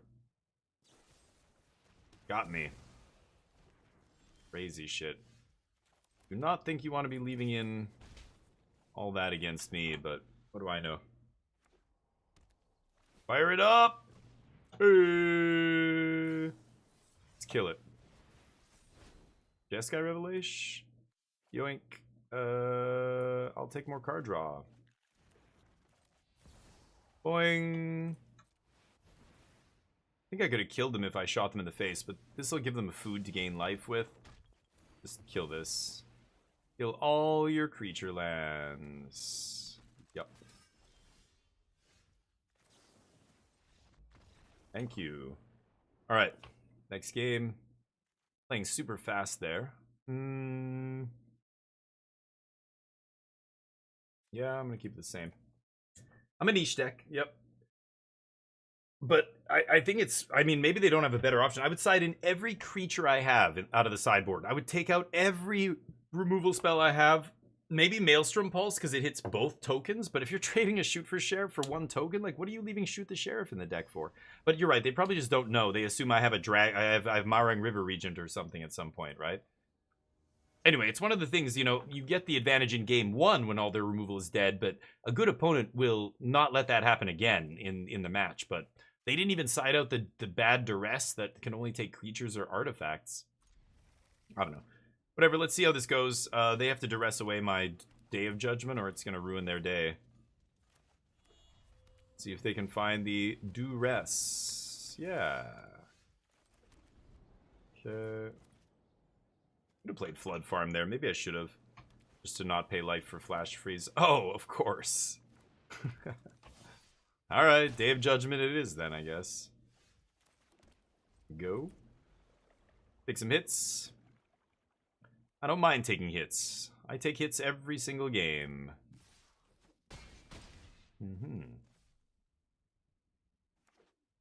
Ooh. Gotta counter that. No, I want to kill your board, so you don't get to look at shit. I do have to do this, which is sad, but sure. That guy can come back. Defeat something here. Are they just gonna fire up Sanctuary? No, that's crazy, right? Oh, they're playing Unholy Annex, apparently? What the fuck? Is this the green mid-range deck from like a million years ago? Maybe it is. That's wild. Get out of here. Could have waited on that. Maybe I should have. Again, I'm not really playing this optimally. I'm just kind of playing fast. I want to get this over with. We'll do that deck tech. And then, I don't know. Maybe we'll switch games. Play some Frostpunk. Oh, and me with no Tidebinder.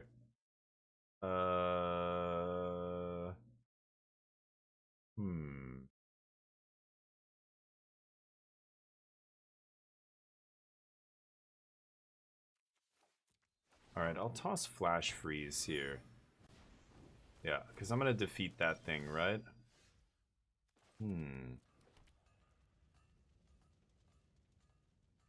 Okay. Let them pass here. Yeah. Still this.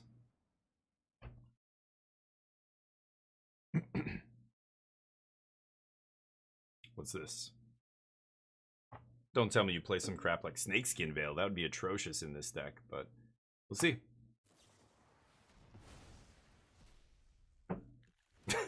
What the fuck? Why is this in your deck? Why are they playing this? It's so ridiculous. Okay. Deal. They exile their own guy. What? I can't draw land? You gotta be kidding me. No fucking land. This is how I keep losing to these goofy ass decks. I keep not drawing land and I have like the win in my hand. Good God. Alright, let's do this random deck tech. Whose deck tech was it? Hearsay. Acute wanted me to look at their deck. Acute, you gotta redeem, buddy. No freebies here. Okay. This is Hearsay's deck. He did redeem the command.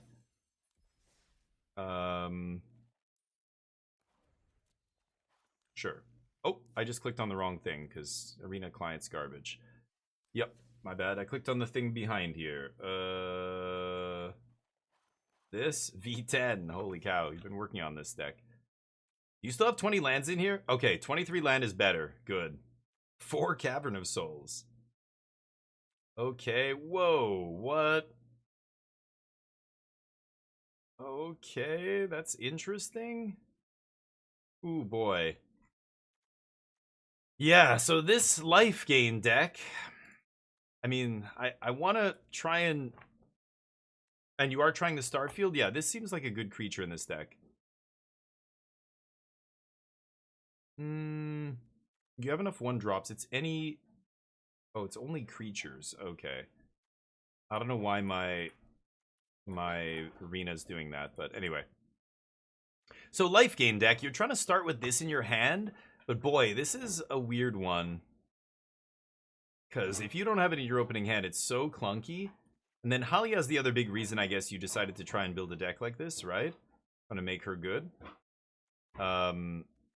Yeah, she seems interesting. But God, the individual power level of all the cards is so bad, right? This card is terrible, this card's terrible, this card's terrible, this card's terrible. Like, all these cards are terrible cards in Standard. So the only way you can actually get away with playing shit like this is if you are doing the whole energy, or engine, you're putting the whole engine together and doing the synergy thing every single game. Your individual card quality is lower than every other deck you're going to play against, right? So this deck really has to do the synergy thing and have it all come together perfectly every single game. I'm just wondering if it's how possible that is. Some decks are going to get rolled by this because they just won't have early interaction for, I don't know, voice or whatever. I don't think I'd be playing 4 Cavern of Souls. That seems crazy. You have Angel, Soldier, the humans that you want to resolve. I don't know. 4 Cavern? Are you finding you're in trouble against control decks?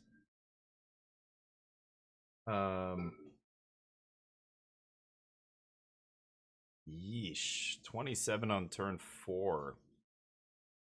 Okay. Because, yeah, like, even if you don't have that, you're saying you don't need this. It's fine. And I'm like, well, yeah, so what happens if you draw it? It's not fine, right? It's a total brick. That's the only issue with stuff like that. Like, at least these other things are creatures. Like, this can attack and block, even though it sucks, you know, at doing both. Like this, a 4 mana spell that just doesn't do anything by itself. I don't know. I don't know if you can play that. But, yeah, I get it. If you have it in your opening hand, I guess it's pretty good. You're going to gain a bunch of life. I think this deck would be more interesting if aggro was a big part of the format. Right? Like, I think this kind of thing is only good against aggro. I don't think this is good against any decks that are controlling, any decks that go over the top of you, like a VV deck or a mid-range deck that goes over the top. I mean, maybe you can gain enough life, but they can take your life away in huge chunks, right? I don't know. If this was pre-rotation and Mono Red was one of the best decks in Standard again, or Gruul or whatever, I could see this being better. But the life gain just doesn't matter against a lot of decks, right? Omniscience combo is going to kill you through the life gain. The Overlords and stuff can do huge chunks of damage. Because once you get to the mid game or the late game, I don't know how you're winning. You've got to come out super fast, super strong, and pump your gut. Wait, what? Wait, where's the other 2-drop? Oh, I just realized your best 2-drop isn't here anymore. What? You took out one of the best cards in the deck. This was your previous version, right? You have to play this card. Why are you not playing this card now? You took this out for the horse? That's got to be a mistake. So this was on the right track. I just realized you gutted a ton of stuff. I wouldn't be gutting all that stuff. Take this out. And take this shit out. And sure, play the horse. I don't even know if I'd be playing 4. But play 3 horse. And then play that warp angel. Fuck, there's way too many angels. I don't know. Starfield Shepherd? Sure, a couple of those. You can't cut this. This, whatever it's called, Essence Channeler, this is like the best card in the deck. This card is insane. This is the card that just grows to like 5/5/5 or 5/4 or whatever on turn 3 and flies and smashes them, right? Or, I don't know, I guess you can't make it fly in this deck very often. Remember, Fish Fountain Port Fish makes this... yeah, you don't need this. And then you could put some caverns or whatever, but...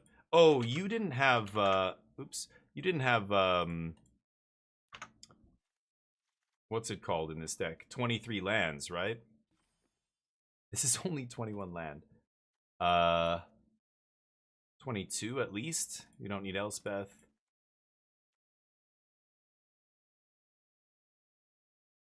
Even this is not great. I guess drawing cards is okay. It's just 4 mana for a 3/3. It's way too slow to get big, I think, at 4. Like, this guy comes down on 2, so by turn 4, he's big. He's like a 5-power dude already, or 6-power, and he's done a bunch of damage. This has got to be your best card. Like, this is the whole plan. Get down fast on the board and grow and kill them. Start putting big pressure on them early. That feels like the plan. I would not be cutting this.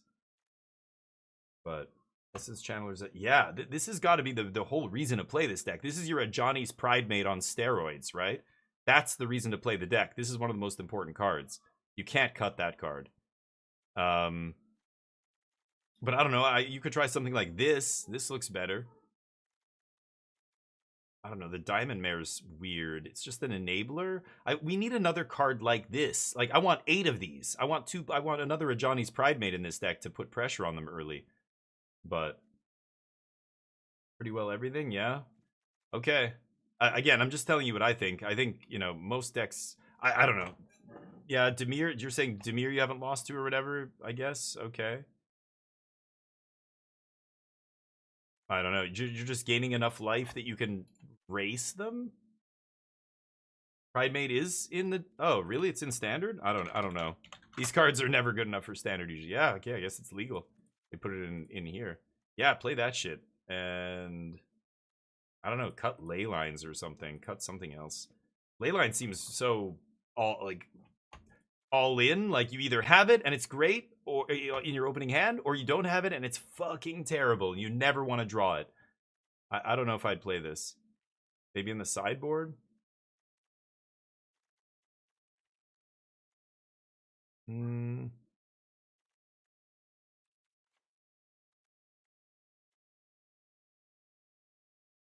How often are you gaining 5 life in this deck? Is it possible? You need to be making bodies with this guy. You could even play another one of these idiots, mobilize guys. I don't know if there's another good one, but...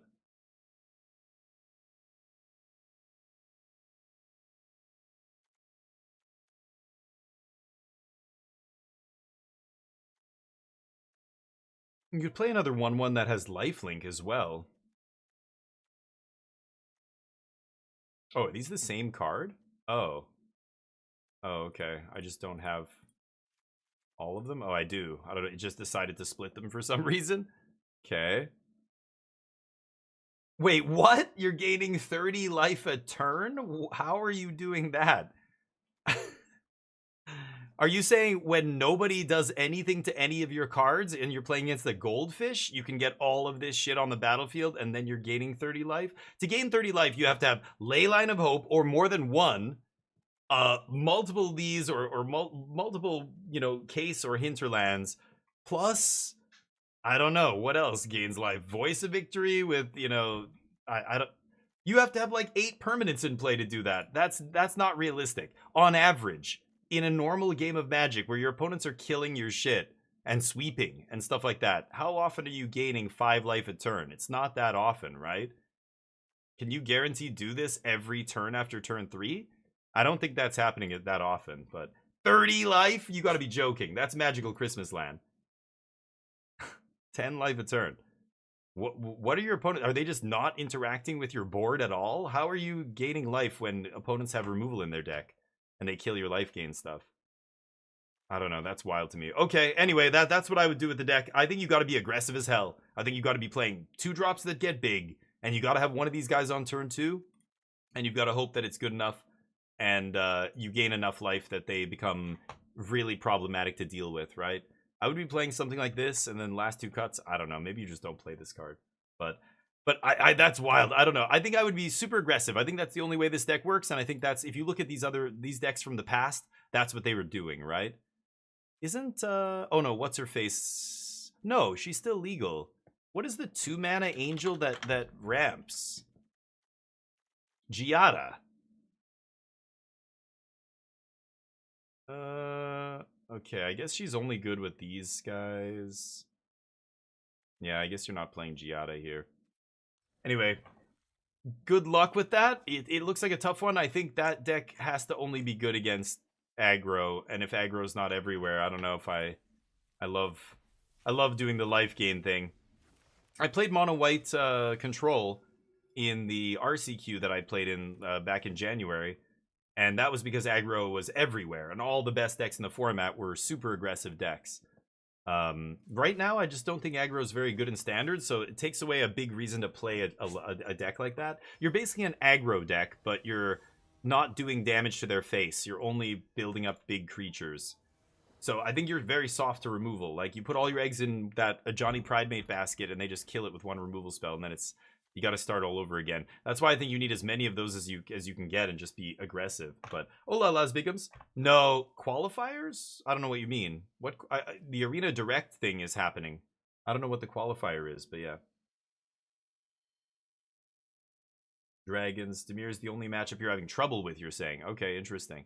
No, I wouldn't worry. Hey, if you're being honest and you're serious, you have a good VV matchup, don't worry about anything else. That really is the truth right now in standard. If you have a good VV match, nothing else matters. You'll be fine.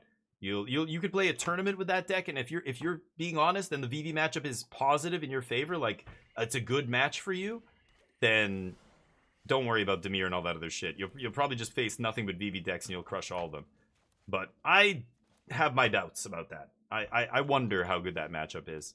But testing, I mean, I don't know what your testing looks like, but what is with this Golgari shit? Is there some Golgari deck that did well in a challenge like yesterday or something?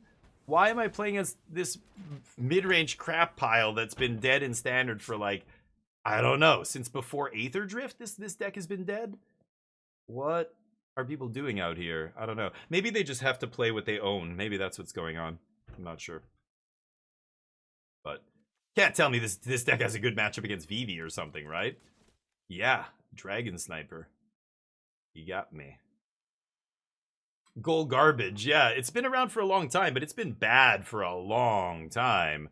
I mean, it's been bad since at least the beginning of this year. Nobody's been... I mean, again, you can find a top 8 list that maybe a random Golgari diehard top 8'd something on Magic Online once, but like, how does this deck line up against a lot of the best decks? It's worse than Dimir and Vivi, right?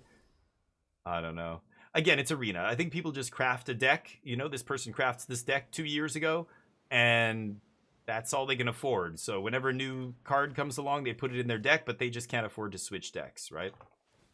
Day of Judgment's going to be pretty good here. These guys have Defender. Why even bother pumping them? All right, anyway. I talk a lot of shit about other decks that I don't think are real decks in Standard, because I don't think they're real decks. I don't know. I think yeah. Anyway. My deck's a weird-ass deck that's not tier 1 either, but at least I know it's got good matchups against other, you know, parts of the metagame that are seeing a lot of play. Should I kill this? Oh, maybe I should kill that, actually. Whatever, they're pumping up their Dragon Sniper. Here's some maps. He's Mythic? Oh, that doesn't mean anything.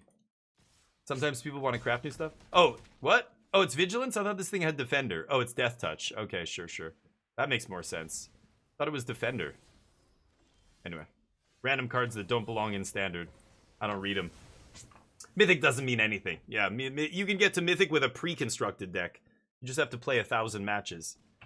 Because once you lose a bunch, your MMR tanks, and then you start playing as garbage opponents, and then you win and you rank up. All you got to do is get to that next rank, and then you can't go below that rank again. So really, it's just a matter of time before you get to Mythic. It's just a matter of how many games you want to play of Magic. So I see a lot of bad... I see more bad decks in Mythic than in Diamond or Platinum. I'm not joking. In Diamond or Platinum. Oh, do I not have double blue? Whoa. I don't have double blue, apparently. Let's draw 2 cards, then. Yikes. Oh, no. Okay. Mana screwed, I guess. Sure. Is this landfall, or what does it do? Oh, at the beginning of combat. Sure. Need an untapped land to sweep here, but not finding it there is ugly. Could make creatures lose abilities. I don't really care. There we go. Go nuts. Fire up that Sanctuary. Get in the max value. But anyway, yeah, it doesn't... that Mythic means nothing. If you want to be, like, you know, serious about Magic and you want to play competitively, you can't test on Arena. Arena doesn't mean anything. People are playing all kinds of wacky-ass rogue decks and... Sure. I'm gonna let them attack first here. People disconnect. I play one island, they'll be like, fuck you, I'm not playing, it's a blue deck, and they'll just disconnect. Like, I'm not... Can I say my deck has a great win rate when half the wins I got were due to that kind of stuff? No, right? But, yeah, I know, I get it. It seems like that's not... Like, how can that be? I don't know. I know why people don't understand this. Like, I get it that it's hard to grasp this, and it feels bad, right? it feels like, you know, that's hopeless then. What are you saying? That none of my decks matter and it doesn't matter what my rank is? Like, I can't get respect for my deck because I'm on Arena? Yeah, that's what I'm saying. That's the reality. If you want respect, you got to win an RCQ, some paper tournament, or you've got to do well on Magic Online where there's actually competitive Magic going on, right? Yeah, why not? Actually, I'm gonna bounce this now. I don't want them to make a demon here at instant speed. Alright. Time to crush them. Like, it's the reality of it. I'm the only person who says this because most streamers don't want to alienate their viewers, but I'm just telling the truth. I don't give a shit about viewers. I'm not gonna be dishonest about it. Arena doesn't matter. There's a reason no pros test on Arena when they're getting ready for the Pro Tour. Like, none. Unless they're direct challenging their other teammates or something. Nobody's testing a new deck idea on Arena. They're going to the MTGO leagues, or they're entering in challenges, or they're not even doing that because they don't want anybody to know what they're up to, right? Attack. What do you say? Ooh, bold move. Let's teach. Let's get a get lost here. Now I double spell. Shoot you in the face. You look so beautiful today. Kill all your shit. Guess I still trade for Serac, but... Wait, Fate, how you doing? Sorry, I'm missing the messages. Good afternoon. I saw your good afternoon there. Grind up Mythic. Yeah. Proof Crime says. Me too. Like, I'm not even taking this seriously. I'm drinking, smoking half the time. I'm playing an off-color deck, and we've gone to top 200 Mythic with this deck. But Mythic is wild. Mythic is a gong show for decks. Nobody's playing tier 1. Like, there's some people trying to get to top 200, and then there's the other, like, 60% of people who are just having fun now that they're in Mythic. They're trying goofy shit, or they're playing their deck that they played to get the whole way up here. I literally played against somebody earlier today with 0% on the ladder. They were 0%, like, deliberately tanking their win rate. It's crazy shit.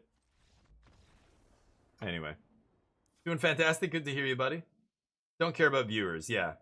Thank you, I appreciate it. I don't care. I never have. If I cared about viewership and that's it, I would have been playing only one game since the very first day I started streaming 4.5 years ago. And if I only played one game and one game only, I'd probably have hundreds of people in here. I'm not exaggerating. When I did only play one game, we averaged 120 viewers. I couldn't handle. I just did it to get partner, and that's it. That's why I did it. And it took me getting banned from Twitch to make me do it. After that, after I got partner, I'm just like, I don't want to play one game. I don't care. I care more about my enjoyment than getting viewers and whatever. Who gives? I don't give a shit about that. I like having fun. I like playing a lot of different games. I like having, you know, interesting chats and all the other stuff we do on my channel. And if people don't like that, that's fine. They can leave. But yeah, there's a lot of stuff I could be doing differently if all I cared about was channel growth. I'd be spamming you guys all day on Blue Sky. I'd be spamming you on Facebook. I'd be constantly telling you to go check out my TikToks and my YouTube shorts and all that stuff. Fuck all that. All that stuff is garbage. I don't want to engage with any of it. So I suffer viewer-wise sometimes. I'm over it. The people I care about are here. That's all that matters. So what am I going to side in here? I don't know. Dragon Sniper. They're going to take that out, right? I'm not going to... Fire Magic I don't think is good here. Did they have a bat? They had bat too. I don't know. Is Fire Magic good? Are they going to leave in their 1-mana 1/1 Death Touch, Vigilance, yada yada? That's only good against creature decks, right? I think they're going to take that out. Disenchant. Could even try a null here. Thank you, Crime. What? With the sub? Get the hell out of here. Don't want to deal with ads? I love you. I love you already. Crime MO7S. Legend. Amazing. I'm the best voice actor in Canada. I love streaming because I love games. I'm just happy you guys want to jump along for the ride and enjoy the entertainment and whatever. What's happening? What? Oh, I'm sideboarding still. Right. Hold on. Cut 1 teachings. 1 3 steps. Okay. Whew. I just have fun doing this. I would be doing this if I wasn't streaming. I would just be playing games and enjoying, you know, my free time or whatever. And I thought, you know what? I'm gonna stream because I love sharing like the gamer moments with people. When crazy stuff happens, when we have an epic game of Magic and we win on one life after all this, like those are the games I live for, and I want to share. I want other people to enjoy that experience with me. You know, it heightens it for me as well. I don't know. You know, in those moments when something crazy happens in a single player game and you're like, what? That was insane. Did you see how that was like some random thing, right? Happens that you can't recreate. And it just feels like, oh my god, like just being able to share those experiences with people makes it so much better. That's why. Zeratul, yeah. I didn't know voice acting. Oh, I did one job right when I came back, but it was for a Korean company that I used to work with. I don't think I've done any work for any Canadian companies or anything local here for voice work. Stopped doing that a long time ago. I miss it. Voice acting was awesome. I was good at it too. Did good work and made good money and everything was great. But it's the kind of job that is all about networking, and in the country I used to live, they don't want to deal with anybody who's not local. So as soon as I moved, I lost my entire network, and that's it. Ooh, they don't have a third land.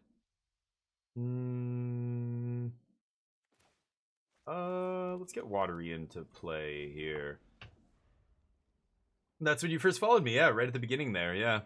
I still have some of my work, the TV work, and you know, when I was an actor and voice actor and stuff, but it's so hard to even find that stuff. Okay. To eat my mystical teachings? You got it. Looks like my opponent is mana screwed here, unfortunately.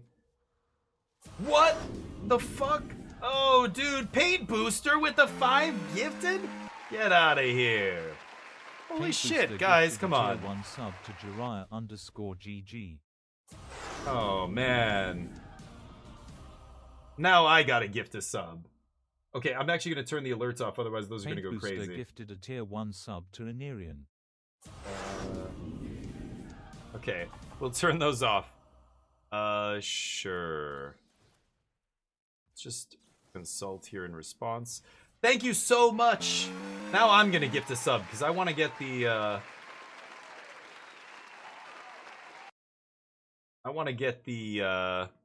the emote that's coming up here. Sorry, let me pay attention here. So I think Lightning Helix is good here, and maybe Defeat, and yeah, we'll let them choose. Thank you so much, dude. 5 gifted subs. Say thank you, Wolf Chenev, Raya, Anirian, Nasal, and Hearsay. Thank you so much, dude. And I just gifted another one. M-Dub getting it. There you go. Paint Booster. Absolute legend. Amazing. Thank you, guys. I appreciate it. Anyway, yeah, I love games. I love playing all the different games and stuff. You guys know that, so it's... I love that there are people in here who love that. And, you know, we review games, talk about games together, all that stuff. And,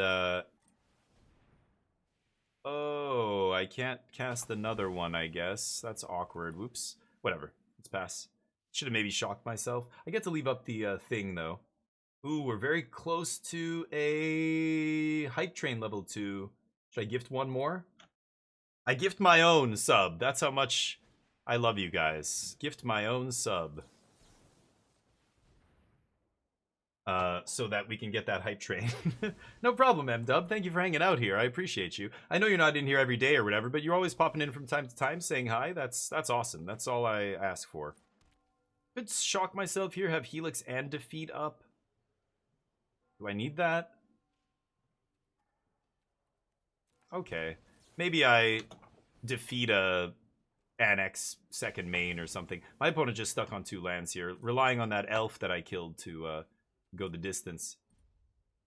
Did you? Yeah, I did, Laz Bigums. Yeah, all of it is on the YouTube channel. You can go check out the whole playthrough of Clair Obscure, Expedition 33. That game was great. I enjoyed it a lot. It was starting to drag a little bit at the end because you think you're at the end and then it's like no spoilers, but just kind of keeps doing the thing.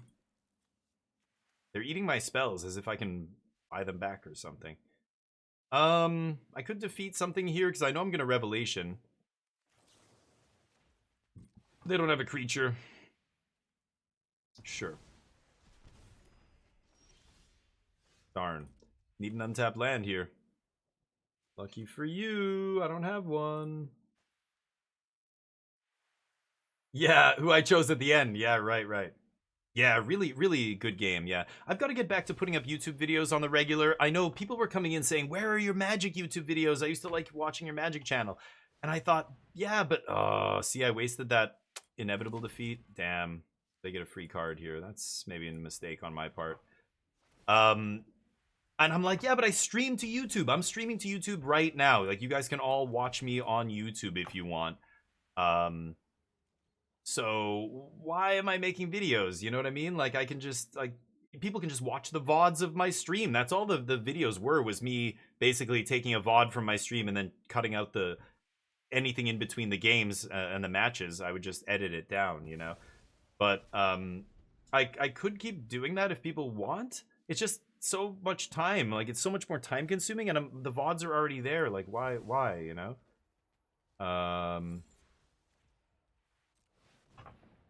Sure. But anyway, thank you guys for the generosity. I appreciate you.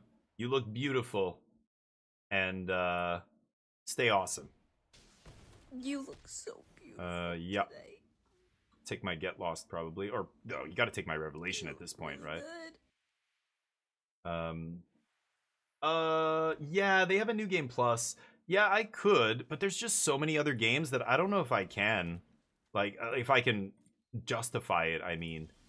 Because I've got, like, Alan Wake 2 I want to play that I haven't gotten to yet. I wanted to finish The Altars. This weekend, tomorrow, is going to be New Game Day on my channel, where I don't play Magic. Every Saturday, we don't play Magic on my channel. So hold on. I can do 1, 2, 3. Yeah, I guess I can't kill them here. Let's just attack. And then we'll probably Get Lost Annex on second main. I could even... Well, let's see what they do. Could even wait till my turn, and that way I can kill them, I think. No, I guess I can't kill them, can I? Oh, I've collected all of the level 1 emotes, the chat is telling me. It's only visible to me, apparently. Yeah, I want to keep playing it, I do, but... No, I shouldn't let them draw here. But there's just too many other games I've got to get to. I'm in the middle of Warhammer 40k Space Marine 2. We were playing that earlier this week, and that was fun. They don't have any creatures under this, so they can't even turn this into creatures. Yeah. Alright. But anyway, I would like to go back. Baldur's Gate 3, I never even finished my run. I wanted to start another evil run. Never got to that. I just play too many games. I love so many genres. I played Battlefield 6 the whole time that beta was available. It was awesome. So 2, and then 4, 6, 8. Oh, I'm so close to killing them here.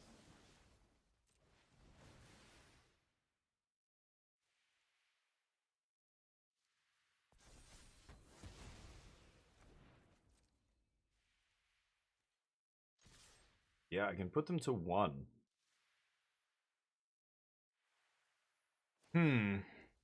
Okay. Yeah, they were mana screwed this game, but game 1, we just killed all their shit and killed them with Jeskai Revelations, and that was it.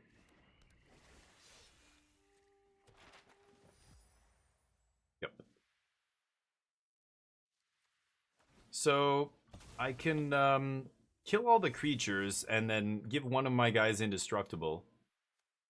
They kept Graveyard Hate against me for some reason. It's weird. They probably thought I'm playing Songcrafter Mage or some garbage. Otherwise, you would never do this, but... Yep. Ah, that's GG. Any removal spell is GG there. Any burn spell is GG.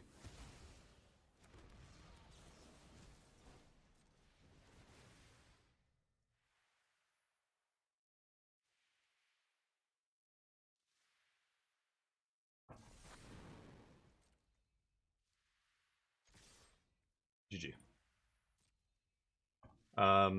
Space Marine's good. You beat it, didn't play yet.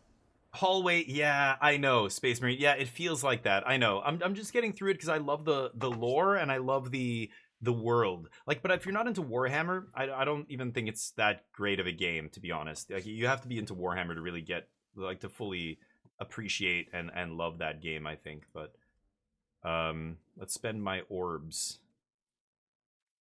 Sure. Okay. So what do you think? Should we jump over to play Frostpunk or one more? I did? Oh, if I let them? Yeah, you're right, Mike. You're right. I would have gotten it one turn earlier. I didn't think about that. I probably should have done that. I did that against an opponent last week or earlier this week. Yeah, I should have remembered that. You're right. Yeah, Chronos. I should. Oh yeah, Metaphor ReFantasio is supposed to be awesome. I mean, everybody put it in their top 5 games of the year last year, and I never played it. I did play Persona way back when. Like, I think I played the first or second one. I'm not crazy about that style of game, but I want to try Metaphor. I've heard it's so good. But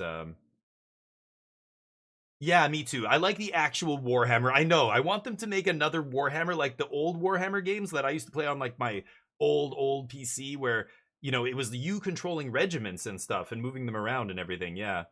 I agree. Yeah, I heard it's fantastic, Onirian. Yeah. You got a gifted sub today, buddy, by the way. Let's play one more match. Let me just run to the bathroom real quick. I'm just going to go real fast here. Here's the teachings deck.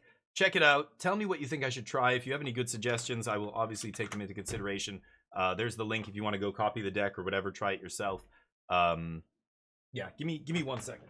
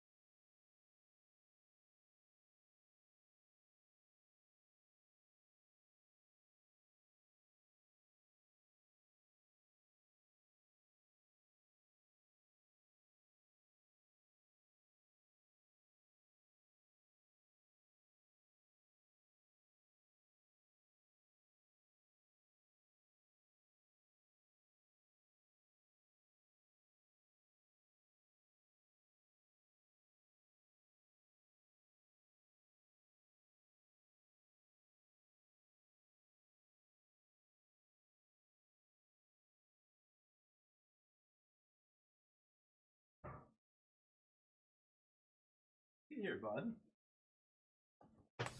Trying to give Neo a treat. My sister-in-law got him something, a new treat. Okay, last one, last game, and then we'll switch it up. I'm really wanting to play Frostpunk 2. It's been actually very, very cool, very stressful, that game. But yeah. I did the pre-order thing. Bloodlines 2. Oh yeah, right. It's supposed to be coming out. I'm a little worried about that game. I want to see if first if they load it with a bunch of garbage gacha shit, but yeah. 40k Total War? Maybe. That would be wild. It'd be totally different than doing the old stuff, but no red mana, but we have blue. So when you mulliganing is really hard in Magic. One of the shortcuts I take is I look at a hand like this and I say, okay, Jeskai Revelation is unplayable. So this is basically a 6-card hand. Is my opponent already chirping? Shut the fuck up. In this deck, you know, if you would you keep a hand like this if Jeskai Revelation wasn't here and it was a mulligan to 6? Would you keep this six card hand? 2 lands, 2 get lost, consult, and a braid. If the answer is yes, then you should keep it even with the Revelation, right? Like, take away, like, you might look at this and go, oh, Revelation's unplayable. This is like, I mulled to 6 already. I've got to mulligan this. Well, wait, would you keep the 6 card hand if this wasn't here? If the answer is yes, then you should keep.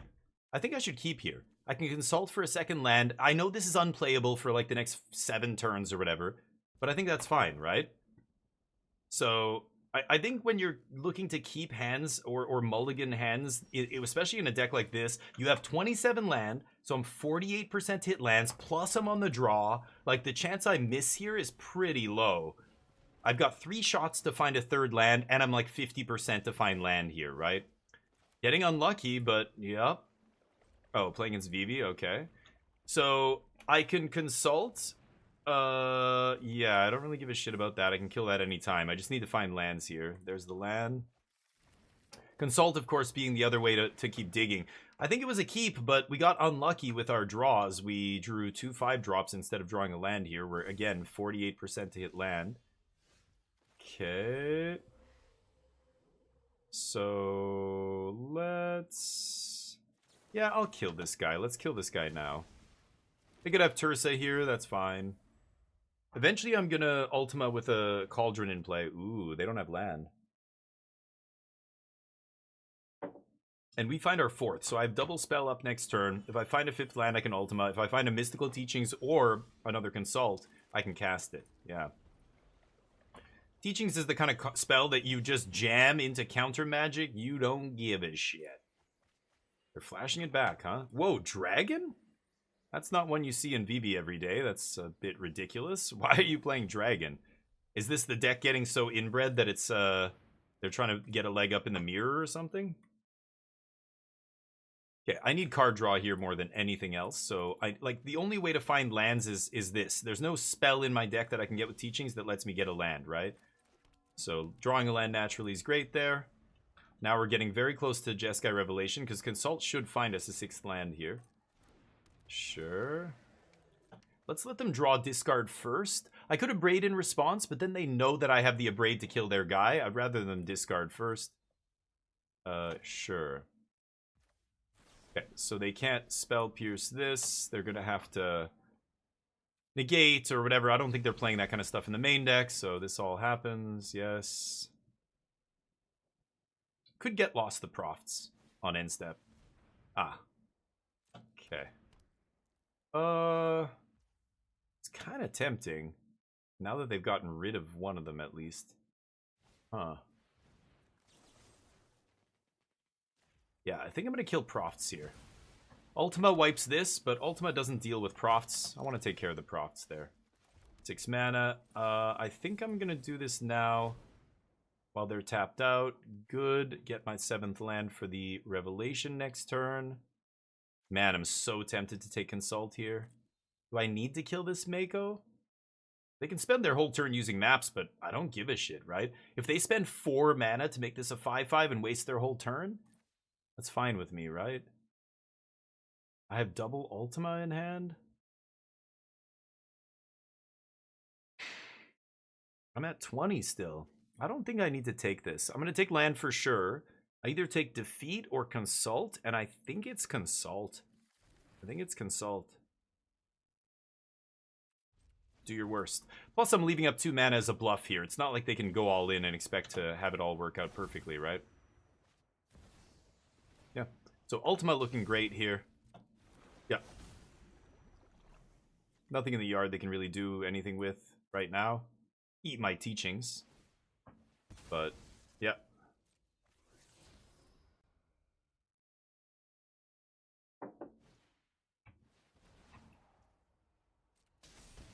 Sure. They haven't drawn any extra cards, right? Because Explorer doesn't count as drawing, so they're not going to put any counters on their guy here. Oh, 1? Oh, because they just played this, right? Yeah. Okay. So now I get to Ultima wipe their board, and Vivi goes down hard. I don't even have to play the untapped land to play around Spell Pierce here, so I'm just going to play Starting Town. I don't need to leave up Consult for 2. So, do this. And again, next turn we'll have Godless Shrine. They should eat my teachings here. They figured it out. Not a big deal. Okay. Keep going. I think I'm probably going to rip the Revelation here. See how much mana they tap. The only main deck counter they play is Spell Pierce. And I'm at the point where I'm almost at the point where I can play around Spell Pierce. Not quite. But they could easily just tap out here. They tapped out last turn means they don't have Spell Pierce. So if there's a high chance they just tap out again because they don't have... Yeah, they have a bunch of dead shit in their hand, right? Into the Flood Maw, Braid, bunch of creature interaction. At this point, I think I'm just going to play Tapland and Ultima again. I could Final Showdown here. It's tempting, but let's do this and see what happens. I know I can't play Revelation around Spell Pierce yet, so yeah, they scoop on 20 life. Get wrecked. 40% of the metagame, huh? I think I'm going to take Dragonfire here. I don't love Fire Magic. I don't love the counter spells. Tidebinder's good. Annul I play. And then you could go deeper and go Disenchant as well. I don't think that's good. Same with Cease Desist.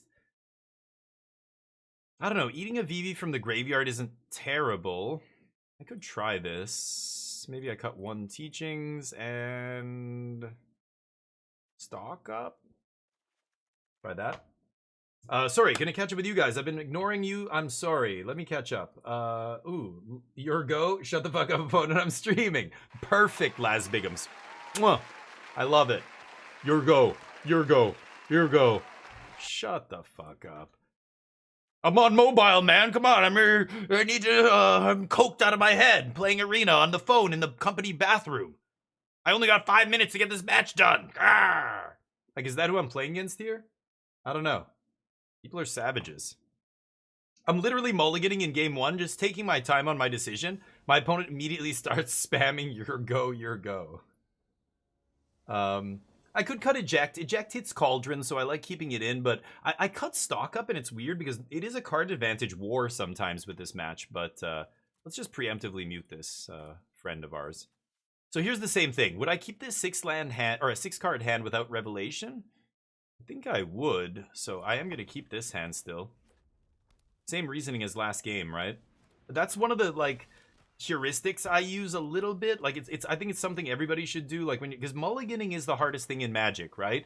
It's mulliganing, then sideboarding, then blocking. Those are the 3 hardest things in Magic. That's where the vast majority of players make the vast majority of their mistakes, is blocking, mulliganing, and sideboarding. Mulliganing is the big one, because mulliganing you do every single game in every single format, every time you play Magic. So that is where you have so much opportunity to screw it up. Like a lot.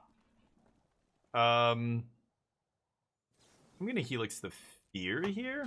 I don't know if that's correct. Maybe it's Mako, but mulliganing's super hard, and there's no, like, easy shortcut to just, like, oh, learn these 10 tricks, and you'll be great at mulliganing. Nobody's great at mulliganing all the time. It's constantly a thing that's in flux and changing and whatever. Yeah, maybe I should have killed Mako. Like I said, I think that might have been a mistake. I was like, I think this is correct, but probably not. Well, I can starting town here. Doesn't really do anything. I don't need to surveil yet.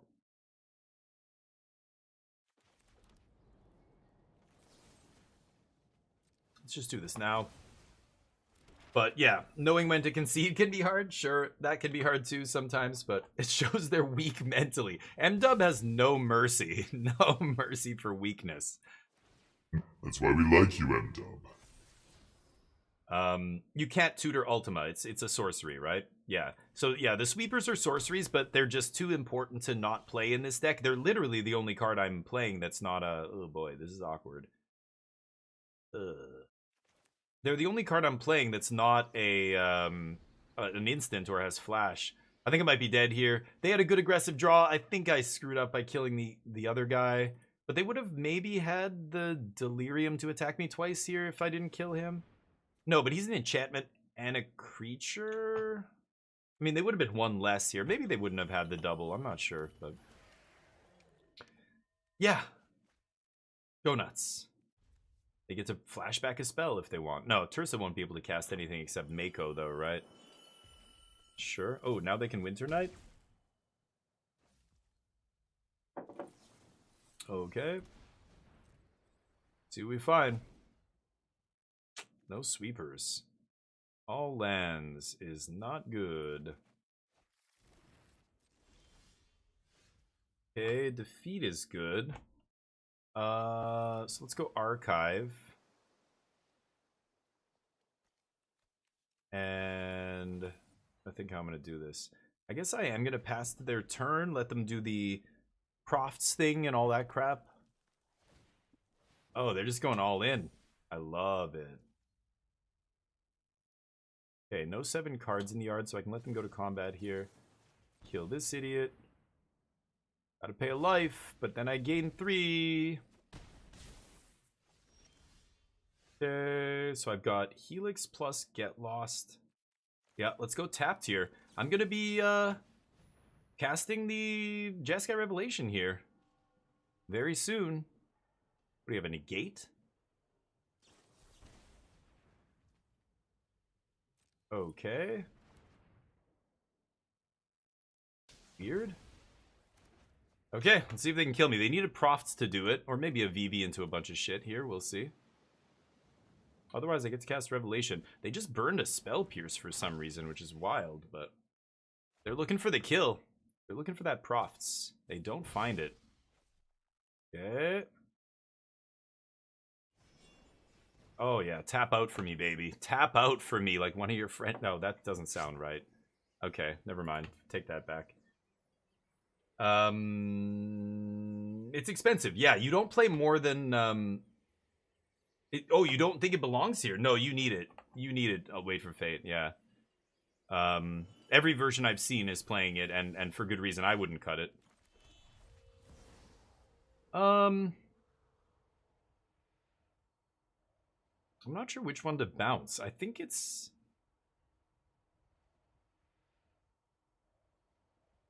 fear of missing out. Because the other guy can't be blocked by monk tokens, and fear can. So I think if they replay fear and attack with it at some point, I'm fine. Yeah, scoop. Woo! Vivi getting wrecked. Not even close.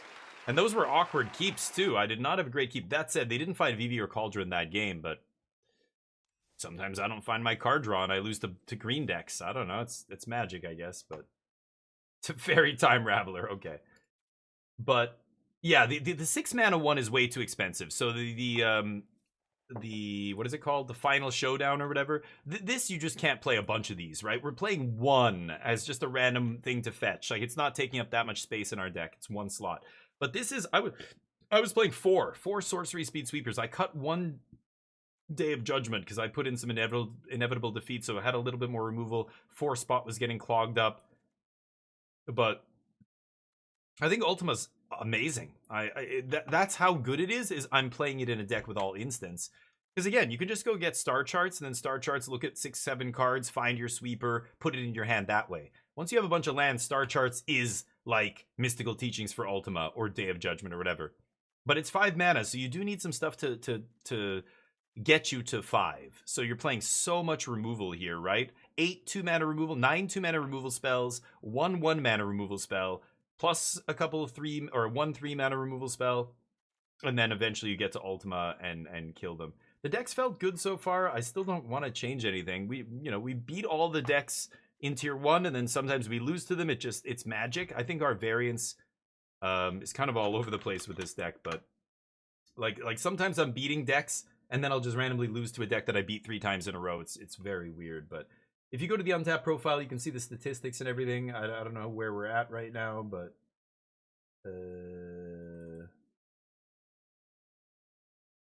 Teachings at a 63% win rate. That's over all of my matches with it, even after all the changes and stuff, so take that with a grain of salt. But so far the deck's been good. I like it. And wait, what? High Fae Trickster? I don't know what that is. Huh? Oh, but yeah, I already have flash with everything. Yeah, I'm never and 4 mana. Yeah, never playing that. I don't need to instant speed sweep. The instant speed sweeper here is so what's the word? People never see it coming. They never like Settle the Wreckage was in standard a long time ago, and people played around instant speed sweepers, and when Teferi was around. But Final Showdown, nobody plays this, and nobody ever sees it coming. But sometimes Ultima is just, you need a Wrath. And Ultima getting the Cauldron and all the creatures, it literally won me game 1, right, against Vivi. I wiped their board and their Cauldron, that was it. If I just killed Vivi and that was it, the Cauldron would have still killed me. But getting everything was huge there. And against the artifact decks, oh my god, that's just lights out. And there's a not 0% chance you run into artifacts. Like, it's pretty popular. It just top 8'd another challenge or whatever. But anyway, check out the deck. It's sweet. We're gonna be switching it up to some Frostpunk here. I've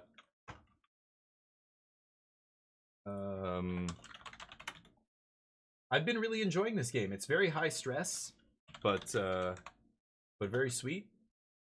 And I'm not sure what the fans think of the second Frostpunk versus the first one. But I don't know if the second one got more criticism than the first. I feel like it did, but could be wrong.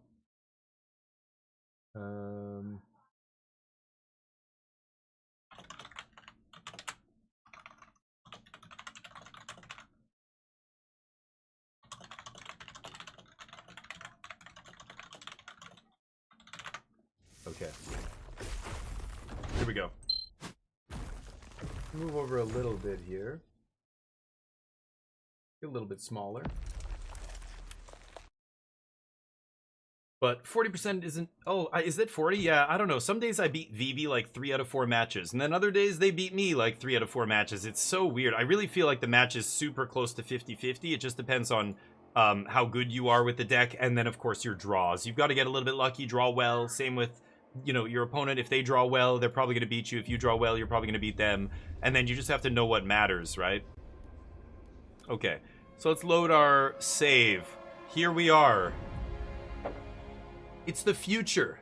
The world has ended, and there's a frozen ice age happening. Huge storms will roll in periodically, and the temperature will drop to like minus 80 degrees Celsius or minus 90. You're trying to keep your people alive and keep them surviving. Hey, there you go, Anirian. Thank you for saying thank you, buddy.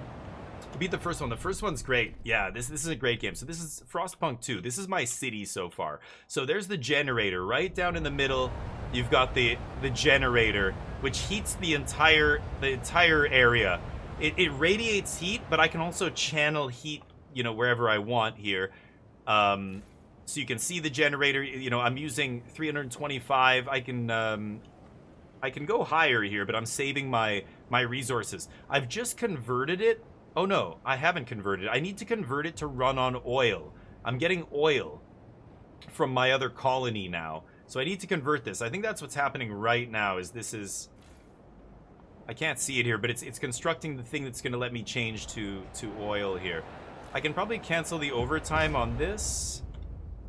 And now, yeah, it's colder right now. It's going to get colder again in a number of weeks here. But I ended the emergency shifts. So there's a bunch of stuff. This is all housing with different factions. The Frostlanders, more Frostlanders. There's the New Londoners. You can see at the bottom the different factions. The New Londoners make up 42% of my... you can kind of see it. 42% of my population here. Sorry, I'm alt-tabbing in and out of the game there. These are the stalwarts. They're like the far right guys. They're very authoritarian. They're pissed off at me right now. So they have fervor. Fervor means they're gonna, you know, get angry and start riots and stuff. So I can do different things with them. I can fund their projects, make promises to them to do things, give them agenda, grant their agendas. I can promote them, condemn them. I can take money from them. This is gonna make their relations worse. These guys love me right now, the Pilgrims, because I've enacted a bunch of laws that they liked. This is the newest faction in my city. They're very small. I think they only make up 4% of the population. The Frostlanders make up a huge chunk. So this is my city. You can see the heat map here. Everything's very hot. Everybody's warm. But soon we're going to get cold. Well, not soon, but 10, 20, 30, 40, 50 weeks from now, going to get very cold. I'm keeping all these outer areas chilly. This is an iron mine extracting iron. These are food production with a bio-waste hothouse attached to it, making a bunch of food, 132 food per week. I can see all the different research and things that I can do here. I'm researching things. There are laws you can pass. And then if I zoom out, I can look at the entire region. There's a bunch of stuff happening. This mine is almost out of resources. Once that's done, we're going to shut that down. There's people here that I can bring into the fold. And then there's this new colony I just started over here at the old Dreadnought. This old Dreadnought, this giant ship thing. I think I can even zoom right in. Hold on. Wait, I don't want to see that.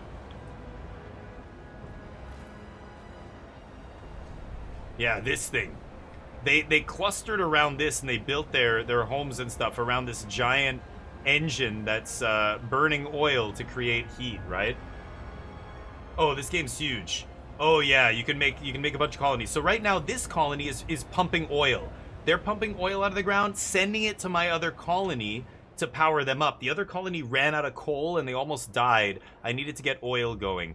So you can see the different deposits here. There's another oil deposit there. There's another oil deposit here. But what I'm going to do, I discovered wherever there's shelter, that's the best place to build a house. So I want to expand this colony. I need to get it up to 2,000 people. It's one of my quests here. So what I'm going to do is actually break this ice. The ice is so thick here. I'm going to break ice all the way down here. And here, you see that blue flame? That is telling me that the temperature level in this area is higher than anywhere else on the map. The blue spaces are the highest because it's sheltered. It's in this canyon. So I'm going to ice break this entire canyon and start putting residential area down there and eventually make my way over to this oil deposit. I've already broken the ice down to this thing, and I could break it over to this thing as well. But let's let this colony sit here. They have housing. These are the different things they need. Food, materials. They need goods. So what I can do here is resource transfer. This is the old Dreadnought, my colony, and that's New London, my city. They need more goods, so I'm going to give them more goods until they're in the surplus. These guys are in the negative, but that's fine. We've got a surplus of goods here. We'll be fine. Oh, we've got so much material here, too. We're overflowing with material. So let's set that as the new transfer. I'm bringing oil over. I'm only bringing 5 barrels at a time over because these guys already have 5,000 barrels. They're just waiting for the thing to get converted. Okay, so let's unpause here. So now time starts ticking. I need more goods. I kind of want to build another industrial district. I need to get up to 100 prefabs here. So I'm going to let the prefabs build up. There's a few resources. There's money. They're called heat stamps. I'm getting 35 per week. I'm getting 16 prefabs a week. I want to get that number up. And then cores. I don't have anything to give cores. If I zoom out again, I also have a team of scouts. 30 teams I can send. So what I should be doing here is exploring, like the approach. Once a small port operated here to ferry materials for the generator's construction. Now it's lost to pressing ice. Scouts say they can still hear the grunts and cries of men heaving heavy steam cores ashore. Might find some coal. But it's threat level safe, open territory. So it requires 10 teams to explore. It takes 18 weeks to chart the whole place. Let's send some teams. We've got spare teams. We should be sending them. There's the graveyard. Probably due to an unknown sea current, this area is full of old shipwrecks, grounded to mangled remains by tons of sea ice. It is a dangerous place where few dare to tread. Well, it seems safe. And there's materials and coal here. Let's launch an expedition there. Now, the meadow, this requires 20 teams, and it's dangerous. So scouts will be injured. So I can build a scouts headquarters or research this law to decrease the threat level. But right now I don't have either of those things. This is dangerous. Highlands are dangerous. Everything around me is dangerous. Some of these areas are deadly. Means scouts will die if I send teams to explore these mountains. And this high pass. The mountains are super scary. The high pass is a little bit less scary. Anyway, we have 10 scout teams. I could send them here. It extracts a ton of oil, but some workers may die, or I could wait until I have Scouts headquarters and then send Mountaineers, and they won't die. So I think I'm going to come back later. I don't need that yet. Oh, somebody wants my attention here. What do these people need? Okay, Crime, take it easy, buddy. Thank you for the sub. Thank you for everything, dude. Appreciate you. I hope I see you again soon. I stream every single day except Sundays, so join me for more Magic. I think next week we'll be playing Magic starting on Monday. Tomorrow's Saturday, so new game day tomorrow. We play a bunch of other games. We don't play Magic, but we'll be back soon. So, pouring ice on fire, growing radicalization. Steward, I'm the steward, they're referring to me here. The growing fervor of certain groups in our city has become a cause for alarm. Agitators rile up tensions and push their factions to more radical and violent action. Provided we build enough prison space, our guards could place such militants in preventative arrest. A spell in detention would cool their heels and calm their fellows. Build prisons. They want me to build prisons. I want to research. It's a research thing. This is 12%. I don't know if you guys can see the...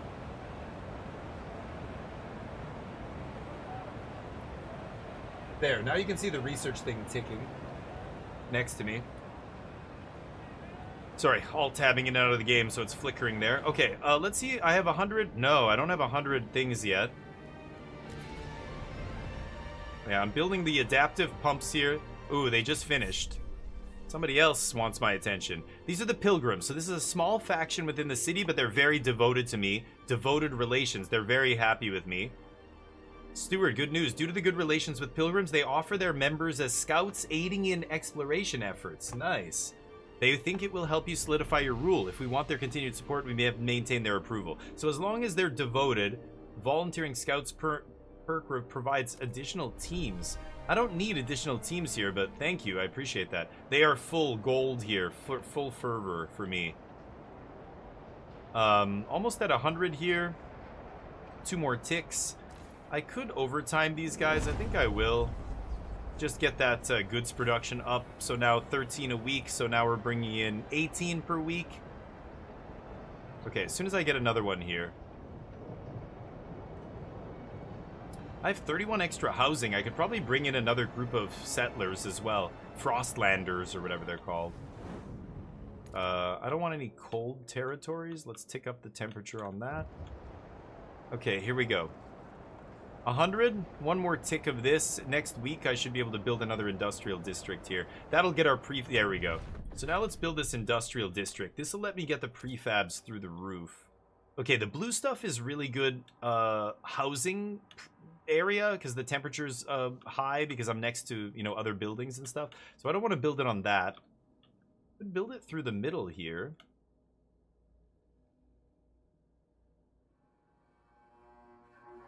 Or just build it in a totally different place. I should probably keep it away from my other dudes. Maybe I'll build it out here. The further I am from the middle, the harder it is to heat it is the problem. This was all coal mines and stuff that we tore down. Damn. Maybe I build it in here. There. It takes 6 tiles. Let's put that there. And then I'll be able to get the prefabs coming in. To build housing takes 200 prefabs. That's a lot. Okay, let's jump over to our other colony here. I want to keep breaking that ice down here.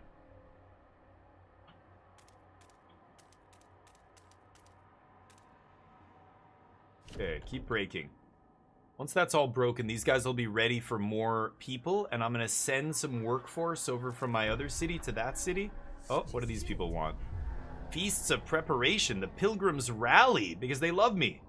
Steward, the Pilgrims have begun throwing feasts in celebration of the direction you've taken the city. Thank you. Thank you, people. Tonight we eat our fill, says one of their leaders, as she waves the smoldering bundles of herbs over the table, so that tomorrow we will have the strength to settle the Frostland. These people are obsessed with going out and settling the wasteland, which is really tricky, but they are... That's why they're called the Pilgrims, right? Shrouded in a veil of incense, the Pilgrims hand out food and share exploration stories, invigorating other citizens. Do you want to ask them to promote something specific? Oh, contribute more workforce? Contribute heat stamps? Deploy guides. Exploration time decreased? Yeah, let's do that. We're exploring 2 regions right now. That'll get this exploration time down. Oh yeah, there you go. This is in the Frostlander district. They're having a rally, it looks like. Nice. Okay. I'm making a cult, Battlegander, that's right. Send the pilgrims. You're so evil, M-Dub. Why? They support me. Why would I send them to die? Okay, look at this. Materials are through the roof here. So I'm actually going to shut down some of these material places. These places are all the same temperature. So I'm going to shut this one down. Still producing a surplus. Shut that one down. Okay. I have a lot of workers sitting here. This is the total population. This is the number of workers that aren't employed right now. So, could definitely be doing more with these people. Oh, did I upgrade? Yeah, adaptive pumps. So now I can change from oil to... Yeah, I'm going to change it to oil. Change the priority. Oh, we took a census? 2,000 more people. Holy shit, so now we don't have enough housing. I could build more housing here, or I could send them to the other place. But I need 200... No, I gotta... Oh, man. I don't have housing. Shit. I could expand the housing, but it costs a lot of prefabs. 50 prefabs. Maybe I do it.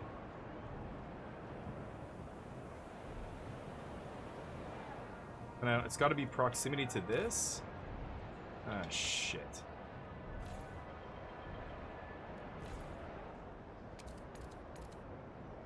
Okay, let's build some houses there. We'll expand that. Hopefully that'll help a little bit. If there's people unhoused, they will start dying every week because it's very cold. It's minus 30 degrees outside.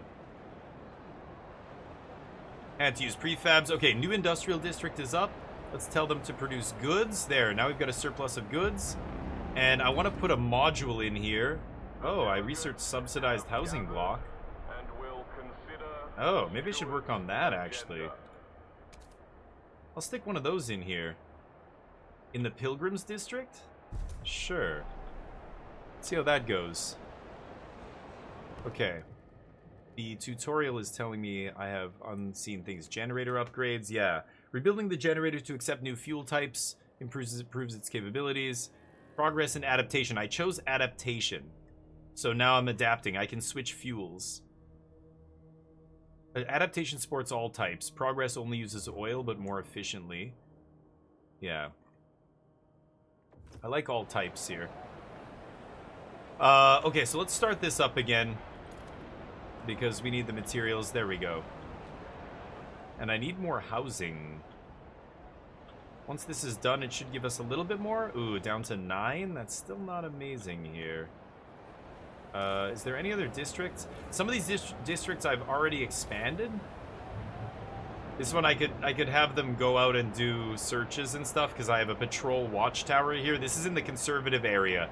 This is the Stalwarts, their neighborhood, where they always want me to do the authoritarian thing here. Yeah, I can't expand any of these. They've all been expanded. Except this one? This one I can still expand. I need 50 prefabs. Our scouts filled in. Wait, my housing just changed. Did people die? I think people died. Oh no, I got new housing. I got this thing. Yeah, plus 20 shelters. So now we can house everybody. Plus we have 11 left over. That's pretty damn good. Okay, I want to upgrade the prefabs here. How long does it take to build a... Oh, I don't even have it. Oh, shit. Oh, never mind.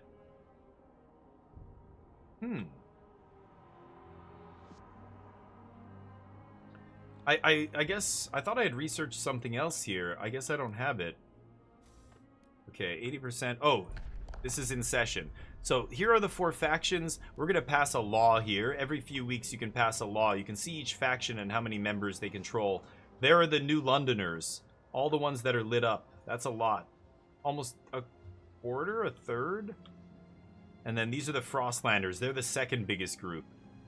And then between them, there are the Pilgrims. They literally only control a few seats here. That's not Pilgrims. Just these guys right here. And then here are the Stalwarts, that little group there. These are Frostlanders. These are New Londoners. So let's look at the laws here. Mass-produced goods is the current law that we're running here. I haven't unlocked some of these. I've got to unlock this. Events or research can give it orders. Like, people have to propose these kind of laws before we can vote on them. Workforce requirement and increased squalor is what we're running. Machine-centric shifts. Food additives, I have no law, no established standard yet. So I could vote for... I could put this to the people and propose this law. Right now, 38 would vote for it, 38 delegates. 31 would be against. That's pretty close. Supported by the Frostlanders and the Pilgrims, of course, they love it. Or chemical additives.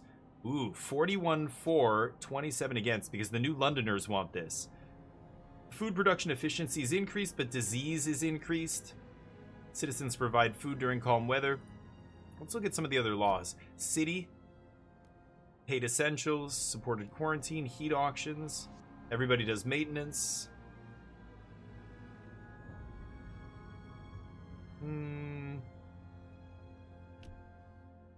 Mandatory school. Oh, youth program. Let's suggest the youth program. Young adults participate in volunteering activities under the supervision of elders who teach them moral values. Now, it's only supported by the Pilgrims, so only 13 delegates for, against 23, hesitant 64. So if I want to pass this, I'm going to propose it, and you guys can get involved. Actually, let me change the overlay here. I totally forgot. You guys can actually get involved here and help vote. Or vote against me if you want. Okay. There we go. If you refresh the stream, you'll have access to the voting. And before we set this to a vote, let's negotiate here. So I can negotiate. So I know that the New Londoners are open to negotiate, and they have 41 delegates. Most of them are hesitant. So I need to convince that's a huge block. The stalwarts are never negotiating. They hate this. They do not want the kids working and volunteering and whatever. The Frostlanders are open to negotiate. 45 delegates. And the Pilgrims, they want this. There's no negotiating for them. So I'm going to go to the Frostlanders because they're closer to the Pilgrims. It probably won't take much to get them to be happy. Let's approach them. And if I want them to vote for the law during the next vote, I have to give them something. These are their terms. Either use a community action on them, like fund their project, which is a huge number of heat stamps. Jesus. Or salvaging factory. Large facility. Yeah, so, gives me 11 per week prefabs. Brings disease up, costs 40 materials and 360 workforce. Or survivalists headquarters. Oh. Ooh, territory threat level decrease? That's interesting. I'm gonna go for this. I promise I'll build you a salvaging factory if you vote for this. Okay, and if I guarantee this, then they're all gonna vote for this, and they're gonna hope that I keep my word here. So let's do that. So now I've convinced them. It looks like we're gonna win this, but I'll recruit the Viewers Council. There we go. Now you guys can vote on this as well. I'll give you a minute.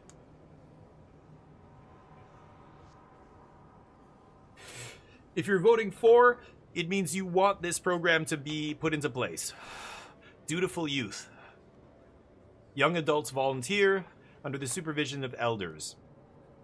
So get your votes in, and we will vote shortly here. They only let you have the first 40, but hey, somebody voted there. Nice. Get your votes in. Looks like there's some tutorial nonsense. Detainees.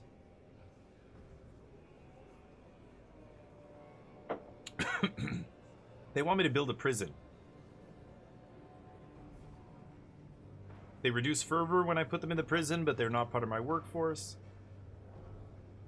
Decide their fate? Wow. I can decide the fate of political prisoners here. There's more? No. Okay. Let's vote. So I don't vote. This is just the voting happens. We see what the delegates do. 37-42. We need 51 votes here. What? What? It failed? M-Dub, you voted against? Wow. I promised them the thing and they didn't come out and vote. So do I still have to give them that thing? Oh, I still have to do it. Wow, they wrecked me. They said they were gonna vote for me. They made me promise to do something, and then they didn't vote for me. Fucking savages. All right, fine. Okay. Wow. It should pop up on the screen, but I totally blame the rest of chat. I blame them for everything all the time. Absolutely chat's fault. Dutiful use will never pass. Why do they keep trying? A stalwart. This is one of these guys. They like progress, merit, and reason. I was rejecting their vision. They wanted us to go all in on oil. We don't need salvaging factory. Oh, the steward's promises will be this city's ruin. They're not happy with me right now. Yeah, yeah. Meanwhile, the people over here are throwing festivals. I don't know. It's crazy. Okay, so so we switched to oil.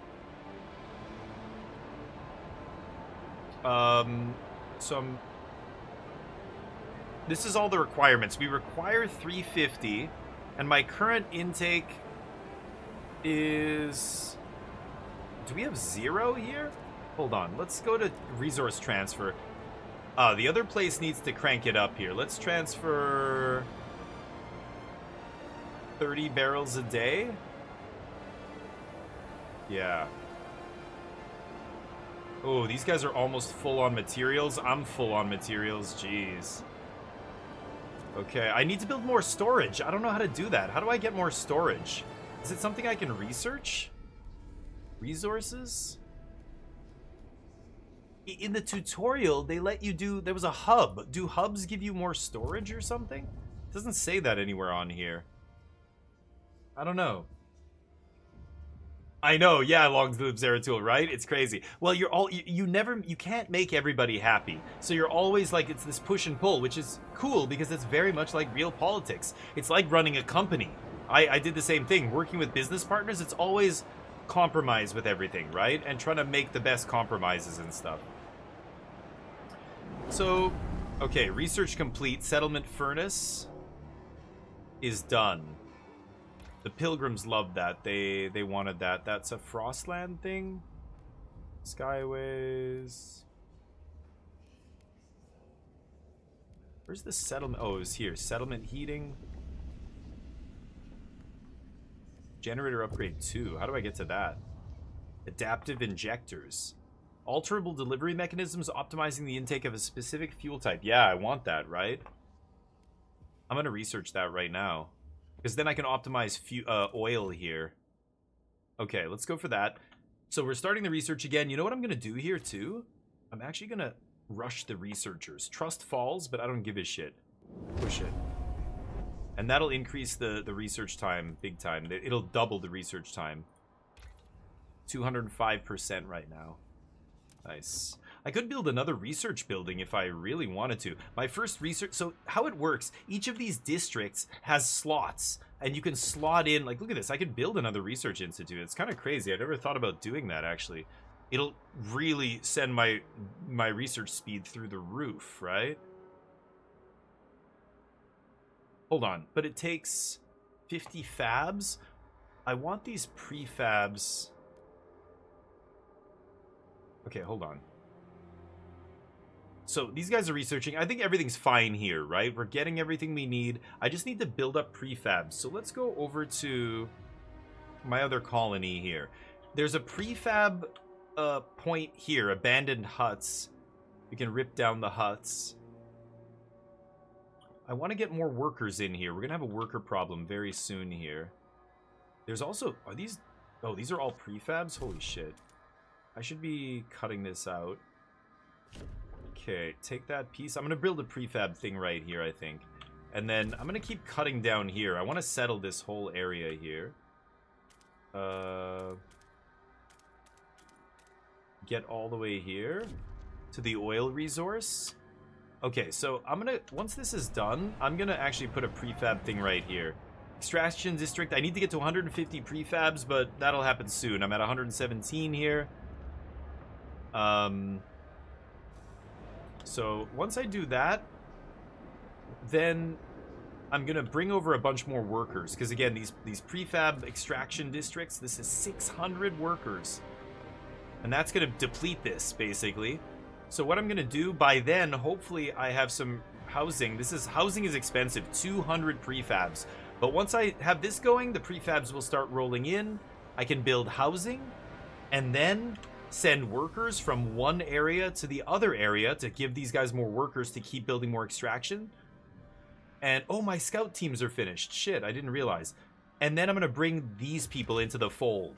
These are the people at the old observatory. I found this place. I got some loot, but some Frostlanders still remain at the site, steadfastly refusing to join the city unless we harness a new fuel source. So now that I've got oil, I could bring them in. I send 5 teams to do it, get 2,200 Frostlanders, which makes Frostlanders the biggest faction in the city by far. I'm going to send a bunch of them to the other place, though. I don't want to do that yet, though. I want to bring those people in when I send the other people over, right? Okay, so we explore these areas. There's the approach. 2 locations found. A whale mine. Possible settlement. Multiple pods of whales froze here after being pursued by humanity's last whaling vessels into the freezing harbor. The scouts are amazed at the sight of the massive bodies made pale by the ice. Finally, I found my white whale, the scout commander jokes. No one laughs. Years ago, nobody laughs. I love it. Years ago, the captain sent a team with machines to bore through the ice and mine out the whale meat. Wow. We can take the machines back to New London to assist our extraction, or send a new team here to finish the job. So I either take the machines, 10 teams. I have 30 teams in waiting there at the top, so not a big deal, right? Plus 10% efficiency to everything? All sources in extraction districts. Wow, that's a huge bump. Or established whale mining outpost. So I can build a food outpost and then drain this place of all its resources. So I have a food outpost here. Fishing village. But it's only got 23,000 tons of food left. So in 33 weeks, we'll have depleted it. We're doing 100 food a week, and it's got 23k. I could actually redirect the food to the other place. That's awesome. So I don't need food. So I actually think I'm just taking the machines here. Let's send 10 teams immediately to get that. There they go. Oh shit, I didn't pause it. I should have been pausing it while I'm doing all that. Crash transport. An old coal-hauling crawler, half buried in snow. It appears the transport's navigation devices were tampered with and its charts were inaccurate, so it got lost. Graffiti has been etched into one side. New London leeches.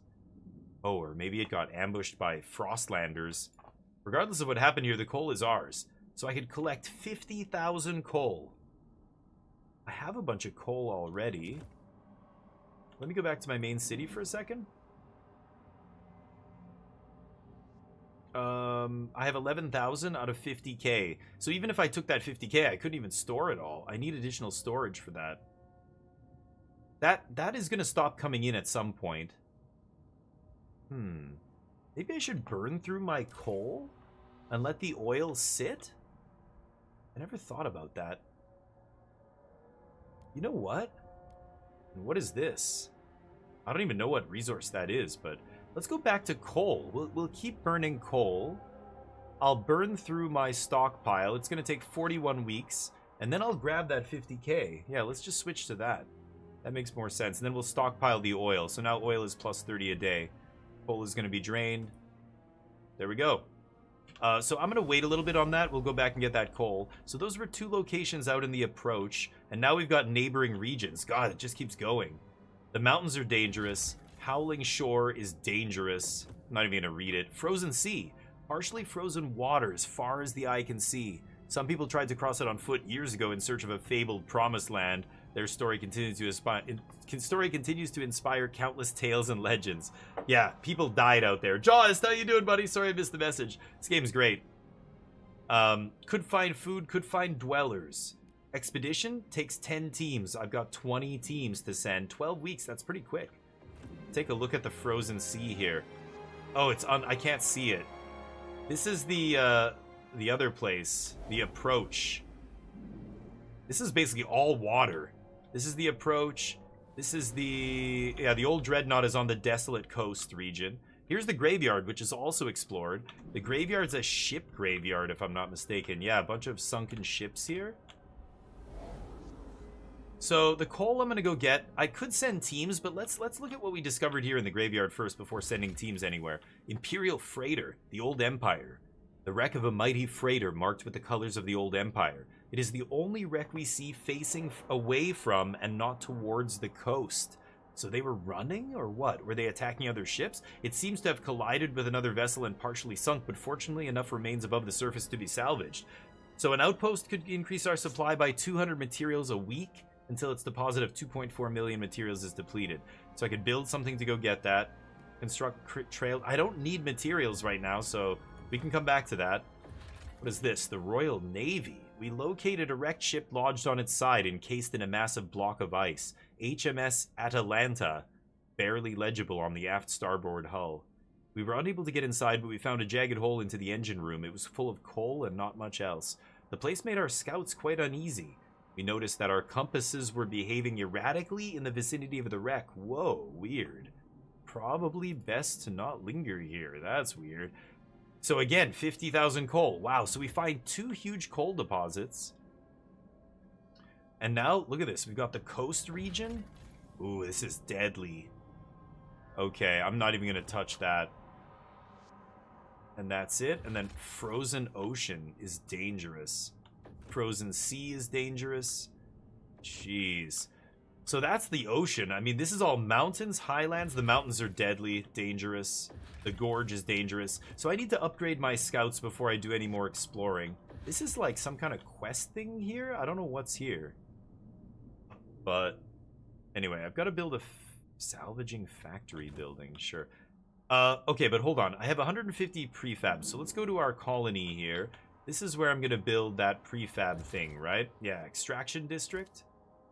So we're going to cover... Yeah, it's going to make the neighboring areas dirty, but I don't give a shit. There we go. Okay, so they'll build that, and then I want to build houses here, but now I have no prefabs. Let's go over to our other place. So this is our main city. This has the waste repurposing facility, decreasing squalor. This industrial district has no module in it yet. It's using 50 materials and 540 workers, and they're putting out... What? They're putting out 10 a week, but then minus 10 from goods production? What? Goods production? Is that one of the laws I passed or something? From goods production. Mass-produced goods. That's the efficiency reduced. Hi, bud. How you doing? Oh. Look at this guy. Neo. You want to play? Is that why you brought that, bud? So sorry, I can't play. Can't play with you, bud. Later, okay? Oh, I'm sorry, bud. You want a treat? Here you go. You have a treat, okay? Good boy. Sorry, bud. I'm not done yet. Soon. Soon, we're gonna hang out. Okay, sorry. Got it. I got it. Neo's... He's too cute. He comes up to me with the ball. Oh, and he left. I was just gonna show him on the screen there, but he's gone. Okay, hold up. Also, hold on. Let me do one more thing here. Display shouldn't be on. Okay, good. It's capturing game, right? Okay, there we go. Okay, so what was I gonna do? So I'm gonna put a module in one of these. This has a module. This does not. And I could put salvaging factory. 90 prefabs gives me materials, or requires materials, makes prefabs. I will put that in there, actually. That's not only something I want that, actually. Plus 11 houses here. Everybody good. Research progressing. We're waiting 4 weeks till the next council meeting.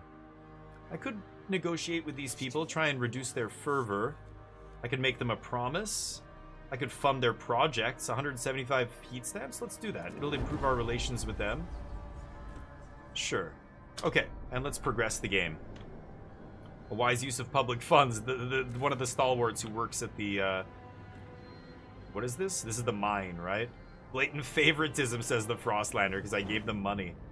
Everybody's good here pretty soon. Well, this place is super cold, but Pretty soon we're going to get colder here in about, what? These are 10-week increments. So 10, 20, 30 weeks, it's going to drop. And then 40, 50, and 60 weeks, it's going to drop again. That's scary. That's going to go to like minus 50. I better be ready for that. How much coal do we have in storage right now? Still 40 weeks worth? Yeah, we're good. Let's go to our other city here. Is this almost done? I want to get the prefabs up. Right now we're only producing 18 a week. I'm finding this to be my bottleneck here. I also need oil, and I need to build a residential district. Residential district costs a shit ton of prefabs. This needs to hurry up, get built. That's going to really bump up my prefabs, because I got two resource locations under there. This is going to be all residential down here in the gorge, and then I'm going to build an oil extraction here, our first one. And then I'll worry about expanding up there later. This place has a ton of prefabs, which is awesome, because the main place does not. Do not But anyway. time on repairs. A new model is safer than a repurposed one. That's the mass-produced stuff I have going. I have this guy working overtime still. Emergency shifts at this industrial district. It's costing us lives. Emergency shifts means people die, but what are you going to do?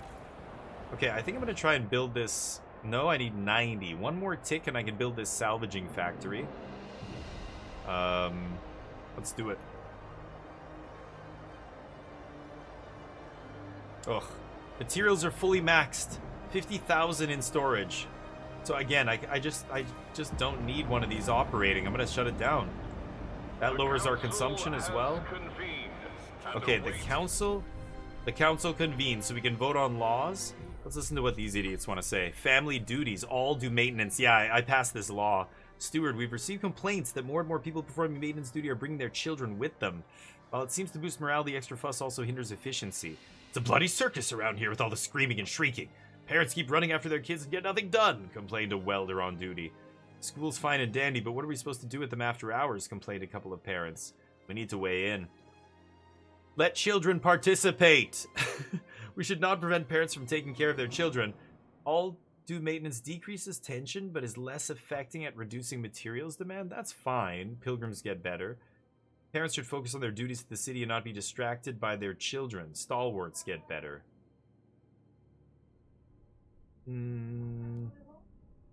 Right now, this law, all do maintenance, is making material demand go down. I have so much materials, though, I could just let them participate. What do you guys think? I'll let you vote. Let children participate in the work?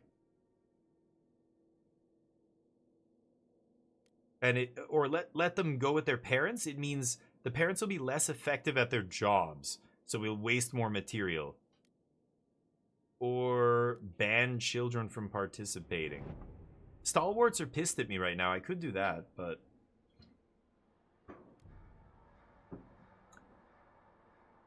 my materials are through the roof. I just don't need this much material, so I can side with the pilgrims again. Sure. My tension is at 0 here. Tension is absent. Trust is accepted by most of the city. Okay. Let me just check one more thing here. So I can expand. I can't expand this. I can rearrange the district. Rearrange. Oh, this can expand still. Okay. Okay, let's actually break this ice here.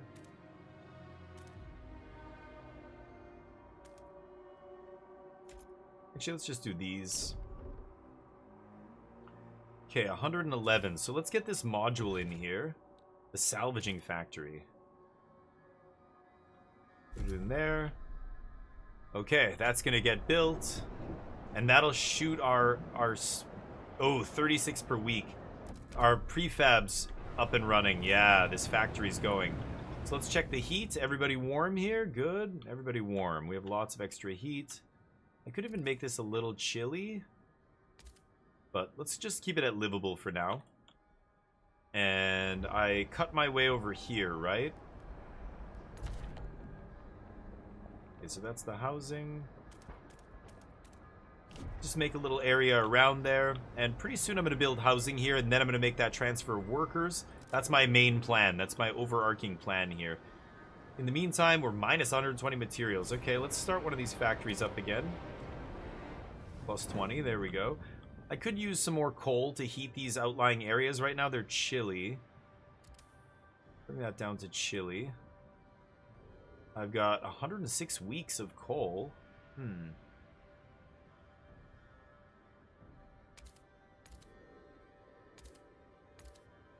Okay, see now we're using so much more coal because I'm heating up these other places, right?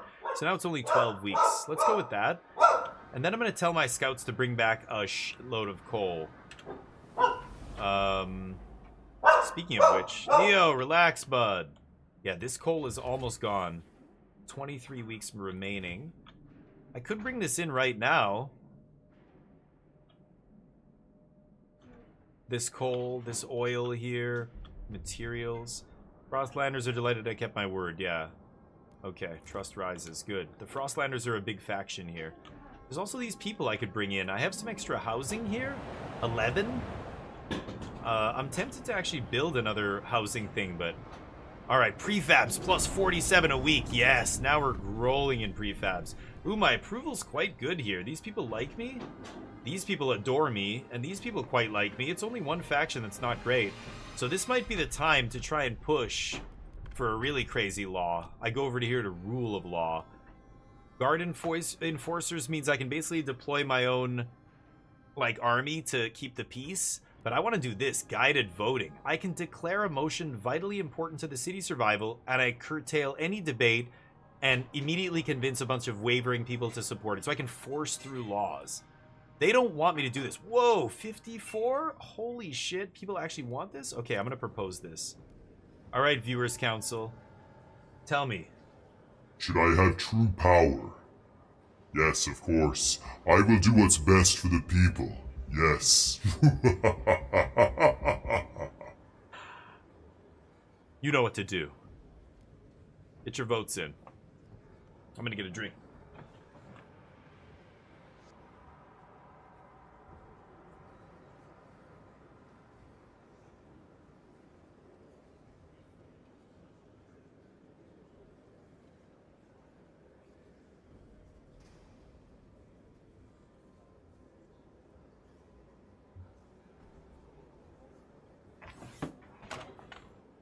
Okay. Anybody? Nobody? Great. Then we vote. 67 votes required. Come on, push it. Oh, we just got there. Oh, 78. Nice. Okay, rule of law is mine. Guided voting. Leadership is more centralized. Perfect. Okay, they want me to build... Wait, what? I already have that. Oh, the adapters. Oh, I just researched that. Generator, adaptive injectors. But wait, this is a module? How am I supposed to put that on here? I don't know how that works, but I'll try that at some point. So we can do new research here. I think I want to research the scout thing. Yeah, scout's headquarters. Oh, shit. Actually, wait, shit. Oh, no. I can cancel that, because I wasn't sure which one. This is what the Frostlanders and Pilgrims want. Survivalists' headquarters. Exploration time way down. Base of operations where staff officers subject hand-picked scouts to intensive drilling and oversee exploring expeditions. Upkeep is 400. These guys, upkeep is 400. Exploration time is slightly decreased. Same costs? Oh yeah, okay, we picked the right one. Well, these guys have definitely the right idea. This is just decreased by more, and it's the same cost. Yep, get it done. Okay, so let's carry on here. The research is still being rushed, which is good. I could even increase this to get the prefabs up. Right now they're putting out 11 a week, 13 a week. Let's do it. We're overproducing a ton of goods. I don't know what to do about that. We have max everything here. Power that off. This is running out of food. Oh shit. Okay, so we should probably start thinking about that. I have 189 prefabs here. Food. There's some infinite foods here, but I can't get to them yet.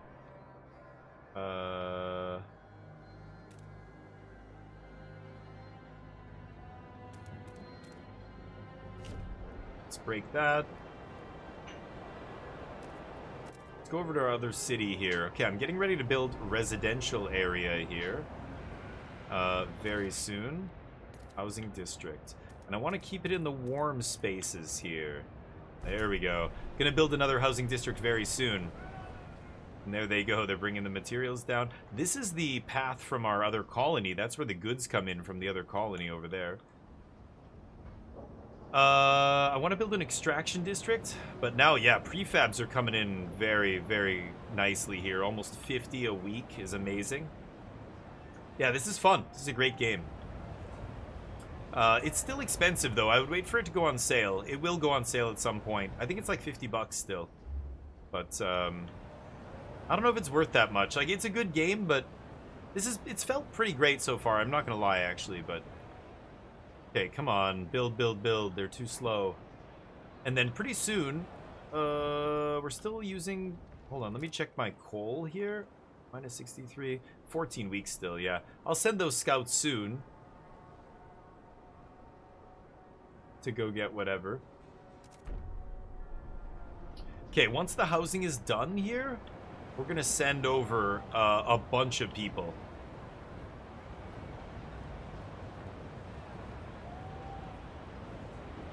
I'm gonna build another housing district right after this one's done. And just fill this gorge with city. Keep them nice and sheltered, tucked in there. That's the best spot for this this city, right? Research is almost done.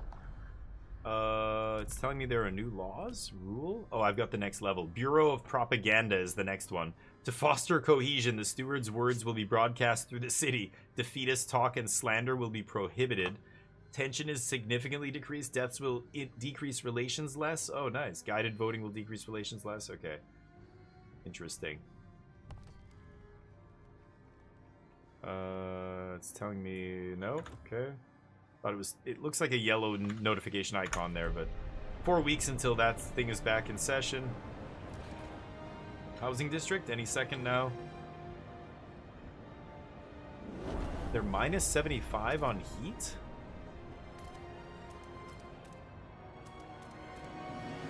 Build another housing district there. Okay, so now we've got lots of housing here. So this district can accommodate 1,176 people. There's only 60 living there, so I'm going to send over 1,000 people here. Let me just pause this. How do I do this? Because if I go over here, I've got 20,000 people, 3,000 extra workers. So I go send people. Old Dreadnought has 3,000 people. This place has 20k. 100, 2, 3, 4, 5, 6, 7, 8, 9, 10. There's 1,000.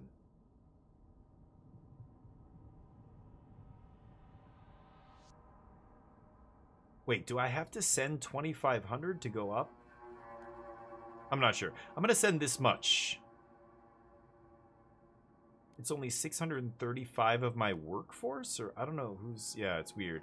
I'm going to relocate there. Okay. So now let's go back over here. They're on their way. They don't just instant speed travel over, right? Yeah, there they are. Taking the sky train that I made. The sky rail or whatever it's called. Can't quite see them because of the weather here, but... It's about to get colder, too, in about 10 weeks. Where are they? Oh, they're right here. Can't see them. I wish I could zoom in closer, but I can't. Anyway, so they'll be there soon. And I'm pretty sure they're going to have housing. That's what I want to see here. Oh, we've got somebody in New London. The Pilgrims. They propose ideas because they're having rallies. Stewart, during their rallies, the Pilgrims were inspired to research new policies on their own accord. Their most recent research was regarding work compensation. They presented the result of their private study, equal pay, to the city. We've done all the work. All the steward has to do is put it to a vote. They call on you to pledge your support for their law, equal pay. Labor is labor, and thus we will earn equally. This will eliminate discrepancies between the workers and the elite. Trust rises, but income is slightly decreased. Should I pledge to pass this new law? Equal pay? 35 weeks to pass it. Wow, they're doing research. It's kind of a good law. I mean, equal pay for everybody? But...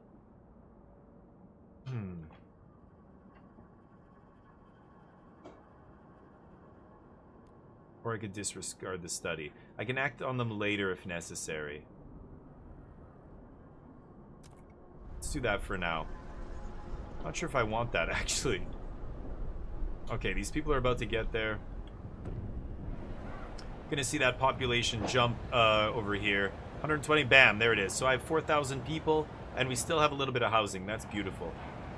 Okay, so now we have a lot more workers. Nice. So I can build an extraction district. Let's get this oil out of the ground. Okay. I broke ground up here already to this fab thing.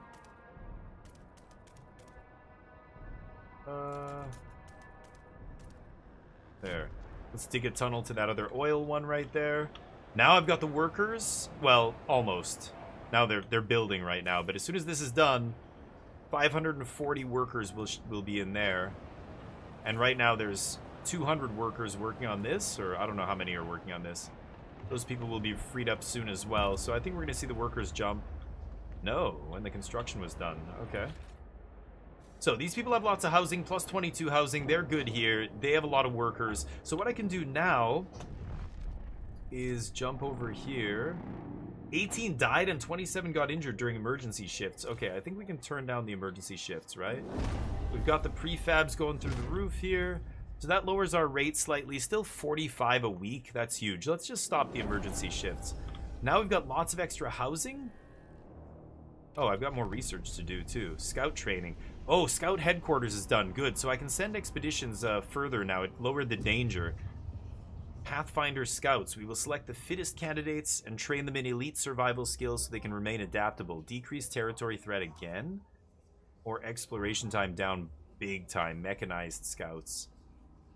Let's wait on that.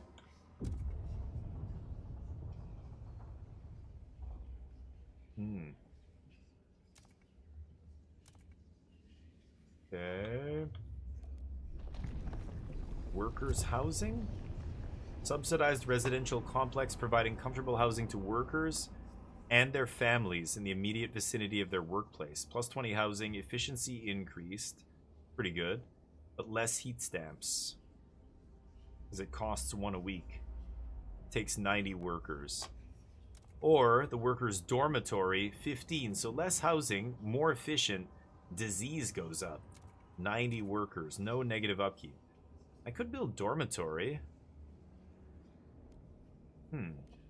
Housing distribution? Mandatory crowding is what the pilgrims want. Everyone is allocated the minimum living space required to meet their needs. People with more space are required to take in strangers. Lots of housing, but tension will go up. That sounds crazy. 10% and heat stamps income. Ooh, merit-based housing. I don't want to make people not be housed. That's crazy. Could research alcohol. City-run alcohol shops is what the communist crowd wants. Heat stamps go up. Or privatized alcohol. Trust goes up. So many options. There are resources. Composite factory, prefab, goods. That's just to make extra materials. Like, this all just gives me materials. I can do advanced hothouses. Advanced bio-waste hothouse. Wow, disease increases a bunch. Or advanced chemical hothouse. Way less food. But material... Oh, squalor. It produces more pollution. And temperature level goes down.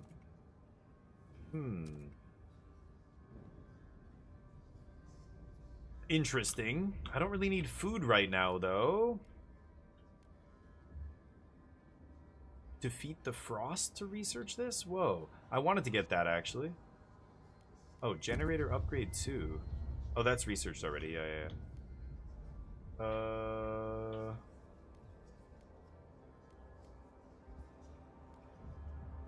Ooh, workplace insulation? I might need that. Let's actually research that. Lets me insulate my... Thermal airlocks lets me insulate my workplaces. That's probably pretty good. Okay, so let's keep the clock ticking here. Oh, I didn't pass a law? Propose a new law. The city. They want me to put equal pay into play here. Most people are against this. Decreases my income. Trust rises. I'm not gonna do that, right? All these other laws are in place. I still don't have a food law in place. Oh, and I don't have the youth program. Let's vote on the youth program again. I'm gonna... This is rough. Nobody wants this. I'm gonna negotiate with them. The New Londoners. Vote yes. And I will... Oh, demand funds from the Pilgrims? That's pretty funny. Build actuated heat dispatcher. Could do that. Or chemical additives. Food production. Yeah, I'm gonna go with that. Let's do that. And you guys can vote, of course. Get involved. Help or harm as you will. So remember, the Frostlanders here. They make up 43% of the city. Big voting block here. They want to pass expedition support. But they are the ones who came in from outside. Anybody who I pick up outside is a Frostlander. Meanwhile, the New Londoners were the ones who were here originally. They're still a huge voting block, but currently outnumbered by the immigrants from the Frostland, right? They value technology. They want heat overclocking. Then there are tiny factions like the Pilgrims. There are these four, that's it. This is their manifest. They want to pass all kinds of shit. They only make up 5% of the city. They're like a tiny little group, but they love me right now. They're devoted to me right now. I'm getting multiple perks from them. And then there's the Stalwarts, which I'm not sure where they are. Here they are. They're 11%. Oh, they're growing. They were less than this. They were single digits before. And they want communal parenthood. They're like the really authoritarian right-wing dudes. So, anyway. No, hold on. How do I go back? There we go. Okay, let's vote. Somebody voted in chat. I love to see it. Long live Zeratul votes against it. We can pass this. I promised them. What? What? No way! Rejected. That's who voted no. You can see their red lights there. Oh my god. Nobody wants the youth to work. What about these lazy teenagers? Really? Rejected twice. I've got 39 weeks to pass the next law. We vote every 10 weeks. There's a session, right? So I got Survivalists Headquarters. Does this go on my outpost? No. Where does this go? In a logistics building. Do I already have a module here? Oh, I already have the Vanguard Logistics Bay. Gives me 20 teams. Oh, shit. Okay. You know what? I'm gonna build another logistics district at some point then. Industrial. There's an extraction. I think I'm gonna have to replace this food thing at some point. Wait, didn't I break this? Why? Huh? Do I have to break more ice around it or something? Never mind. Guess I'm not building an extraction thing there. Okay, still down on materials, but that's okay. We had a massive overabundance of materials. Okay, so the coal, 6 weeks left. I've got to keep an eye on that. As soon as it gets down to 0, and we're stockpiling oil here. As soon as it gets down to 0, I'm going to bring in the coal from outside, right? So we have 30 available teams. I think I have the space. I'm going to bring these people in. How many of them are there? 2,269 at that observatory still. 2,269. Says I only have... So each housing block is about... It's about 1,400 people. I think I need to build... You know what I'm going to build? A subsidized housing block. Plus 20 shelter. Yeah. We can start putting these in different districts, right? Let's get them close. I already have one over here. Let's put one there. And put one here. And there. Okay, that'll add a ton of housing. Okay, let that build. Looking good here. Lots of workforce still. Could send some people over to... Yeah, sabotage. You got me, you bastard. Okay, we're generating a lot of oil here. This is nice. I think I might have... No, I gotta research some oil stuff to pump out that oil faster, right? I could build another extraction district here. 150 prefabs. And just get the prefabs up here.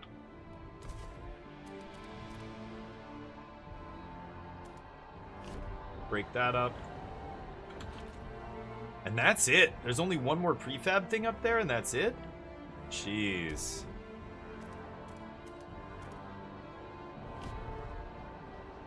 Okay. These guys only have 24 workers? 22 extra houses. 22 extra houses. So when it says 90 houses, I don't get it. So 68 communities, 4,000 people are in 68. So what is the ratio? I don't know how housing works. Like one unit of housing can house how many people? 90 available housing, and 68 of it is 4,000 people. So I can definitely send at least a few hundred people over, right? Help us keep you warm. Report all leaks and damages to the nearest maintenance. I'm gonna send 600 more people over there. There they go. Go get them. Hopefully they make it. I don't think people die along the way, but... oh yeah, they want me to pass their law, right? Okay, so now I have lots of extra housing here. I'm gonna bring those people in. Let's get these guys at the observatory. 10-5 Frostland teams to bring them back. Yeah, these two... Oh, is this out? 5 weeks. It's almost done. Okay. I think I'm gonna bring in that coal very soon. Oh, somebody wants something down here. Pilgrims rallies raise funds for recovery hospital. Steward, the Pilgrims have extended their activities into a new district. They have erected a stage near the hub and hold periodic rallies here as well. They are only 5%. Oh, they're growing 5%. They were 4% before. During their most recent event, the speech is focused on the need to construct a recovery hospital in this district. We know how to build it, we've got a spot for it, and we know for certain that we need it, so let's get it done, their spokesman urged. Then they collected donations to fund this construction and signed up volunteers. Wow, these guys are hard workers who pledged to work in the building during their spare time. Jeez. For free? They're gonna build this? Yeah. We accept the Pilgrim's kind donation and start construction at once. At no heat stamps cost to the city. Wow, and that just gets everybody going. That's the hospital over here. Unreal. Because they've had a rally in that area for so long. Look at them. They love me.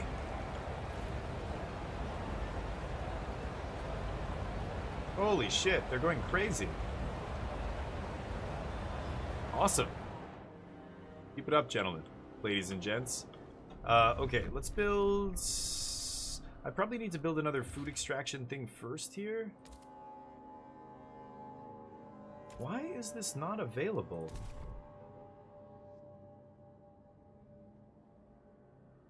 I'm so confused. I can't... Oh, food district. Oh, because I clicked on the wrong one. My bad.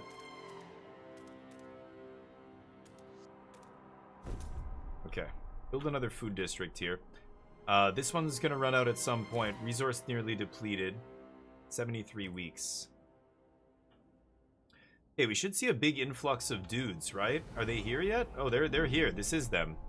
Oh yeah, we can easily house those guys. Okay. So we can find even more people out there. Oh,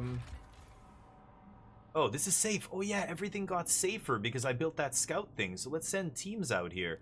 Explore the frozen sea. That's 10 teams. The coast is still deadly. Yikes, deadly, dangerous, dangerous. Oh man, all these are dangerous? Still dangerous. That one's getting explored. Mountains are deadly. High pass is dangerous. Deadly. Dangerous. Ugh. Okay. Could send dudes to get oil. I could send them to get coal. Maybe it is time to get the coal. Yeah, I do that. So what's going on with this? 4 weeks still. Okay, hold on. The other thing I might do here. 35 teams. Everybody's still warm. We're about to get colder here, and it's going to get a little interesting.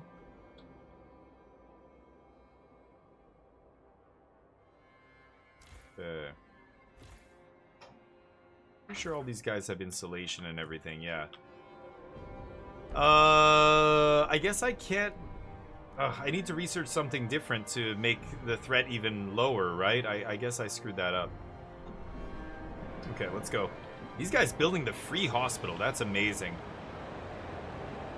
Let the prefabs build up, 25 prefabs, or 45 prefabs a week. We got the oil up and running, now the oil's really pouring in. Good, 63 a day. Everybody housed and happy here. Oh, I actually have to transfer over more goods. Because there's more people here. I forgot about that. So now let's send them... Whoa, not that much. Let's go... Yeah, that's pretty good. That gives them a little bit of a surplus here. Hold on. 212. Let's go... Yeah, 95. Okay. This, we need to send over a lot more materials. Let's give them a surplus here of like 20 materials a day or something. And then I'll turn on one of my plants to make up that difference. Food, we need to send them a bunch. And I can turn on my food production here as well. Oh, they have a ton of materials. Holy crap. Okay, let's just send them a surplus of 5 a day. These guys are making tons of oil. Let's send these guys even more then. We'll send them 50 barrels a day. And they're still putting away 43. And heat. Okay, that's better. That balances things out here. And 85 prefabs here. Let's go back over to our other place. And now I need... Yeah, I'm at a deficit here. So the new food place should more than make up for the deficit with that. And then I just need to turn one of these factories back on. And we're at 15. Which is actually fine. Thermal airlocks. Nice.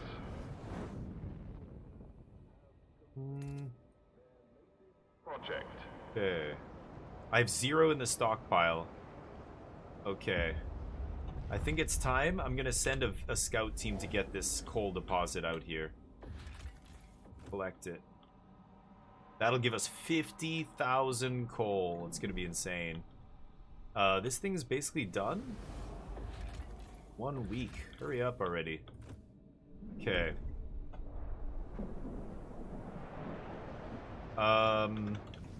The heat map, everybody warm, everybody toasty. Couple chilly areas, but I'm not deliberately not heating them. Hospitals complete. Recovery hospital. Population growth increased. Disease decreased. Nice. Crime's getting a little high here. Population size. I have guard squads. I have a tower here. I could deploy the guards. But that's drastic. Don't need to do that. 175 prefabs as well. So I can definitely build another food thing here. I don't think I'm going to need it, though. I think I should actually spend this over here. Maybe build another housing district? Have space there. No, I can just expand that one, right? Yeah, let's not build housing. Let's go for another extraction and go for the prefabs here. Okay. That brings us down to 6 workers. They have 12 more houses, so I'm going to send over a few more people here. 600 people? 500? Let's send 500 more people.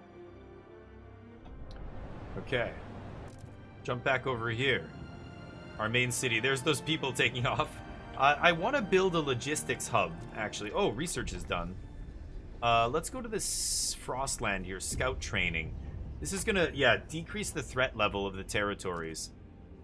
Yeah, I want this one. So we have these guys. These guys love it. Let's research that immediately. I think I might actually build another research center here. I should have maybe done that a long time ago.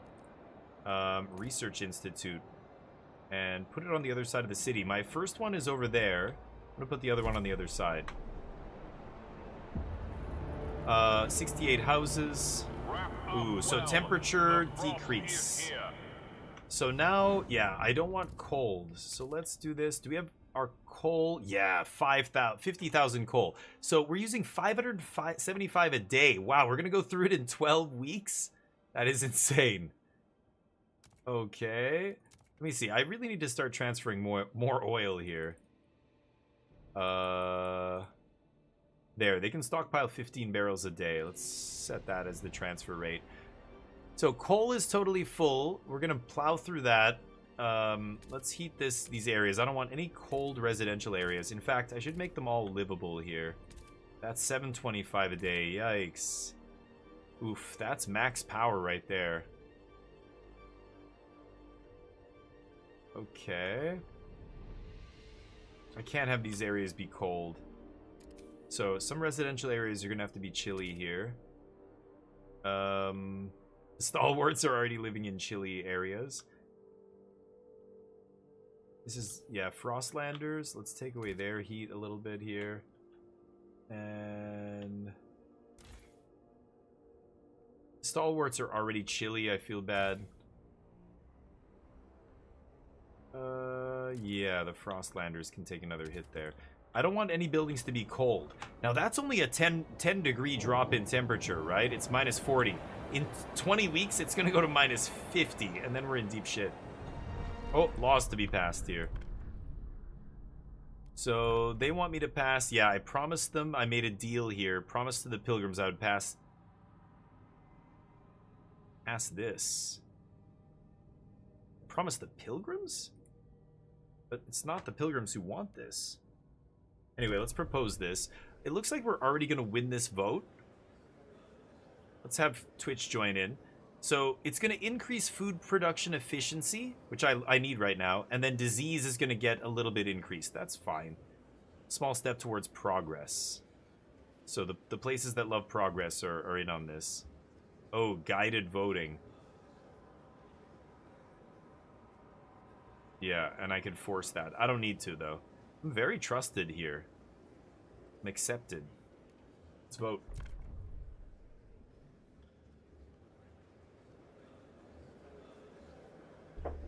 Ooh.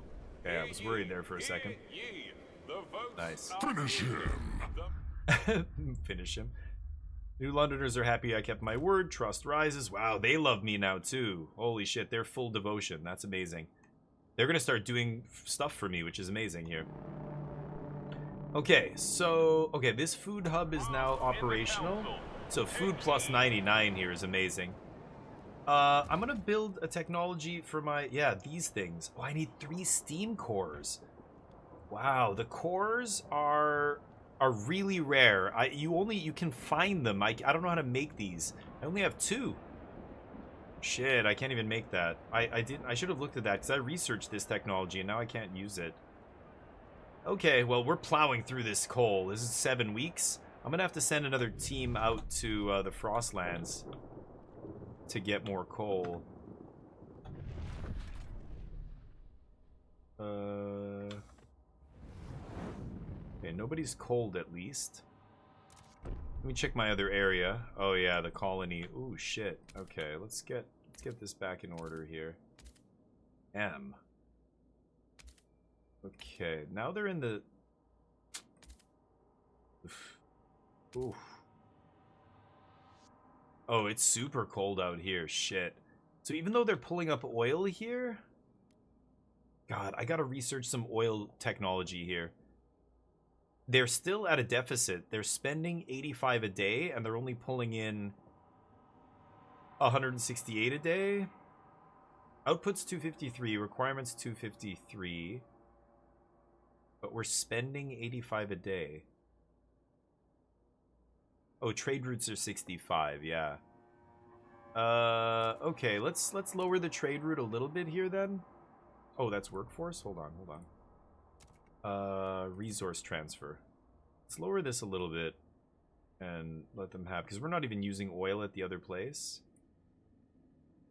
I'm transferring 0 at this point. Set it to 0. We'll stop the oil transfer so that these guys can be fine here. Oh, shit. Already? Oh, wow. We crushed that. Okay.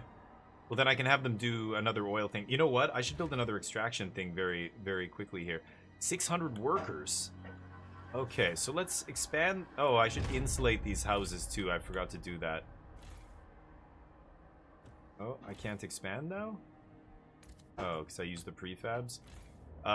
Insulate that as well, and insulate these. I forgot to do that. I should have done that before the cold weather hit. That'll raise their temperature level by one, so I can actually reduce the heat. You know what? I'm going to do that right now. I'm just going to reduce the heat by 1 level. Then as soon as those insulation things are done, they will go up again. Okay, let's just keep that chilly. Now we're only using 7 barrels a day. Okay. Chili's fine. Can live with chili. It's cold that's a problem. So I need to get this to 2,000. I can also build one of these subsidized housing blocks in here to give them more housing. Maybe I should do that. That's actually good. Let's do that. Okay, that used all my prefabs. How many am I getting right now? 63 a week. I'm all in on prefabs and I love it. Okay, 2 oil things done here. As soon as I get to another thing, I'm gonna open up another extraction district. I've got to really watch my city here though, because the coal, yeah, we're at half. As soon as it gets low, I'm gonna send out a scouting team to bring back that other coal. Look at this, we've almost explored this region. Very close. Exploration. Yes, just did it. Okay, so let's zoom out here.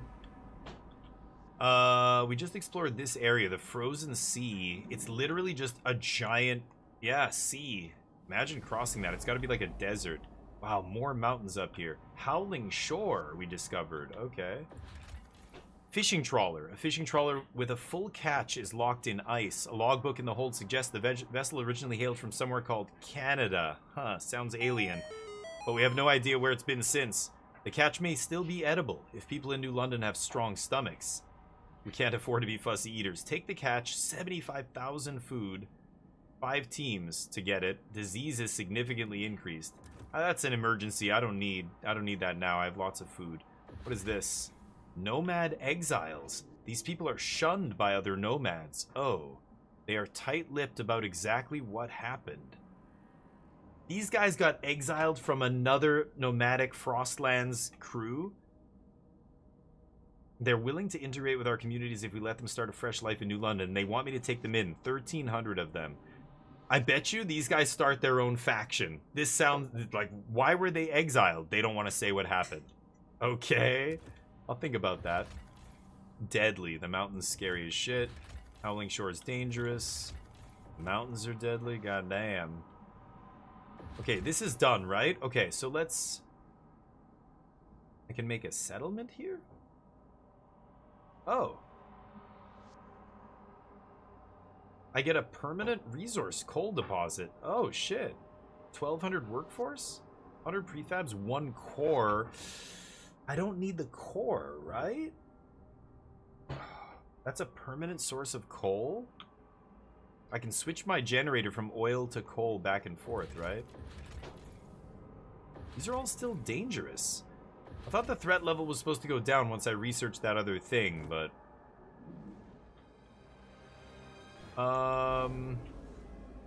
Should I build a settlement here?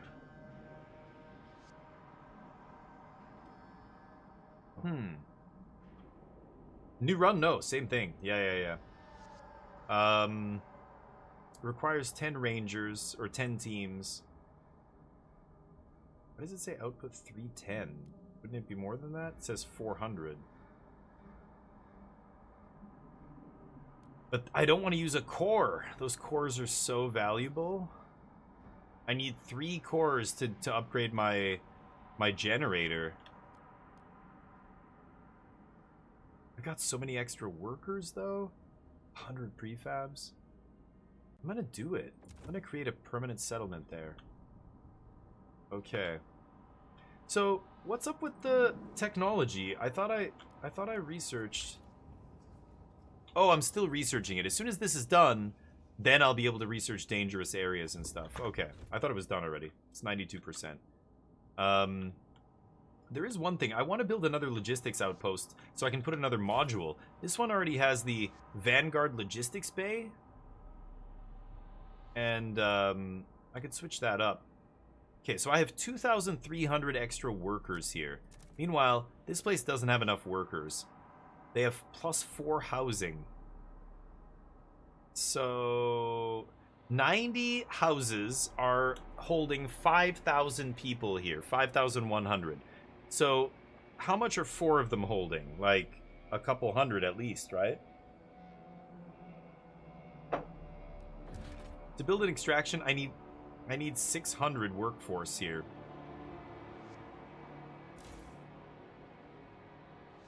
I need to expand this, but I can't right now because... Okay, let's just let this go.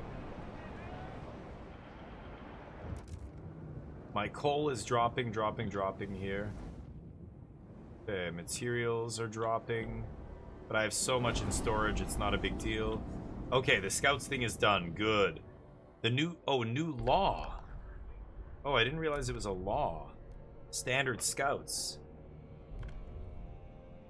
We will select the fittest candidates, train them, etc., etc. I have to pass this. Okay, I should be able to pass it. It's supported by the Frostlanders. They love exploration. They want to bring in more people like themselves, right? I have 37 housing. Should I bring in that group of people all the way in the middle of nowhere? The nomads?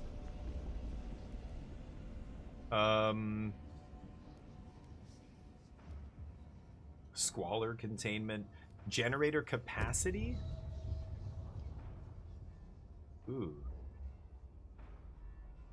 Ooh, that's pretty good. Lightweight pistons? Let's research that. And I'm actually going to speed it up here. This lowers my trust, but that's fine. Speed up the research here. Rush the researchers. Okay, so I'm still not producing enough food here as well. 200, Jesus. 200, God. I need 200 prefabs to build anything here. I want to send workers over to that other place, right? So let's go back to this colony and we'll expand this. Like this. 1, 2, 3. And this one can also expand. Okay, that part's going to be cold. But...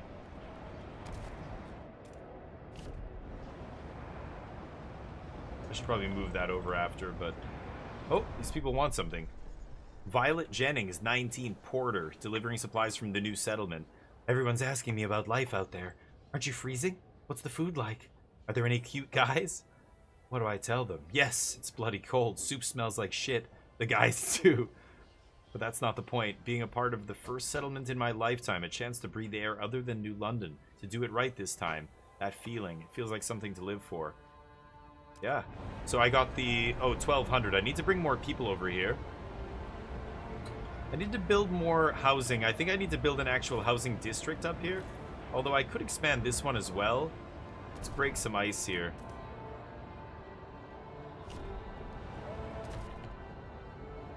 And break that. Okay. Frost breaking, building those expansions. Once those expansions are built, I'll send some people over. Okay, this is getting very low now. So let's send the scouts to get more coal here. All the way out here. That is going to be... How long? Here they go. They start out there. It's crazy. But it's going to take them a while. At least a couple weeks to get back. All the way to New London. Coal mine settlement is being built. That place is deadly. I can't... Oh, there we go. Oh, I'm sending food out there. Materials and food. Okay, 1,200 pop. Right. That's why my food is down here. And materials are down. It's okay, because I have a huge surplus of both. But at some point, I am going to have to build another food thing. Okay, these people are all in on me. It's crazy. Deploy guides. With Oh. an agenda set by the delegates. Oh. The delegates have set their own agenda here instead of me doing it. So, what do they want? Oh, they want the scouts. That's perfect. That's what I was going to go with. 54 are for this, 37 against. Could go either way. I'm going to recruit the council. Get in here, gang. Vote. I could negotiate and make sure this passes. But I think I'm fine with it. I could do guided voting. People won't like that, but... Could negotiate with some of them. The stalwarts are never going to agree to this. Oh, they dropped. They were 10% or 11% of the city. Now they're only 10. Meanwhile, the pilgrims keep growing. Oh no, they were 6. Now they're 5. Oh, I sent some of them away. That's why. Should we vote? You guys can get involved. It should be on your screen. Should be able to vote. I don't know if it works on mobile. It should, but... I could force this through with negotiation, but 54 to 37, 9 on the fence. 9 on the fence is enough to swing it. I'm gonna go for it. Let's vote. I don't need to promise anybody anything. Yeah, there we go. We crushed it. Hear ye, hear ye. Good. The votes are in. The measure Okay, passes. Pathfinder Scouts. So now I'm gonna be able to generate more scouts and stuff, right? Or go new places. Bio-waste hothouse. Let's jam that in there. That'll fix our food problems.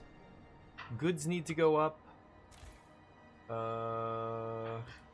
Could make people work overtime, but no need to do that. Materials, I can just turn this place on. So that place is going to be cold right now. Shit. Let's insulate that one too. Okay.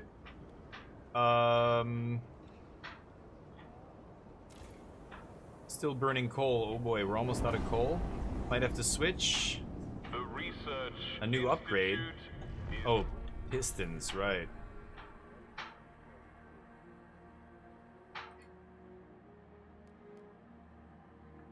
So wait, I researched it, but what does it do? Oh shit. Generator capacity.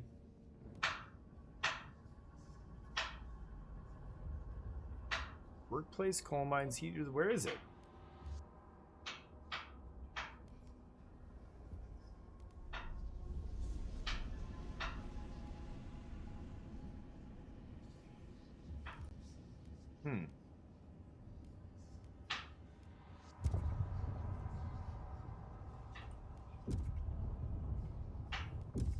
The hubs are weird too.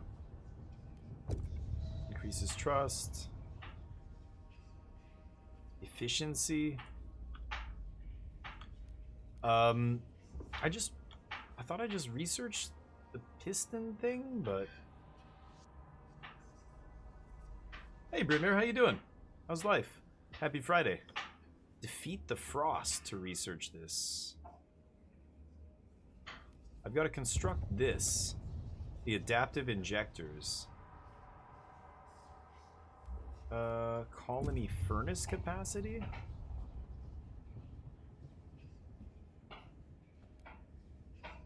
Okay. Heating hub insulation. I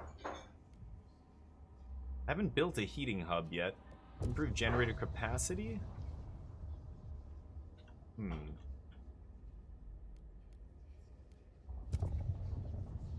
Ooh.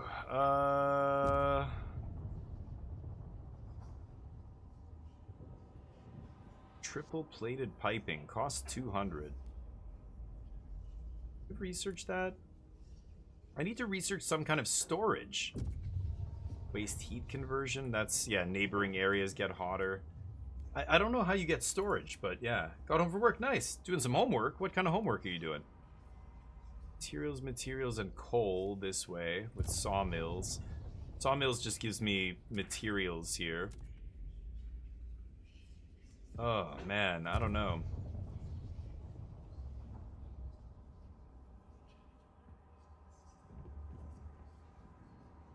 Could do the advanced hothouses.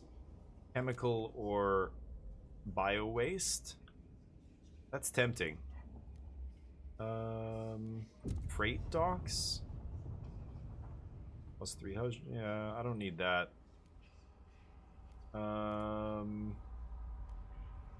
Housing distribution. Plus 20% housing. Ooh. Mandatory crowding or merit-based housing. Do merit-based housing. That's kind of tempting. I think I'm going to do that. It's a law I think they want me to pass here. Okay, so food is still down a little bit, but not a big deal. Goods are down a little bit. I might need another industrial district at some point. I have a bunch of...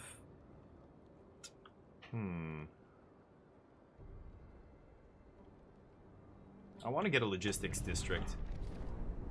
Let's do all this. So, okay, let's take a look at the world map here. So now we passed that law, the scouts training. So everything should have gotten less deadly. Yeah, now they're safe. Okay, the meadow. This has prefabs, cores, and people.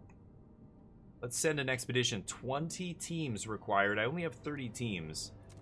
Let's send 20 there. The coast.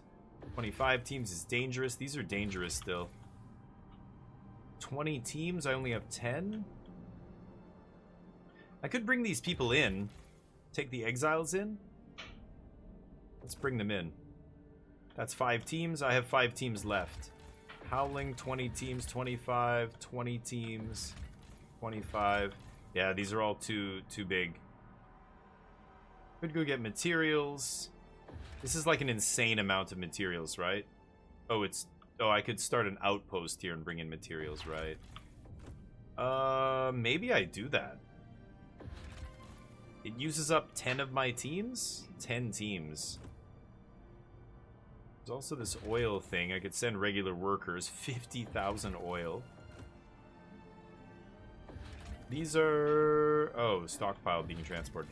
Oh yeah, this place got emptied, right? Yeah, we did it. This coal mine settlement's up and running, shipping us coal. Okay, let's just keep going here. Should probably save it, actually. Right. Okay. So, a new food thing is going to be up and running. That's going to put our food through the roof here. Crime is starting to get bad. What can I do? I can build certain buildings. I can build a patrol watchtower. Crime goes down. Maybe I will build another one. I have to pick a district. There's already one over here. I'm gonna put it there. That gives me a bunch more guard squads. And deploy them if there's unrest. It'll also reduce crime. I'm very deep on equality here. Progress and adaptation are equal. And reason over tradition. Gotta send some people over to that other area, that other colony, this place. Oh, we're almost out here. So now we have, yeah, 54. So we have the housing. Let's send people over here. I can probably send at least 1,000, right? Oh shit. Too much.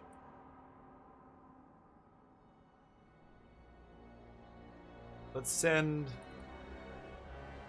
What? Oh.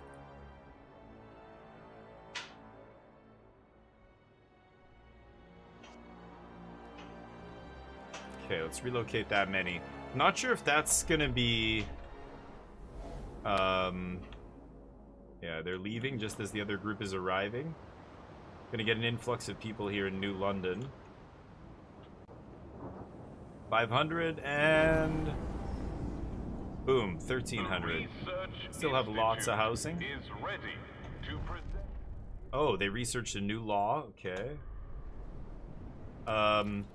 So research, they researched housing distribution, workers' housing, could increase housing again. Labor organization. Mandatory unions. To ensure their well-being, workers will be required to join unions that will co-manage their workplaces. Efficiency goes down, trust goes up. Or labor oversight. Efficiency goes up, trust goes down. Foremen are empowered to monitor workers to optimize for efficiency. Let's go. I could do mandatory unions here. There's hospitals. Oh, prisons. They wanted me to research this a while ago. Yeah, let's research prisons. Thought correction prison. Prison with therapy wings, utilizing innovative methods to cure criminals from their impulses and rehabilitate them as functional members of society.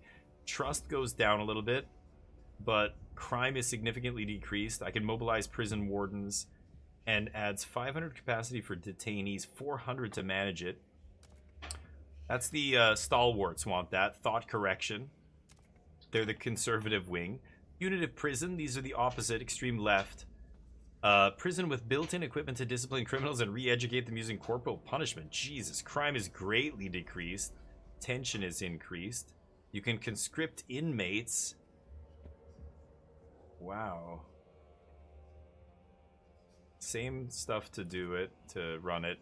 Or these two groups, the Frostlanders and New Londoners want isolation prison. This is just normal prison. No negatives. Crime is significantly decreased. Greatly decreased. That's even more.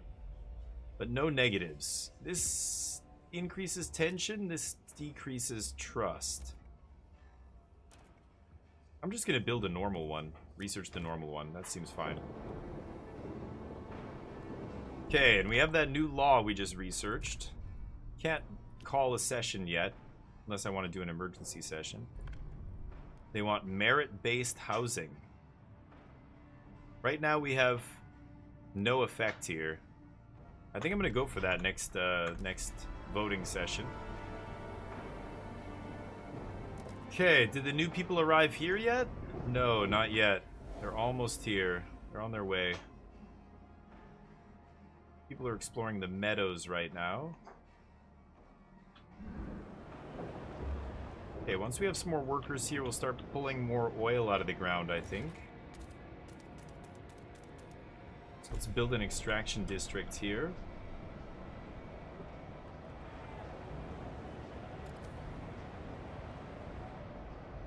Once those people get here, I should have over 2,000 people here, I'm pretty sure. Oh, and this place is dry. Damn, break it down.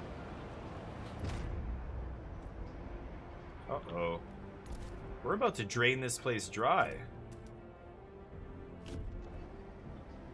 It's not good. Break that down, get some prefabs. Okay, so everything's in the plus here. I think I'm gonna build another industrial district. And logistics I want too.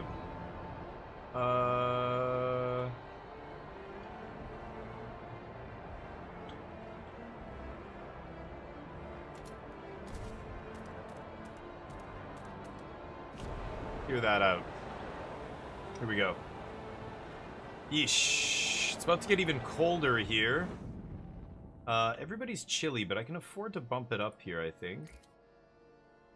Let's make these spaces livable. This is all the residential area. Okay, that's food, that's food, that's food. Everything else is chilly, which is fine. Wherever they work is chilly, that's not a big deal. These are insulated. I think that's what that red thing means. Okay.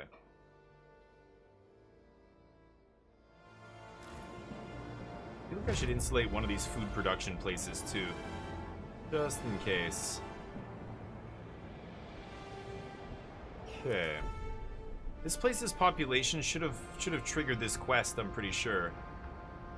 But it's not doesn't seem to be doing anything. Wow, this place is about to run out as well. Yeesh. Let's go build a logistics thing here. Oh, I've got to break my way over here first. My bad.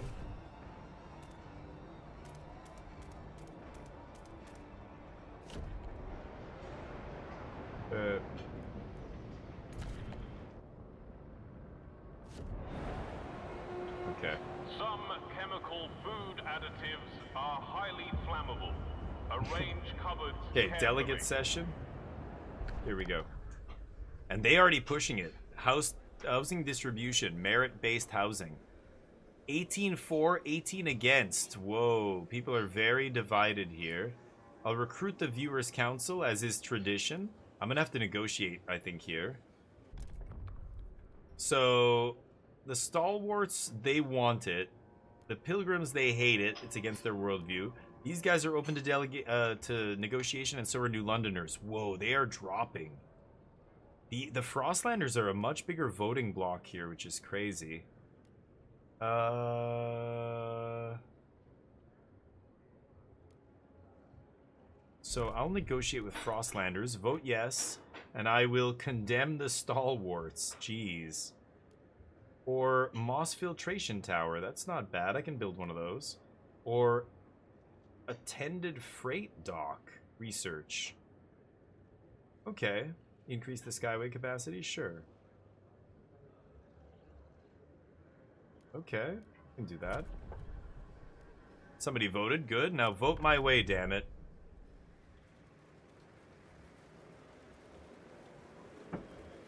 Come on.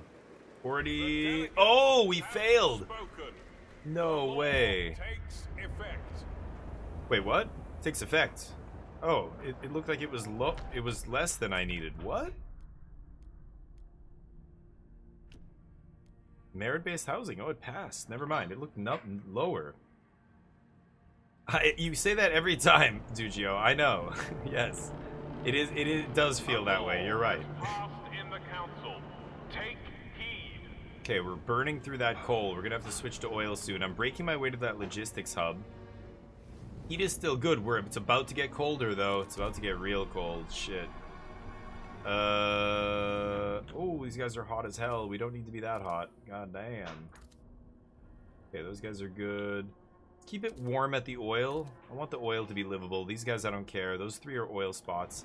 And then I can build this last extraction district here and just start getting these prefabs out of the ground. You know what? Hold up. Oh, I can't cancel it? Oops, I screwed that up. I shouldn't have put it next to my thing here. But do I not have enough people here now? I still have 45 housing? Send more people over there. Send another group. Because we have a bunch of extra people here. Still 700 workers left for us to work with. Okay, logistics. Actually, you know what? I want to clear this out as well.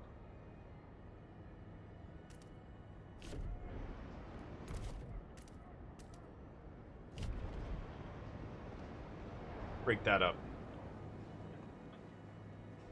Okay, so food's good, everything's good, food keeps going up. Oh, not people. Let's check the resources here. Yeah, minus 11 goods. Let's get this up. Institute has concluded its Give them a surplus of task 1 or 2 and is ready materials. for its next priority.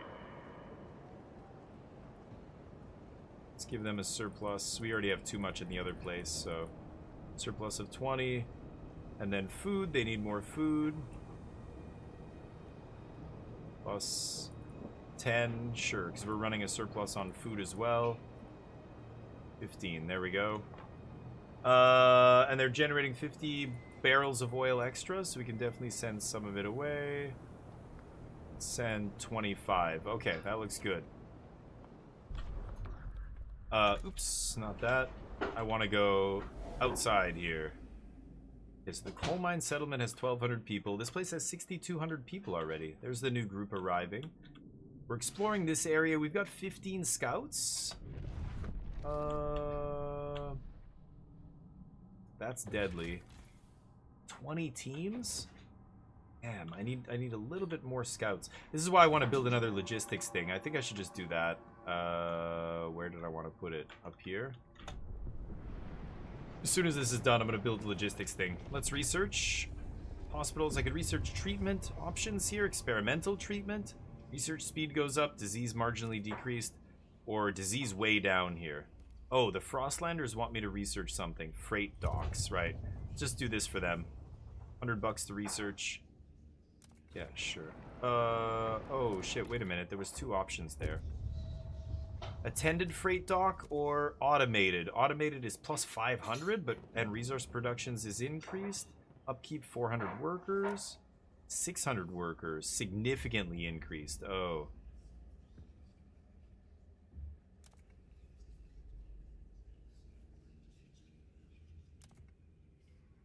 Yeah, let's still research that one. Okay, let's build a logistics hub here. Got lots of housing. I can bring in a lot more people if I need to. Everything looking pretty good here. Housing...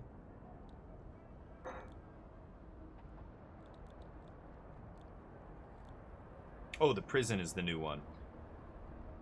Yeah. Let's put a prison in here. This is where the police stuff is. Put the prisoners out here near the industrial district. Our first prison. Researching that. I don't know why it doesn't seem like the population is... Look at that. Lots of workers here now. Too many, in fact. So I don't have any more extraction things to build here. This is dry. Demolish. Construct or upgrade settlements to have significant population there. Yeah, I have significant population here, for Christ's sakes.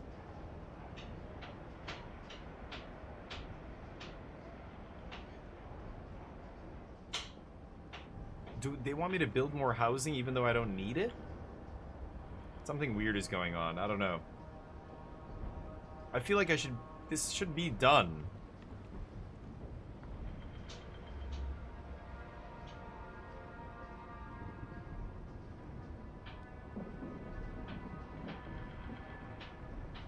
There's so many people here now. I don't understand. I have extra housing even. They want even more people to come over here?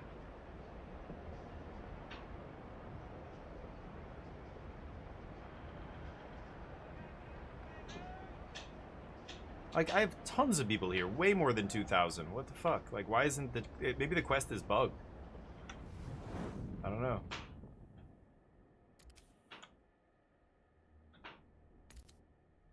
Alright.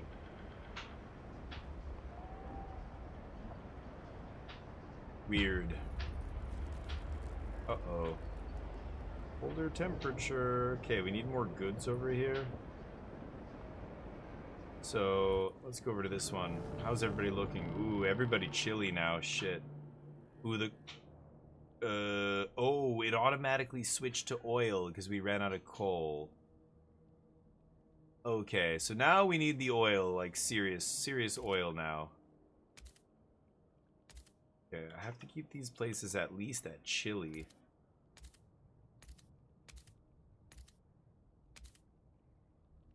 Oof. I don't have any more heat to spare.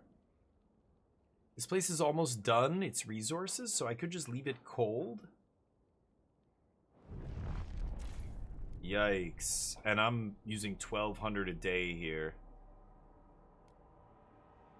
Okay, use oil. So I'm at a big deficit here. It's gonna only last for 6 days. Holy shit.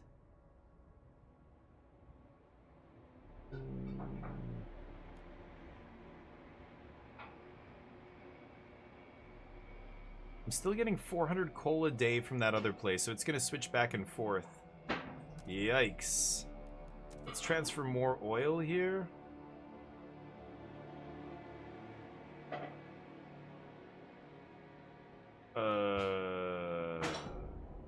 Crap.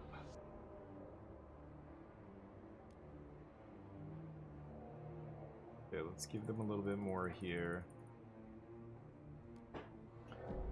Okay, shit. I could research advanced house installations and stuff. Okay. So, is this place... How cold are they? Ooh, they're chilly now. Everybody just chilly, though? That's fine. I could actually even warm these up. Then we're in the minus. Let them work in chilly conditions. That's not the worst. They'll live. Okay, so they're fine here at the colony.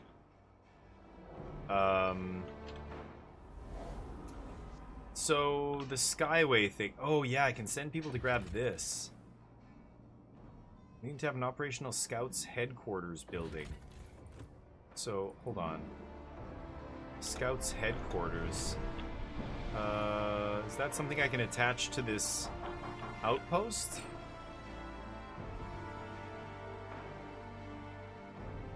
Could insulate all these buildings as well. I probably should. Oh, this place is going to be out of food soon, too. Shit. Place is already insulated. This place is going to be out of business soon. I think I'm going to build... I need to build another extraction district here. 600 workers. Oh, no. I'm going to run out of workers soon. I think I need to send some people back from that other place. They just have too many people. They don't have...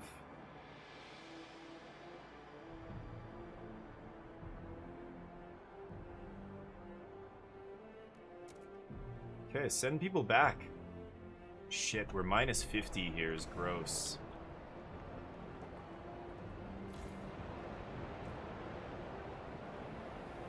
Oof, running out of oil, and then it's gonna switch to coal. And then back to oil. This is sketchy. Super sketchy. Oh, you know what I should do? Actually, I'm gonna build a Skyway here.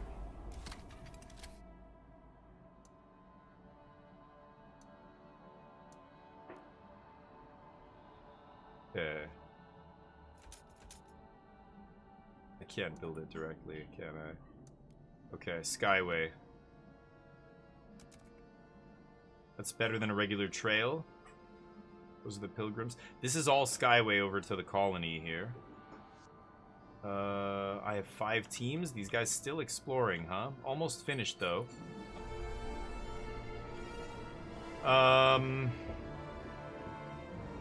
Okay. We can just about pass a law here. Yeah, council's back in session. I have laws in place for basically everything. Oh, I still don't have the youth program in place. I'm gonna get this goddamn youth program passed. I've been trying to pass this the last 3 votes. Ugh. Get in here and help. You know what? Screw it. Guided voting. I'm forcing it. 4. Vote. There we go.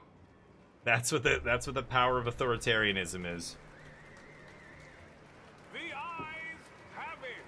I'm ramming that through. Ooh, these people are angry. Very, very angry. Keep our youngsters in line, yes. Indebted to the past, dutiful youth. Steward, a group of dutiful youth members have come up with a humble request. I was a rebel before, but old Mr. Feeney showed me the proper way to be a man, said their spokesman. Spending time with him and his generation, we understand how much we owe them. Can't even imagine what it was like to survive the whiteout years, what sacrifices they had to make. He and his peers wish to organize a thanks and remembrance ceremony during which they will reward the eldest residents from every community with medals and gifts. I fund the remembrance ceremony, or I don't. Pilgrims get angry, we should invest in the future, not the past. Or heat stamps per capita decrease, but relations improve with pilgrims? Sure. My relations are already fine with them, I don't need that, but...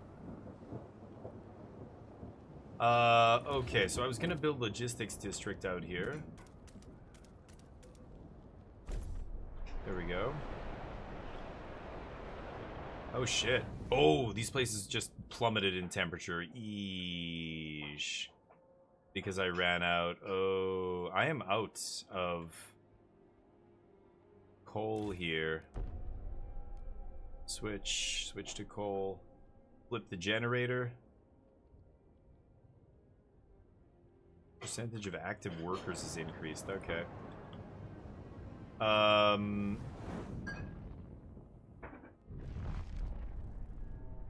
Okay, shit. It's gonna warm up soon. But this is rough right now. I could shut down all production. Food is way down. Because it's inefficient when everything's freezing, right? Okay, there, we've got power back up. Holy shit. 1 tick of power? And then it's gone. The coal's gone. I'm just using it immediately, and then everybody's getting cold again. That's bad. I'm in trouble here. That's really bad. Meanwhile, these people nice and toasty over here. I think... Oh, insulate them? Oh, I thought I did do that.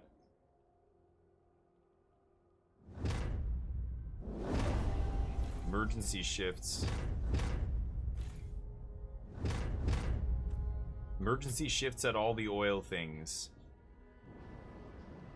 Okay. Pumping out 63 extra barrels a day. So we can start sending more to these guys.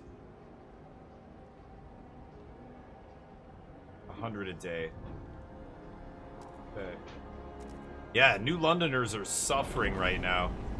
Okay, I met their demands. Good. That was the research. A new idea. Tended freight dock.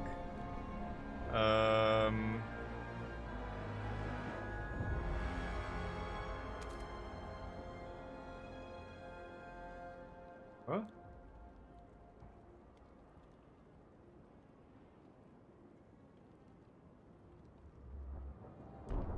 Oh, this isn't being built yet, that's why. Okay, right. Eesh. Okay, well, we got some power at least. We got to heat up these residential areas. I should research advanced installation. City? Advanced housing installation. Okay, I should have researched that already. Shit. And maybe I rush it? Oof, the trust is dropping. I'm barely tolerated now. Oh, a new territory. Nice. Okay, let's go check it out. So this was where? Over here, the meadow. Oh. I see some stuff there. On the map. So what did they find? Plague shacks. The crowds surviving in these hunting shacks have a distinctive pox all over their skin. They claim their affliction makes them more resistant to the cold. Unconvinced, our scouts keep their distance. Bring them to New London. Disease is significantly increased. 5 teams to bring them. To 1,100 people? Okay. The Old Empire. Silver automatons.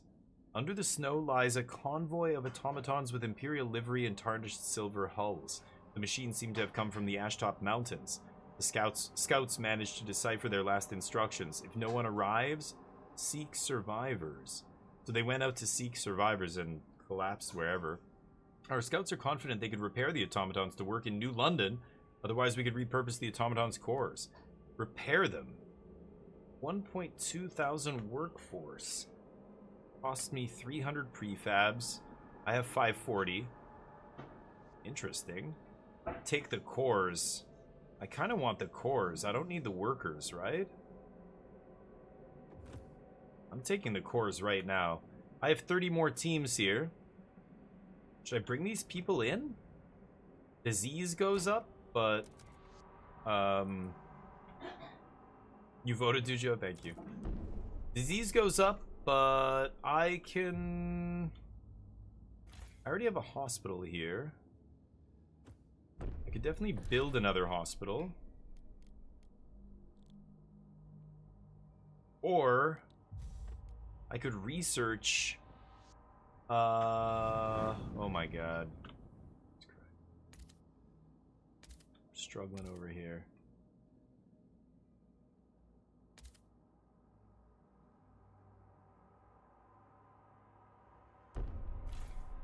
I should just insulate these things.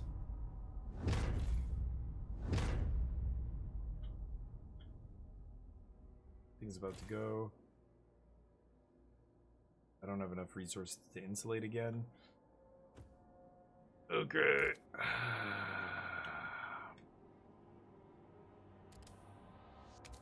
Holy shit. I'm just getting that to very cold here? Holy shit.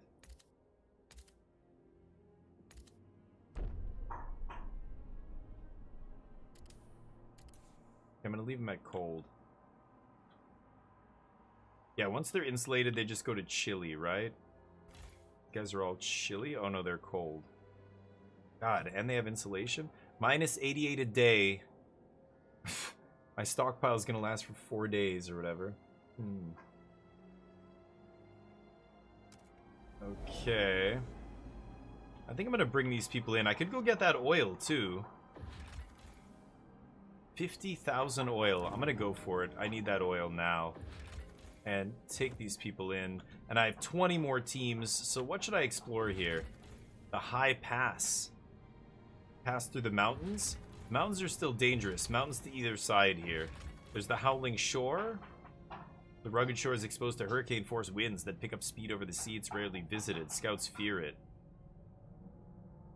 Ooh. Food and cores. I don't need that. High pass has prefabs and cores. Let's go to the high pass here. Okay, now all of our scouts are doing something. Good.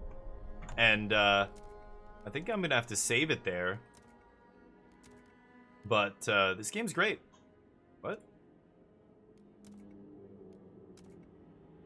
Overwrite. Okay, weird. Delete this generated save. Delete this save. Okay. Yeah, so tough here. Dealing with extreme cold right now for another 40 weeks or so. Oil should be taken care of once that scout team comes back in. I might lose some scouts doing that, though. This is dangerous. Oh, they successfully pumped it out, okay. These guys are bringing back those people. These guys are bringing back cores. And then I've got another expedition team exploring the high pass. So now that this is...